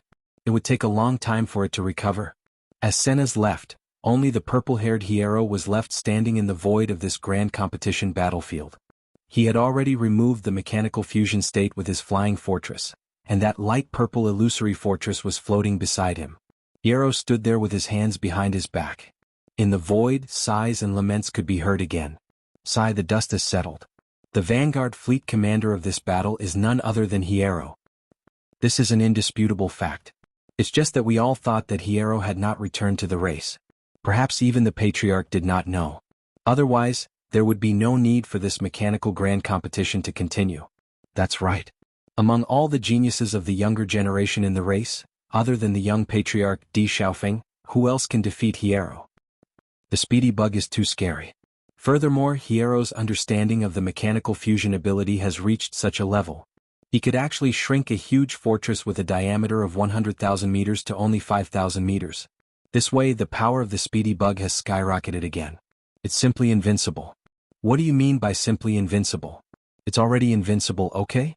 Now, in the race, other than the experts of the older generation, who else in the younger generation can be Hiero's match? Even Senna's lost miserably in just 2 moves. Sigh, this mechanical grand competition should be over. Senna's will be the vice commander of the Vanguard fleet. To him, this is even more of a humiliation. With the two of them working together, I'm afraid there will be many unexpected episodes. In the surrounding void, some of the spectators had already started to leave. The huge black fortress that carried a large number of slaves and hostages from the imperial prison had also started to move slowly in the direction of the Tianji continent. Obviously, everyone thought that this mechanical grand competition had already ended. Hiero was so powerful that no one in the younger generation would show up and jump out to be abused. Even Hiero himself thought so. With his hands behind his back, he looked around the void. After looking around, he did not even say a few polite words. He directly waved his hand and stored the light purple dreamy fortress beside him into his body. Then, his figure flashed and was about to leave. At the same time, the commander of the Demon Royal Guards, Chanas, beside Yi Xian, looked at Yi Xian with suspicion. Based on his understanding of Yi Xian during this period of time, he was definitely muttering and doubting in his heart. What's wrong with Sir Sha today? Why isn't he planning to interfere? In fact, in the next instant that suspicion arose in Chanasi's heart, Yi Xian's loud and clear voice that carried a hint of ridicule was already loudly heard. Hiero, why are you in such a hurry to escape? Don't worry, this is the clan competition, not a battle between us and the enemy. I promise I won't beat you up. Silence. A deathly silence. The large and small fortresses in the surrounding void that were retreating one after another all stopped, including Hiero, who was about to leave. In the next moment, everyone's gazes converged on Yi Xian. After seeing that these words were actually spoken by Sha Baofeng, the expressions on the faces of the Heavenly Fate clan experts immediately became strange. The upper echelon of the older generation that had forced Senna's to retreat even frowned. Chapter 35-35. As soon as he finished speaking, Yi Xian's figure took a step forward and stepped into the void of the 100,000-kilometer-wide competition in front of him. The commander of the Demon Royal Guards, Chanas, who was originally standing side by side in the void to watch the competition, immediately turned green and howled miserably in his heart. He knew that this guy was not someone who would rest easy. Just a moment ago he was still muttering about why he had changed his personality, but now he was suddenly making trouble again. While smiling bitterly, Chanas suddenly had a flash of inspiration, and then his eyes lit up. He suddenly understood why Yi Xian was so determined to kill the young patriarch Emperor Xiaofeng, in the source of all evil star field. It turned out that he wanted to replace him. Although Yi Xian seemed powerful, Chanas had seen with his own eyes how Yi Xian tortured Emperor Xiaofeng and the others. The 8 high-ranking members of the Tianji clan were all geniuses of the younger generation. Even when they used the mechanical fusion ability, they were still no match for him. Now Yi Xian was merely ranked behind Emperor Xiaofeng. What could Yi Xian be compared to? The moment he thought of this, Chanas's breathing quickened. The reason why he followed Sha Baofeng to the headquarters of the Tianji clan was to get promoted and become rich. If Lord Sha could become the young patriarch of the Tianji clan, it would be tantamount to reaching the heavens in a single step for him. It should be known that this journey was full of hardships, and he had been through it with Lord Sha. Didn't Lord Sha say it himself? We are grasshoppers on the same rope. Thinking of this, Chanas immediately raised his arms and shouted excitedly, as if he had just been injected with chicken blood. Lord Sha, do your best as long as you don't beat the shit out of him. This shout almost made the eyes of the people in the void fall to the ground. Those Tianji clan members who were still in a daze because of Yi Xian's words finally came back to their senses. All kinds of discussions instantly broke out, most of them ridiculing Yi Xian. On the one hand, Yi Xian did have a lot of supporters. On the other hand, more people believed that he would be the next young patriarch of the Tianji clan. At this moment, they deliberately shouted to show their goodwill. Heavens, it's Sha Baofeng? What's wrong with this guy? You're actually courting death? There's a good show to watch now. Yi Luo will definitely beat him to a pulp. I was just thinking that I wasn't satisfied enough just now. I didn't expect there to be such a pleasant surprise. How laughable. A fellow that's ranked far out of the top 20 of the younger generation actually wants to challenge the second-ranked Yi Luo. This kind of confidence is simply unimaginable. Young Master Linghu must have damaged his brain. This guy just suffered a big loss in the heavenly battle starfield not long ago. I didn't expect him to be so forgetful and want to die as soon as he comes back. That should be it. Young Master Linghu must have damaged his brain. Otherwise, how could he be so confident? Not only did he challenge Yi Luo, he even dared to boast that he would beat the shit out of him. His brain damage knows no bounds. What a pity. After this battle, Yi Luo's ranking among the younger generation will most likely fall below the top 100. This is because he was previously recognized by the Patriarch and was granted the ability to fuse machines. Otherwise, he would be at least below the top 1,000. As these one-sided discussions and evaluations spread, Yi Luo, who had stopped leaving because of Yi Xian's arrogant words, took a step forward and returned to the center of the battlefield. He looked at Yi Xian with a sneer and said, "Baofeng Sha, did you just challenge me? I'll give you one more chance. You can change your words now." Can I change my words now? Based on Baofeng's character, he would never keep a low profile if he had the strength to defeat Yi Luo. Therefore, even if Yi Xian didn't want to be in the limelight, he could only follow Baofeng's temperament at this moment. Otherwise, it would arouse suspicion. In the face of Yi Luo's arrogant words, he did not show any trace of politeness. He rolled his eyes and continued, "You, on the other hand, if you change your mind and admit defeat now, I will definitely fulfill my promise and not beat the shit out of you." Haha. Interesting. I didn't think that your brain would really be damaged by young Lord Linghu. In the face of Yi Xian's unyielding attitude, Yi Luo was so angry that he laughed. He waved his hand and brought out the light purple fortress that he had just put into his body. Before he stepped in, he looked back at Yi Xian and raised his right hand. He put his index finger across his throat and made a throat-sealing gesture. "I won't. What promise did I make? Be careful in this battle. I've been in a bad mood recently, so I can't guarantee that I won't go too far. If you die, don't blame me. If it was before, you would indeed have the qualifications to say such words in front of me." Yi Xian sneered as he replied forcefully once again. Moreover, he gave the surrounding Heavenly Legacy clan members a precaution in advance, so as to prevent them from displaying an overly powerful mechanical fusion ability and attracting unnecessary suspicion. However, ever since my battle with young Master Linghu, this kind of thing has never happened. You've already lost your qualifications. That's right. In that battle, this Great One was indeed beaten quite badly by young Lord Linghu, but I wholeheartedly accept my loss. You didn't even have the honor of fighting such a peerless genius, so what right do you have to be so arrogant here? Taking advantage of this opportunity, Yi Xian shamelessly praised himself. Although this Great One lost, this Great One's gains in that battle are beyond your imagination. It's too shocking. Even now, when this Great One thinks about it, this Great One can't help but be fascinated. If this Great One had the chance, this Great One would really want to be beaten by young Lord Linghu again. Because the gains were too great, so great that this Great One only had to be beaten by him once, and this Great One's comprehension of mechanical fusion ability is enough to surpass what you have painstakingly comprehended for 100 years.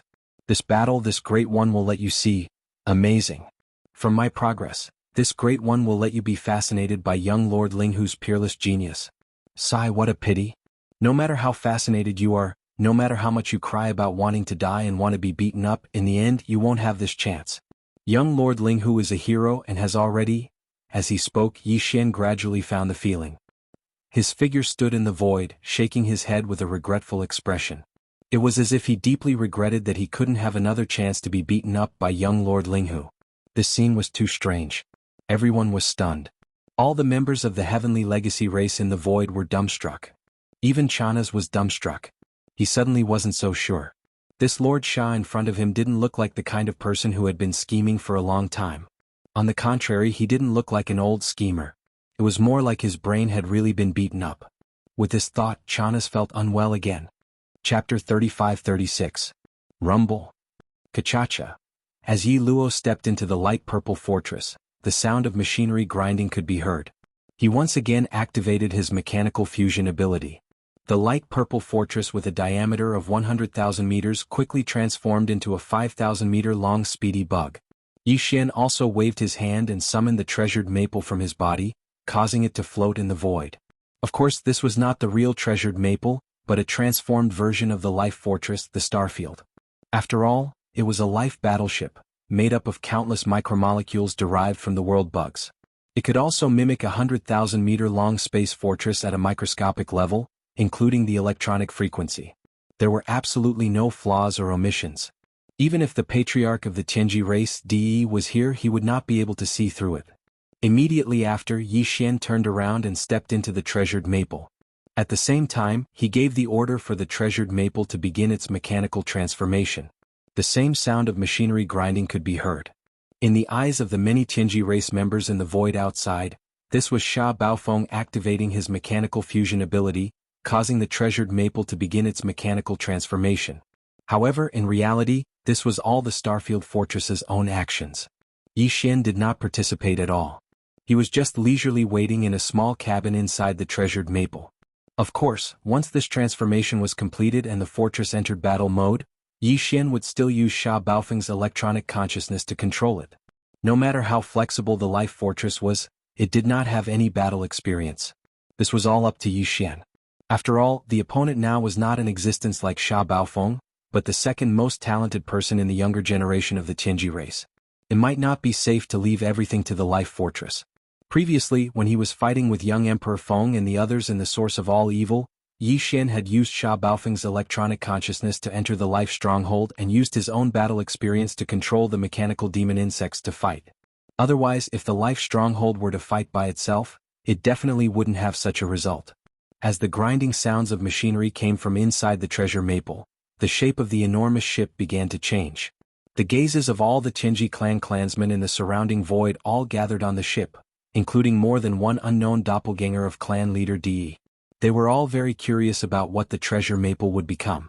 Based on Sha Baofeng's usual habits, he should have used a 100,000-meter-long mechanical puppet. However, considering the speed and attack characteristics of the swift bugs, Sha Baofeng should have shrunk the size of the mechanical puppet. That way the pressure would be much less. In the past, when Sha Baofeng performed a complete mechanical fusion, the smallest size of his Baofeng could be shrunk to about 10,000. The surrounding experts didn't think that it would be the same this time. In the beginning, the surrounding experts of the Tianji clan did think that Sha Baofeng was out of his mind to provoke and even infuriate Yi Luo. However, after hearing what he said later, the experts of the Tianji clan had a different opinion. The Tianji clan had indeed received news of Sha Baofeng's recent battle in the third universe. Many of the higher-ups were shocked. The black technology possessed by young Master Linghu was still a mystery to this day. He had actually surpassed the Tianji clan, who had always possessed extraordinary talent in electronics and machinery manufacturing. The Tianji clan of the three major dimensions. In that battle, Sha Baofeng had indeed lost miserably. However, in his own words, this fiasco was not unjustified at all. Young Master Linghu's peerless demonic talent had even amazed many of the higher-ups of the Tianji clan. Medicine, artifact, and array masters. He also had the terrifying starry sky black technology. In this world, only Prince Xian, the invincible god of war, and the person who had caused an uproar in the second universe not long ago. Even now, he had provoked a Star-Lord old monster to roar and chase him all over the world, but no one could find him. Only young Master Netherming and the other two could be compared to him. It would be a lie to say that he had not gained any inspiration and gains from fighting such a peerless demonic talent. Therefore, when Yi Xian ridiculed Yi Luo with such words just now, not only did the latter not get angry, but he also became serious.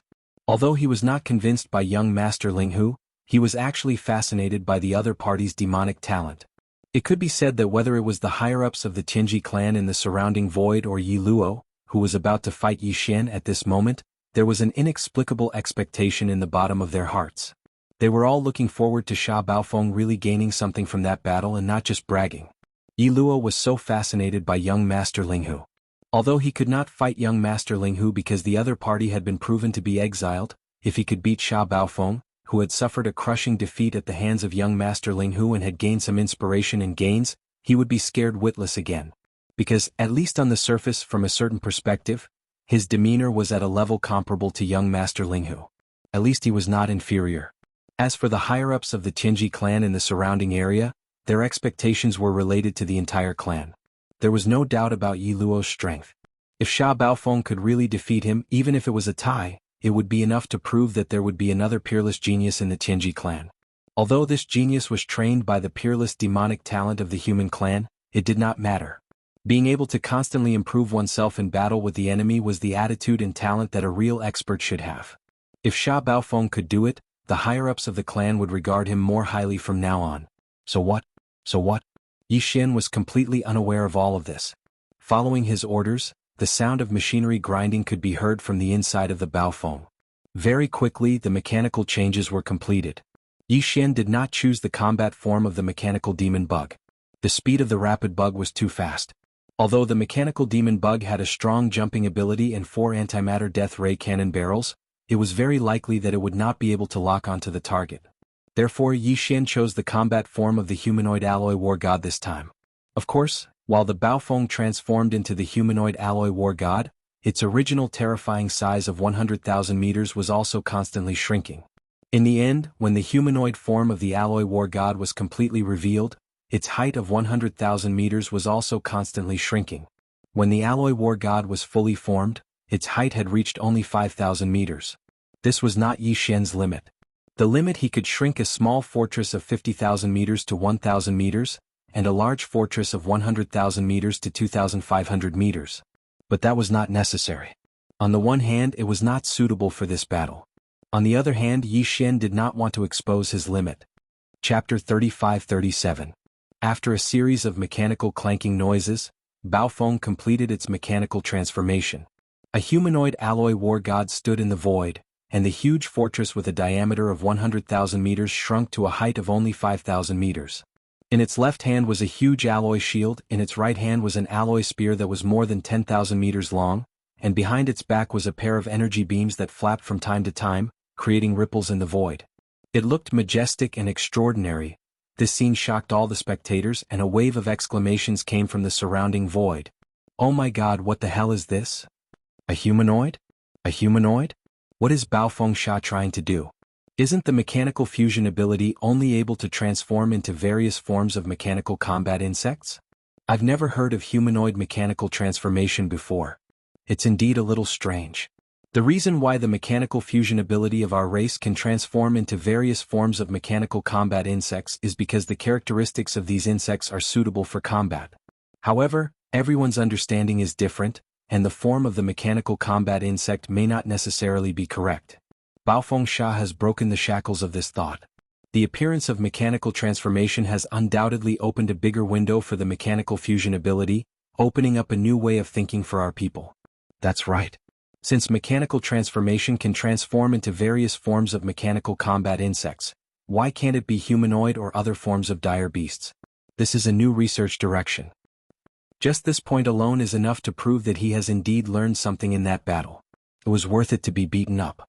Our understanding has been completely overturned. In the past it was a mechanical sword mantis, but now it's a humanoid combat form. I'm really looking forward to the performance of this humanoid alloy war god. You have all overlooked a fact.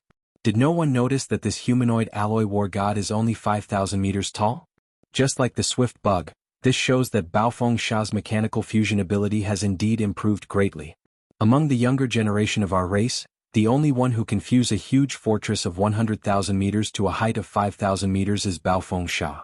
Previously there was only young Master Di Xiaofeng, and just now there was Yarrow. Who would have thought that in the blink of an eye, a third person would appear? That's right. Based on this point alone, Sha Baofeng is qualified to fight with Yi Luo. This is really suspenseful. Before this, no one was optimistic about him. When Yi Luo appeared, everyone said that he would be the winner. Who would have thought that a dark horse would appear at the last moment? As these exclamations and discussions sounded, Yi Luo's deep voice came from the swift bug covered in sharp blades in the void ahead. Sha Baofeng, I have to say that I have indeed underestimated you before. You just made a breakthrough not long ago and have the ability to condense a 100,000 meter long fortress into one. With my 5,000 meter tall body, I deeply understand how difficult it is to comprehend the mechanical fusion ability to this level. I didn't expect you to be able to do it as well. Moreover, it was after you were brutally beaten up in a great battle. That young Master Linghu of the human clan is indeed amazing. It's a pity that he has been exiled. Otherwise I would look forward to fighting him. However, although I can't fight with young Master Linghu, if I can give you a good beating today, it will more or less dispel the loneliness in my heart. If young Master Linghu can give you a good beating, then I can too. As soon as he finished speaking, a dense and low buzzing sound suddenly burst out in the void. The swift bug in the void thousands of miles away suddenly rushed out. Even the void was torn apart by the high-density superalloy covering its body. In the blink of an eye, it was already in front of Yi Xian. Who doesn't know how to brag? You can't be compared to young Master Ling Hu because this great one will be beaten up by him. As for you, you can only be beaten up by this great one. Whoosh! Yi Xian sneered and made a bold statement. Then a sharp and ear-piercing sound rang out. The alloy battle god standing in the void suddenly shook its right hand, and the super-alloy spear that was more than 10,000 meters long was instantly thrown out. No one could see its trajectory at all. Its speed was actually faster than the swift bug's. In the blink of an eye, it was in front of the swift bug that had turned into a shadow, blocking it in the void thousands of miles away from the alloy battle god. If the swift bug hadn't stopped and dodged, this super-alloy spear that was shockingly fast would have pierced through its body in the next instant, ruthlessly killing it in the void. Wung! The low, high-frequency vibrating sound rang out again. The swift bug that had turned into a starry sky shadow came to a sudden stop. It didn't stop at all and instantly retreated hundreds of miles, barely avoiding the super-alloy spear that was coming for the kill. Rumble! A huge thunderous explosion rang out. The super-alloy spear smashed into a large fortress in the void below and instantly exploded. The fortress that was 10,000 meters in diameter turned into a fireball. Fortunately, there were no Tianji race clansmen inside. It was full of intelligent robots that were watching the battle. However, the power of this spear was still earth-shattering. This was because the void in the center of the grand competition had a radius of 100,000 miles. All the large and small fortresses that were watching the battle were 100,000 miles away. No one had expected that the humanoid alloy battle god's explosive power would be so terrifying. The power and speed of that super-alloy spear. Its speed was so shocking that a large fortress 100,000 miles away couldn't dodge in time. In an instant, it turned into a huge fireball together with nearly 1,000,000 intelligent robots inside, illuminating a corner of the void. Screams rang out instantly. These were the screams of the senior generation in charge of supervising the grand competition. Retreat, retreat immediately. The grand competition's venue has been temporarily expanded from the previous 100,000 miles to 500,000 miles. All battleships retreat immediately. No mistakes. Rumble? In the void, the roars of countless kinetic energy cabins starting up resounded everywhere. All the battleships, fortresses that were watching the battle all retreated in a panic. The power of that spear just now was too shocking. No one wanted to be the second unlucky person to be hit by it. In the large fortress that had driven over from the imperial prison and carried a large number of slaves from the first universe as hostages of the royal family of the 10,000 races, a large number of exclamations could be heard. As hostages of the royal family of the various races, the experts in this large fortress were all the true elites of their races. Their status and strength were extraordinary. Naturally, their horizons were not low, and their intelligence was even more astonishing. Everyone was well aware of the Tianji clan's intention of bringing them to the battlefield to fight Zhang Mo in this grand competition. However, although they were shocked by the Tianji clan's so-called ultimate secret technique, the machine fusion technique, they were not too shocked. The 3 battles that they had seen before were indeed amazing. However, they were not as shocking as the scene in front of them. A starry fortress could actually transform into a super-alloy battle god. Moreover, this battle god had only thrown out a spear, and it had destroyed a large fortress. The latter was suspended in the void 100,000 miles away, and it didn't even have a chance to dodge. Whether it was its speed or terrifying penetrative power, it was incredible. Chapter 35-38. Stop right there. Don't run. I just said that I won't beat the shit out of you. I won't go back on my word. Yi Xian sneered when he saw the speedy bug's body suddenly stop and quickly retreat. His arrogant voice rang out from the alloy war god's body, resounding through the void and causing everyone to stare at him in awe. It's just the power of a spear. How can it be so strong? It directly blew up a 10,000-meter tall fortress. This is impossible. At this moment, Yi Luo was already shocked beyond words. He had seen clearly just now that Sha Baofeng had raised his hand and thrown out an alloy spear. Because the alloy war god was formed by the extreme condensation of a 10,000-meter wide fortress. The battleship alloy used to build the fortress was densely denser. The density of the battleship was increased countless times, just like the dark purple blades all over its body. However, no matter how dense it was still just an alloy spear. Even if it could penetrate a 10,000-meter tall fortress, it definitely wouldn't be able to blow it up completely. Even if it hit the kinetic energy cabin of the fortress, it wouldn't be able to cause such a scene. Battleships above the level of the fortress all had kinetic energy protection systems inside. Even if the kinetic energy cabin exploded, it would only affect a small part of the overall area in a short period of time. Unless it was uncontrollable, it would explode completely.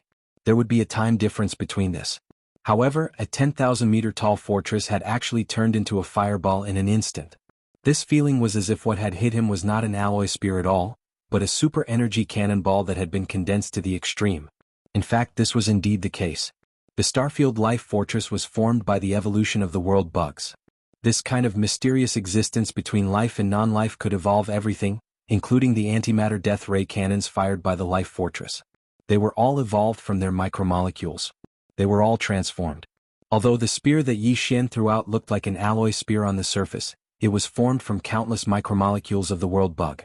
The moment it hit the fortress, all of the micromolecules changed shape, transforming from the super alloy into a super concentrated form of energy. Then it exploded. Under such circumstances, it would be strange if the fortress wasn't destroyed in an instant. Yi Luo wasn't an ordinary existence. Although he didn't know how Yi Xian did it, he saw the strangeness in it. Before he figured out Yi Xian's method, he didn't dare to rashly attack. At this moment he quickly retreated and at the same time tested with words. He wanted to know himself and his enemy, and solve the doubts in his heart. He was confused and think about it. Unfortunately, Yi Xian wasn't fooled. As the arrogant words came out of his mouth, the alloy war god pressed forward step by step.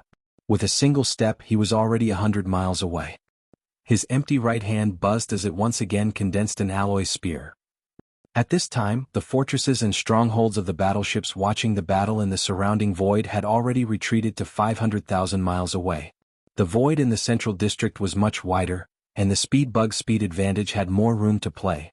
Yi Luo saw that the other party didn't fall for his trick and didn't reveal anything. He could only grit his teeth.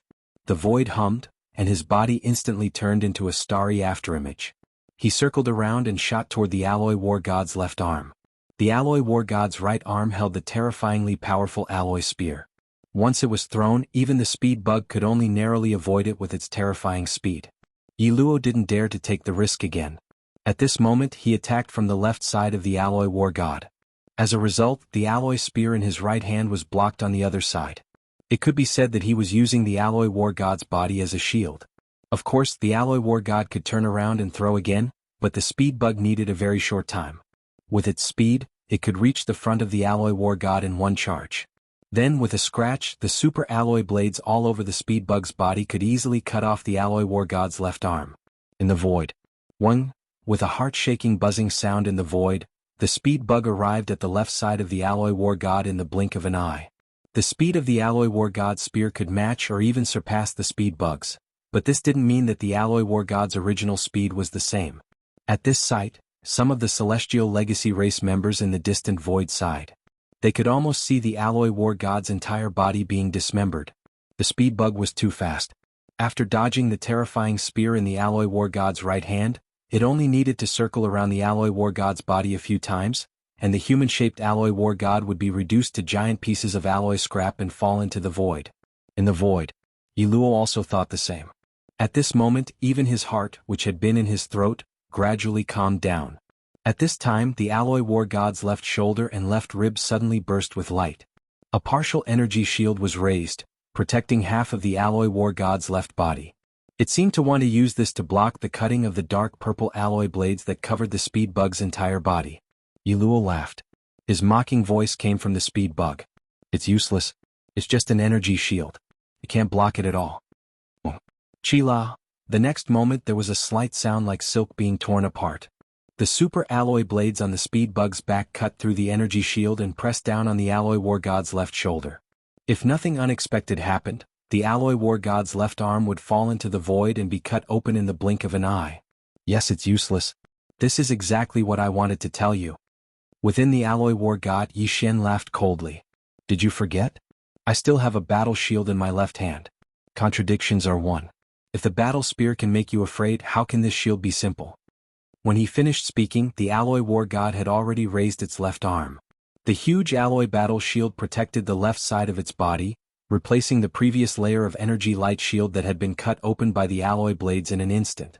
It was also at this moment that the layers of dark purple blades on the left side of the speed bug's back came crushing over. 1. The moment the two came into contact, the battle shield, which was made of super alloy material just a second ago, suddenly changed form and turned into a pitch-black antimatter death light shield. No, rip. As Yi Luo screamed in horror, there was a series of faint but dense ripping sounds. It was like boiling oil being poured into ice. The dense layer of dark purple blades on the left side of the speed bug's back began to melt at a speed visible to the naked eye. As long as the black antimatter death light shield came into contact with it, it would instantly and completely disappear without a doubt. Chapter 35-39. Whoosh, ah. A series of strange noises rang out like boiling oil splashing on ice. A small portion of the left side of the swiftness bug's back melted in an instant. At this moment, Yi Luo had fully activated the mechanical fusion ability of his warship, and he could feel the pain. The uncontrollable pain made him let out a miserable howl. What? All of this took a long time to describe, but it happened in the blink of an eye. The upper echelons of the Tianji clan, who were watching the battle from 500,000 li away, only saw a blur before their eyes, and then the tide of the battle had completely turned. At this moment, the war spear in the alloy war god's right hand was raised high again, and the cold tip of the spear was aimed at the swiftness bug that had not yet retreated. In the next instant, the spear was thrown out and killed Yi Luo on the spot. It was also at this moment that several core upper echelons of the Tianji clan of the older generation flew into the void of the Central Domain Grand Competition at the same time and announced the end of this battle. The Grand Competition was over and the winner was Sha Baofeng. Everything was settled at this point. Stop howling. This great uncle said that I would never beat the shit out of you. Today this great uncle will let you live. After Yi Xian's words rang out, the alloy war god put away its shield and spear, and then ordered the Baofeng to deactivate its mechanical transformation. With a series of grinding sounds, the humanoid war god quickly returned to the original fortress form of the Baofeng. Yi Xian took a step forward and then immediately put it away with a wave of his hand. While doing all this, Yi Xian's heart was in his throat. He was indeed worried that one of the clones of the Tianji clan's patriarch, De, would immediately appear before he could put away the Baofeng. If that really happened, the other party would definitely find all kinds of excuses to keep Yi Xian's Baofeng for research. This would be a dead end. Yi Xian would never hand over the life fortress. If that happened, he would definitely be in big trouble. Fortunately, his movements were fast enough. He waved his hand and stored the life stronghold into his body before the other party appeared. At this time, even if one of the identities of the Heavenly Legacy race's patriarch, De, appeared again and made the same request, Yi Xian wouldn't be afraid at all. Within his undying world, there were two identical treasure maple ships suspended side by side. One was transformed from the life fortress that he had just absorbed into his undying world, while the other was the real treasure maple ship. At that time he would just have to hand over the real treasure maple. Yi Xian wouldn't feel any heartache.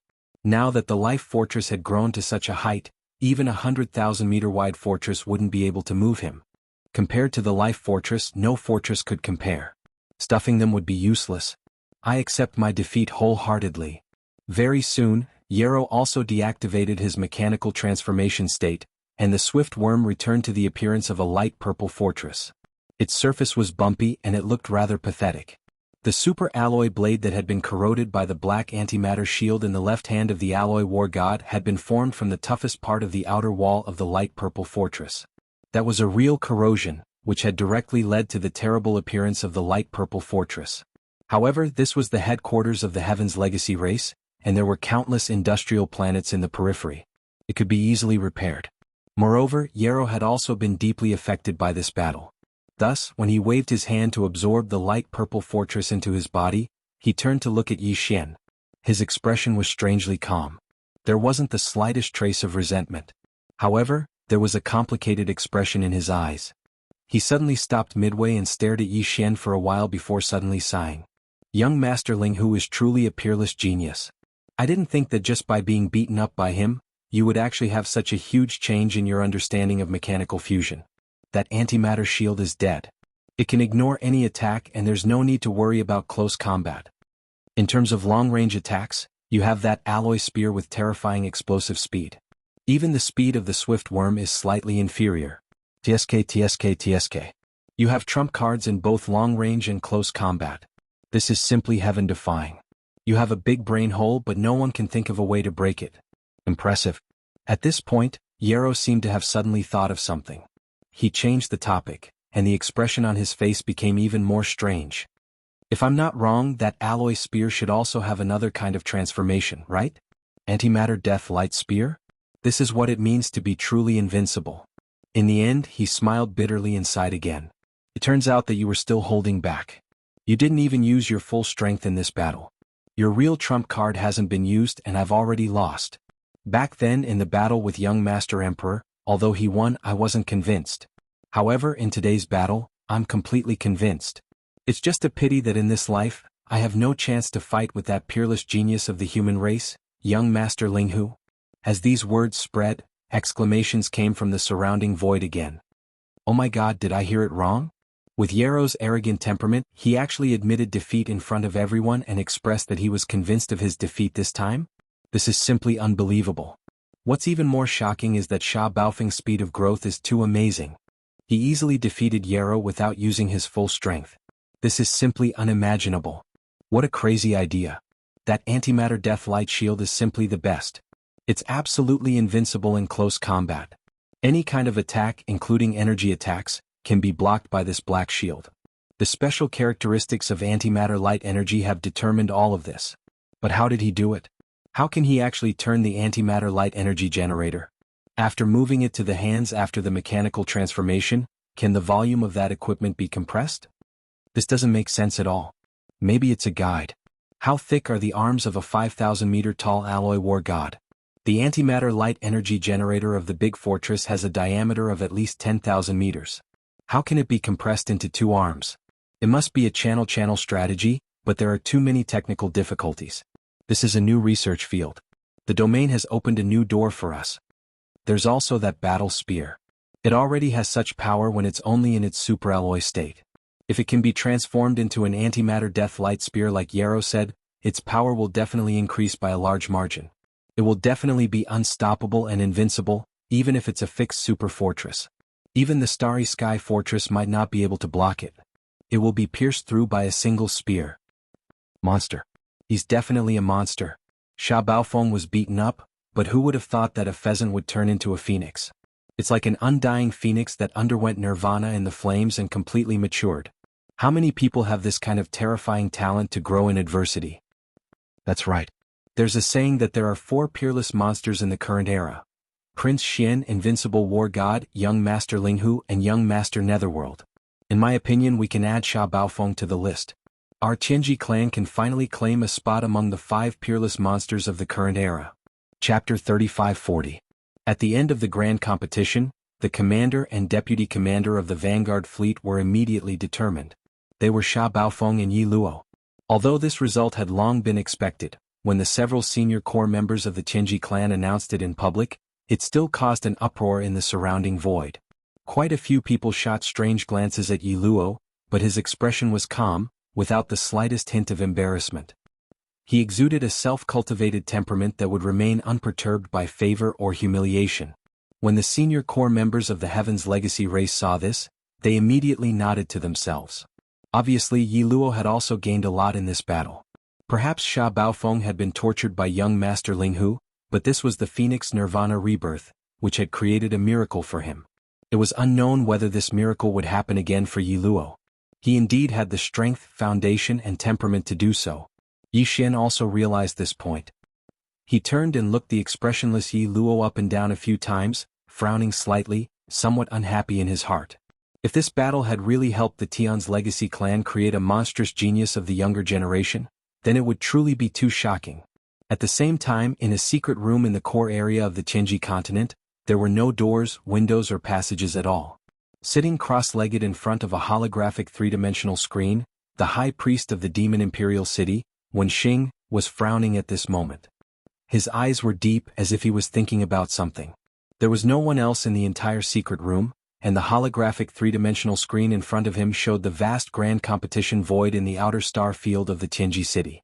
The figures of Yi Xian and Yi Luo could be seen clearly. At this time, a quiet voice with an ethereal breath suddenly sounded in this secret room.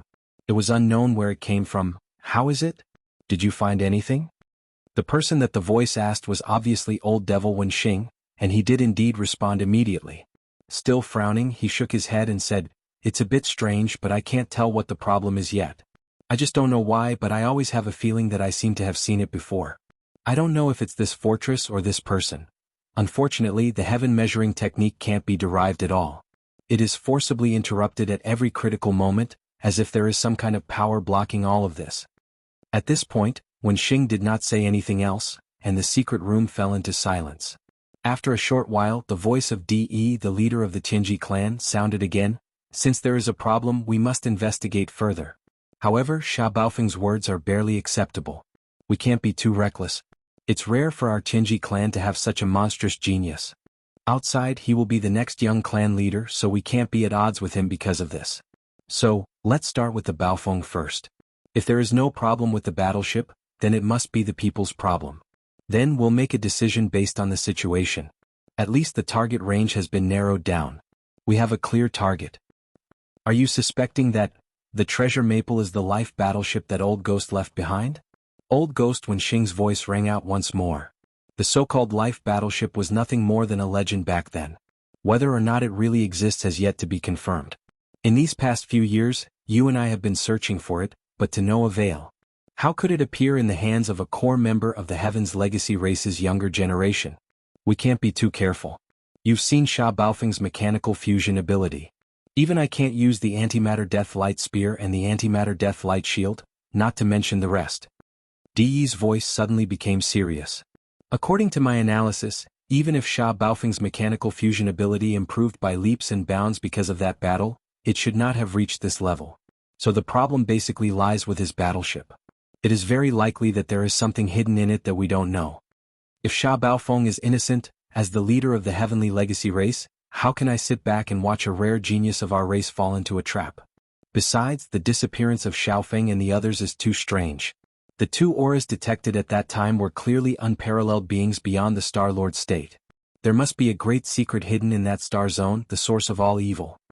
I don't know if there's any connection between these two matters, but they've happened at the same time in a short period of time without any interval, so it can't help but arouse suspicion. If it was some sort of arrangement set up by that old bastard Xingbo all those years ago, then it would be bad. But one thing is certain, and that is that those old bastards from the second universe suddenly launched an attack on the first universe. They didn't even care about the inquiry of the human race and the Myriad Sift Federation. There must be some shocking secret behind this, and it is very likely that it is related to the mysterious arrangement in the origin of all evil." Dee heaved a sigh.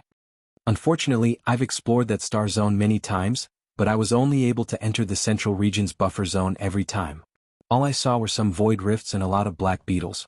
Those above the Star-Lord state couldn't enter the central region at all.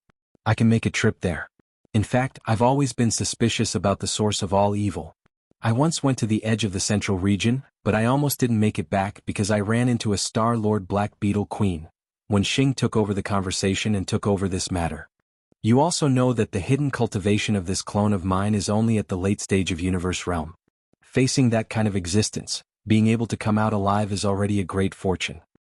However, it seems that such a low level of cultivation is actually a convenience. I can enter the central region of the source of all evil again." Speaking of this, when Xing, who had been sitting cross-legged on the floor of the secret chamber, suddenly stood up and disappeared completely. However, his voice still reverberated in the secret chamber. "As for everything in the base camp, it's all up to you. Sha Baofeng, do as you say. Investigate the battle first. Then we'll decide whether or not to investigate himself." A long sigh was heard from the empty secret chamber after a long time. It was De, the leader of the Heavenly Fortune clan. "So, even a clone doesn't want to stay here for too long? You found an excuse and left in a hurry, but what's the point of that? Where's your righteousness? Don't forget that your original self is still in the Heavenly Fortune City. You can't leave. You know everything, but you're still running away from reality. Am I really?" Chapter 3541. Patriarch De didn't show up in his real body. Instead, he sent a doppelganger, but his cultivation was also very high. His voice was not loud, but it spread throughout the void. All the intelligent robots in the void and in the warships all knelt down on the ground, while the members of the Heavenly Fate clan bowed to him. The content of the speech was very brief. First, it was an official evaluation of the competition. Then it was announced that one day later, the vanguard fleet would set off to the battlefield and lead the demon tribe star area to the other end of the wormhole leading to the second universe. They would start a war with the allied forces of the various races of the Federation from the second universe. Finally, Di's doppelganger changed the topic and mentioned Baofeng Sha and Yi Luo. In the name of a reward, he asked Baofeng Sha to leave his ship behind and hand it over to a senior core member of the Heavenly Fate clan to take it to the first star dock for upgrade and modification. Yi Xian sneered in his heart, but some cold sweat appeared on his back. Fortunately, he had anticipated this in advance. Otherwise, he would have been in big trouble this time. After giving all these instructions, Di's doppelganger floated away. The senior core members of the Heavenly Fate clan also turned to Yi Xian with a strange expression on their faces. Obviously they were not fools. Everyone could see that something was wrong when the Patriarch suddenly asked Baofeng Sha to leave his ship behind. However, they didn't think too much about it. They just wondered if Baofeng Sha's heaven-defying fusion ability was related to the first star dock. Was it related to the fortress? For a long time, everyone thought that the strength of the Heavenly Fate clan's mechanical fusion ability was only related to the members of the Heavenly Fate clan who performed the fusion ability. As long as one's understanding in this aspect was deep enough, even the most ordinary warship could be fully integrated with it. Strong combat power. But now, the Patriarch's action had reminded them. Many people were thinking about the deeper meaning behind it, and some people even had a look of realization on their faces. After Sha Baofeng fused with his mount, the antimatter death ray energy form of the alloy battle god spear and shield was indeed correct. A bug, and it was basically impossible to achieve. However, if the warship itself was modified, it was still possible. Even Uruidu seemed to have sensed something. He suddenly recalled that when Baofeng Sha was carrying out his last mission, the Baofeng ship had been left in the clan for modification. He had only just retrieved it from the modification star dock when he returned. That must be it. Yi Luo clenched his fists with excitement on his face. He had finally discovered Sha Baofeng's secret, which opened a new door for him. He realized that the true power of mechanical fusion was not only related to the Tianji race clansman who was fusing, but also to the warship that was fusing with him. After all, whether it was the mechanical war bug or the humanoid alloy war god, it was ultimately a combination of two aspects. While the Tianji race's understanding of the mechanical fusion ability was important, as it was akin to controlling software, it was also not to be underestimated as a forceful fusion battleship. Yi Luo had decided that he would not take the illusory stronghold with him on this expedition. He would leave it in the clan and ask a senior member of the Heaven's Legacy race to get in touch with him so that the first star dock could fully remodel it. Baofeng Sha, just wait and see. I will not be defeated like this next time. I will definitely make a comeback. Clenching his fists tightly, Yi Luo muttered to himself with incomparable confidence. Yi Xian waved his hand and took out the treasure maple that he had already prepared in his undying world. Of course, it was the real treasure maple. Then, a few of the senior members of the Tianji race entered the treasure maple and drove it away. As for the others, they went up to Yi Xian and handed him the commander's seal of the Vanguard Fleet Commander. Of course, it was also an electronic device. It was a small black box that could be connected to the communication port of the warship. It was the size of 2 fingers. After Yi Xian received it, he put it into his body with a flip of his hand. At this moment, Chinasi was already rubbing his hands in excitement. From his point of view, since Yi Xian had successfully obtained the position of commander of the Vanguard Fleet, then the future young patriarch of the Heavenly Fate clan would basically not be able to escape. Currently, the entire Tianji race did not know that the previous young patriarch, Emperor Xiaofeng, had died. Although they had their suspicions, it was not confirmed. However, in Chinasi's opinion, this matter would be confirmed soon. Then it would be time for Lord Sha to take over. Because of this, seeing Yi Xian turn around and walk towards him, Chinasi immediately bowed and greeted him with a smile as if he was the one who had been promoted and made a fortune. Lord Sha, congratulations. You have been promoted and made a fortune. You have been promoted and made a fortune. Get ready. We will set off tomorrow to the demon domain. You can return to the demon emperor planet then. These were not words of anger. The old man did not want to stay in the Tianji city, but Yi Xian could not always be by his side, right? He could only return to where he came from and send him back to where he came from. Upon hearing this, Chinasi was stunned. After a long while, when Yi Xian had already turned around and left, he finally regained his senses and hurriedly followed him. Although he did not say much, his eyes were darting around. Clearly, he was calculating how to stay by the side of the future young patriarch. By the side, he would be able to get promoted and make a fortune by following him. The entire vanguard fleet that had set off for the demon domain had already been readied. It was parked at the edge of the industrial circle around Tianji City. After Yi Xian arrived, he immediately entered the flagship stronghold. The scale of this Tianji race vanguard fleet was huge. There were a total of 1,000 fortresses of varying sizes and 100 fortresses of varying sizes. In addition, there were more than 10,000 3,000-meter-long stellar-level battleships and 1,000-meter-long planet-level battleships. As for all kinds of small-sized patrol ships and battleships, there were tens of thousands of them. Every fortress and fortress carried many of them. Such a huge fleet of vanguard ships covered the sky and occupied a large part of the starry sky. Yi Xian had never seen such a huge fleet before. There were tens of thousands of ships of all kinds. It was simply shocking. Just this alone showed how huge the scale of this battle was. After all, this huge fleet in front of him was only the vanguard. Such a huge fleet of vanguard ships was driven and controlled by intelligent robots. Countless intelligent robots were sent to the battlefield, and there were only 2 people in the upper echelon of the Tianji race who were in charge of commanding the flagship. They were Yi Xian and Yi Luo. Most of the authority was in Yi Xian's hands, and Yi Luo was only his assistant. The only things he could manage were some of the intelligent robots below. All orders had to be given through the commander's seal in Yi Xian's hand, which was also an electronic black box. Chapter 3542. The journey from Tianji City to the Demon Dweller Galaxy was a long one. Even if they didn't miss any of the small wormholes along the way, it would still take them nearly a month to reach the Demon Dweller Galaxy. The tens of thousands of small patrol ships and 1,000-meter-long planetary-class battleships in the fleet didn't have the ability to continuously jump through wormholes. Fortunately, the fleet had enough fortresses, so these small battleships were basically used as subships to enter the large-scale battle. They jumped through the interior of the battleship. Although the fleet traveled slowly and needed nearly a month to reach the battlefield, first-hand news of the battle could be transmitted to Tianji City and the flagship of the Vanguard fleet through the First Universe's interstellar network at any time. Thus, Yi Xian knew the situation on the Demon Dweller Galaxy like the back of his hand even while he was traveling. As the overlord of the First Universe, the Tianji clan had more than 10,000 3,000-meter-long battleships in the Vanguard fleet. Naturally, the other fleets of the First Universe's races would be even more terrifying. Of course, the participating fleets of the slave races couldn't be dispatched to the battlefield all at once. Like the Tianji clan's forces, they would arrive in batches. The first fleet to arrive was also the Vanguard fleet. As the sole hegemon of the First Universe, the Heaven's Legacy race had always claimed that they were the servants of all races, but in reality, this was clearly an exaggeration. No matter how large a universal plane was, it was impossible for it to have more than 10,000 intelligent races. The vast majority of races were weak races. Most of the weaker races were small races with no intelligence, such as the insectoids. There were nearly 1,000 slave races under the Tianji clan. Even if each race only sent a vanguard fleet of 100 ships, there would be a total of 100,000 ships. These 100,000 ships referred to the main force ships that were at least 3,000 meters long, including the fortresses and fortresses of various sizes. The Heaven's Legacy race did not open up the large fortresses with a diameter of 100,000 meters to their slaves.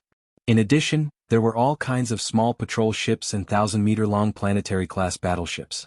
In short, if all the vanguard fleets of the slave races arrived at the Demon Dweller Galaxy, Yi Xian would have a super vanguard fleet of several 100,000 ships in his hands. Furthermore, the fleet in his hands was about to launch the first interstellar battle between the two universes in this war. This showed how terrifying the authority in his hands was. In the past, Yi Xian wouldn't even have dared to dream about it. Looking back 2 years ago, he was still a native who had just walked out of a sealed planet and arrived in the universe. He didn't know anything and had to start everything from scratch. But today, the first battle between the two universes was about to begin. 2 days after the entire Vanguard fleet left the Heavenly Fate Star region, the first wormhole jump arrived. After completing this wormhole jump, the entire fleet was already extremely far away from the Heavenly Fate Star region. Yi Xian's originally somewhat worried heart was completely relieved. The first thing he did was to go to the 100,000-meter-long fortress that housed tens of millions of Void Soldier ladles. After a round of inspection and confirming that all the Void Soldier ladles were there and that the 2 8-star Void Soldier ladles were fine, he was relieved. After a moment of hesitation, Yi Xian directly refined this interstellar fortress and put it into his body. At the same time, he issued an order to the devouring system to brainwash all the intelligent robots in this fortress named Cannon Fodder. He didn't plan to take this fortress out again. When he found a suitable galaxy in the future, he would find a new home for the Void Soldier ladles. But for now they could only stay in this cannon fodder. They couldn't even go to the black hole of life.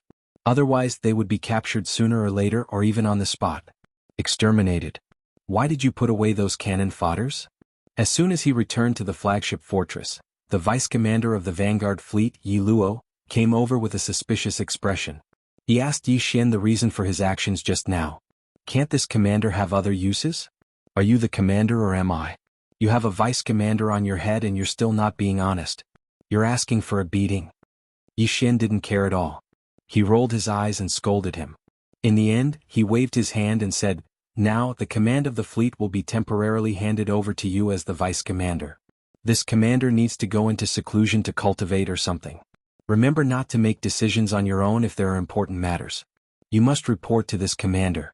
Report to this commander, or you will be punished according to military law. Chanas, you are now this commander's personal guard. Keep an eye on him. If there are any strange movements, report to me immediately." After saying that, he ignored Yi Luo, who was so angry that his nose was crooked to the side. He swung his arm and walked into a cabin. After closing the cabin door, he waved his hand and set up an isolation restriction. Only then did he relax. The journey to the Demon Dweller star field was a long one. There were still more than 20 days to almost a month's journey. Yi Xian couldn't waste this time. He decided to use this time to cultivate in seclusion. He had already refined the level 12 liquid and had it on hand. As long as the cultivation realm of the physical body and chi reached the great circle of the 9th step of this realm, he would be able to use a tube of level 12 liquid. If the first tube was not successful, there was still a second tube. In short, breaking through to the 12th great realm, the void realm, was absolutely a sure thing. Although his cultivation had increased quickly during this period of time, and he was now at the 11th stage, the mystic light realm, the 3rd stage, Yi Xian would feel a lot of pressure when he thought about the zombie king, Tuoba Linfeng. That fellow was a universe zombie. He could devour all flesh and blood in the universe to increase his strength. Even Yi Xian was shocked by the speed at which his cultivation advanced. If nothing unexpected happened, then the current zombie king, Tuoba Linfeng, would most likely have already advanced to the 12th great realm, the void realm. Therefore Yi Xian absolutely couldn't slack off. He had to make the best use of all the time he could to increase his cultivation as much as possible. Apart from that, the research on the level 13 liquid was also very urgent. Once Yi Xian reached the 12th stage, the void realm, this matter would become even more urgent. Otherwise, if he still couldn't refine the level 13 liquid when he reached the peak of the 9th stage, the void realm, he would be stuck at the 12th stage. If he were to stop at the 13th great realm because of this, it would be far too sullen of a loss. With these thoughts in mind, Yi Xian held back his energy and quickly entered a state of cultivation. After an unknown amount of time, when he finished cultivating and opened his eyes, a familiar system notification sounded in his mind. Ding! Congratulations to the host. The body's blood chi realm has broken through. Current realm, Mystic Light Realm Level 4. Chapter 3543. The first universe, the Demon Dweller Star Zone. Today the Demon Dweller Star Zone could be said to be a gathering place. Not only were the vanguard fleets of the first universe's servant races moving over, but even the enormous fleets of the various races of the Federation of the second universe were converging one after another through the plane-level wormhole that connected the two universes. The initiator of this plane-level space war was the second universe. The Tianji clan of the first universe and its servant races were merely responding to the challenge. Therefore, the battlefield was destined to be in the first universe's plane. Neither the Tianji clan nor the Demon Dweller clan had sent a large number of troops to guard or set up an ambush at the exit of this plane-level wormhole. The Tianji clan also hoped for a battle to disrupt the situation of the three universes. Therefore, guarding the exit of the wormhole and preventing the allied forces of the second universe from entering the first universe was completely unnecessary. As for setting up an ambush, it was even more unnecessary for the Tianji clan. The first universe was the headquarters of the Tianji clan, and the clan was known as the sole overlord of the first universe. If they didn't even dare to face the allied forces of the second universe's races head-on and played these tricks instead, they would be a laughingstock. Because of this, in recent times, the fleets of the second universe race that had entered the first universe through this dimension-level wormhole and immediately set up camp in the void near the wormhole's exit. It was simply one fleet after another. The void near the exit of the wormhole was already filled with the silhouettes of all kinds of battleships, fortresses and fortresses. They were densely packed, and the vast galaxy that stretched for tens of thousands of miles was covered with a layer of cold steel clothing. Among the top 10 races of the Second Universe's Federation of the Second Universe, besides the Nether Turtle Clan, the other 9 races such as the Blood Dragon Clan, the Green Rock Clan, the Warrior Lion Clan, the Inji Clan, the Barbarian Bull Clan, the Golden Eagle Clan, the Colored Python Clan, the Greedy Wolf Clan, and the Tree Spirit Clan, all sent powerful fleets of their races. In addition, the other races of the Second Universe also sent fleets of their races. Even the Black Lion that Yin Chi Yin Ba and Yin Jiu led over 10,000 members of the Yin Demon Clan to occupy had come to the Demon Dweller Star Zone. Of course, the Black Lion was now a wandering level stronghold in the universe. It was all alone and wasn't welcomed by the various races of the Second Universe Federation. Even the leader of the Yin Demon race, the Yin Emperor, didn't care about them. He had long since been angered to death. In addition, the Black Lion originally belonged to the Battle Lion tribe, but it was snatched away by the Netherworld Young Master. This was an absolute humiliation to the Battle Lion tribe. There was no doubt that as long as they saw this small fortress, the Battle Lion tribe would not be polite and would attack on the spot. Yin Emperor, who had leapt into the Star-Lord realm, had already abandoned his entire race. Right now, Yin Emperor was like a madman in the universe, roaming everywhere. Every time he appeared in a starfield, there would be a thunderous roar as he searched for young Master Netherworld everywhere. In fact, even if Yin Emperor still cared for the remaining 10,000 members of the Yin Demon Clan and the Black Lion, the Battle Lion Clan wasn't afraid at all. That was because, including the Battle Lion Clan, it was said that there was a Star Lord in each of the fleets of the top 10 races of the Second Universe. Although it was very likely that they wouldn't participate in the regular battle, there were 9 Star Lord Elders in the entire Second Universe's allied forces. The role of an eccentric overseer in stabilizing the army's morale was unparalleled. Therefore, the experts of the fleets of the various races of the Second Universe were all in high spirits. The steel battleships that stretched for 10,000 kilometers occupied a part of the void.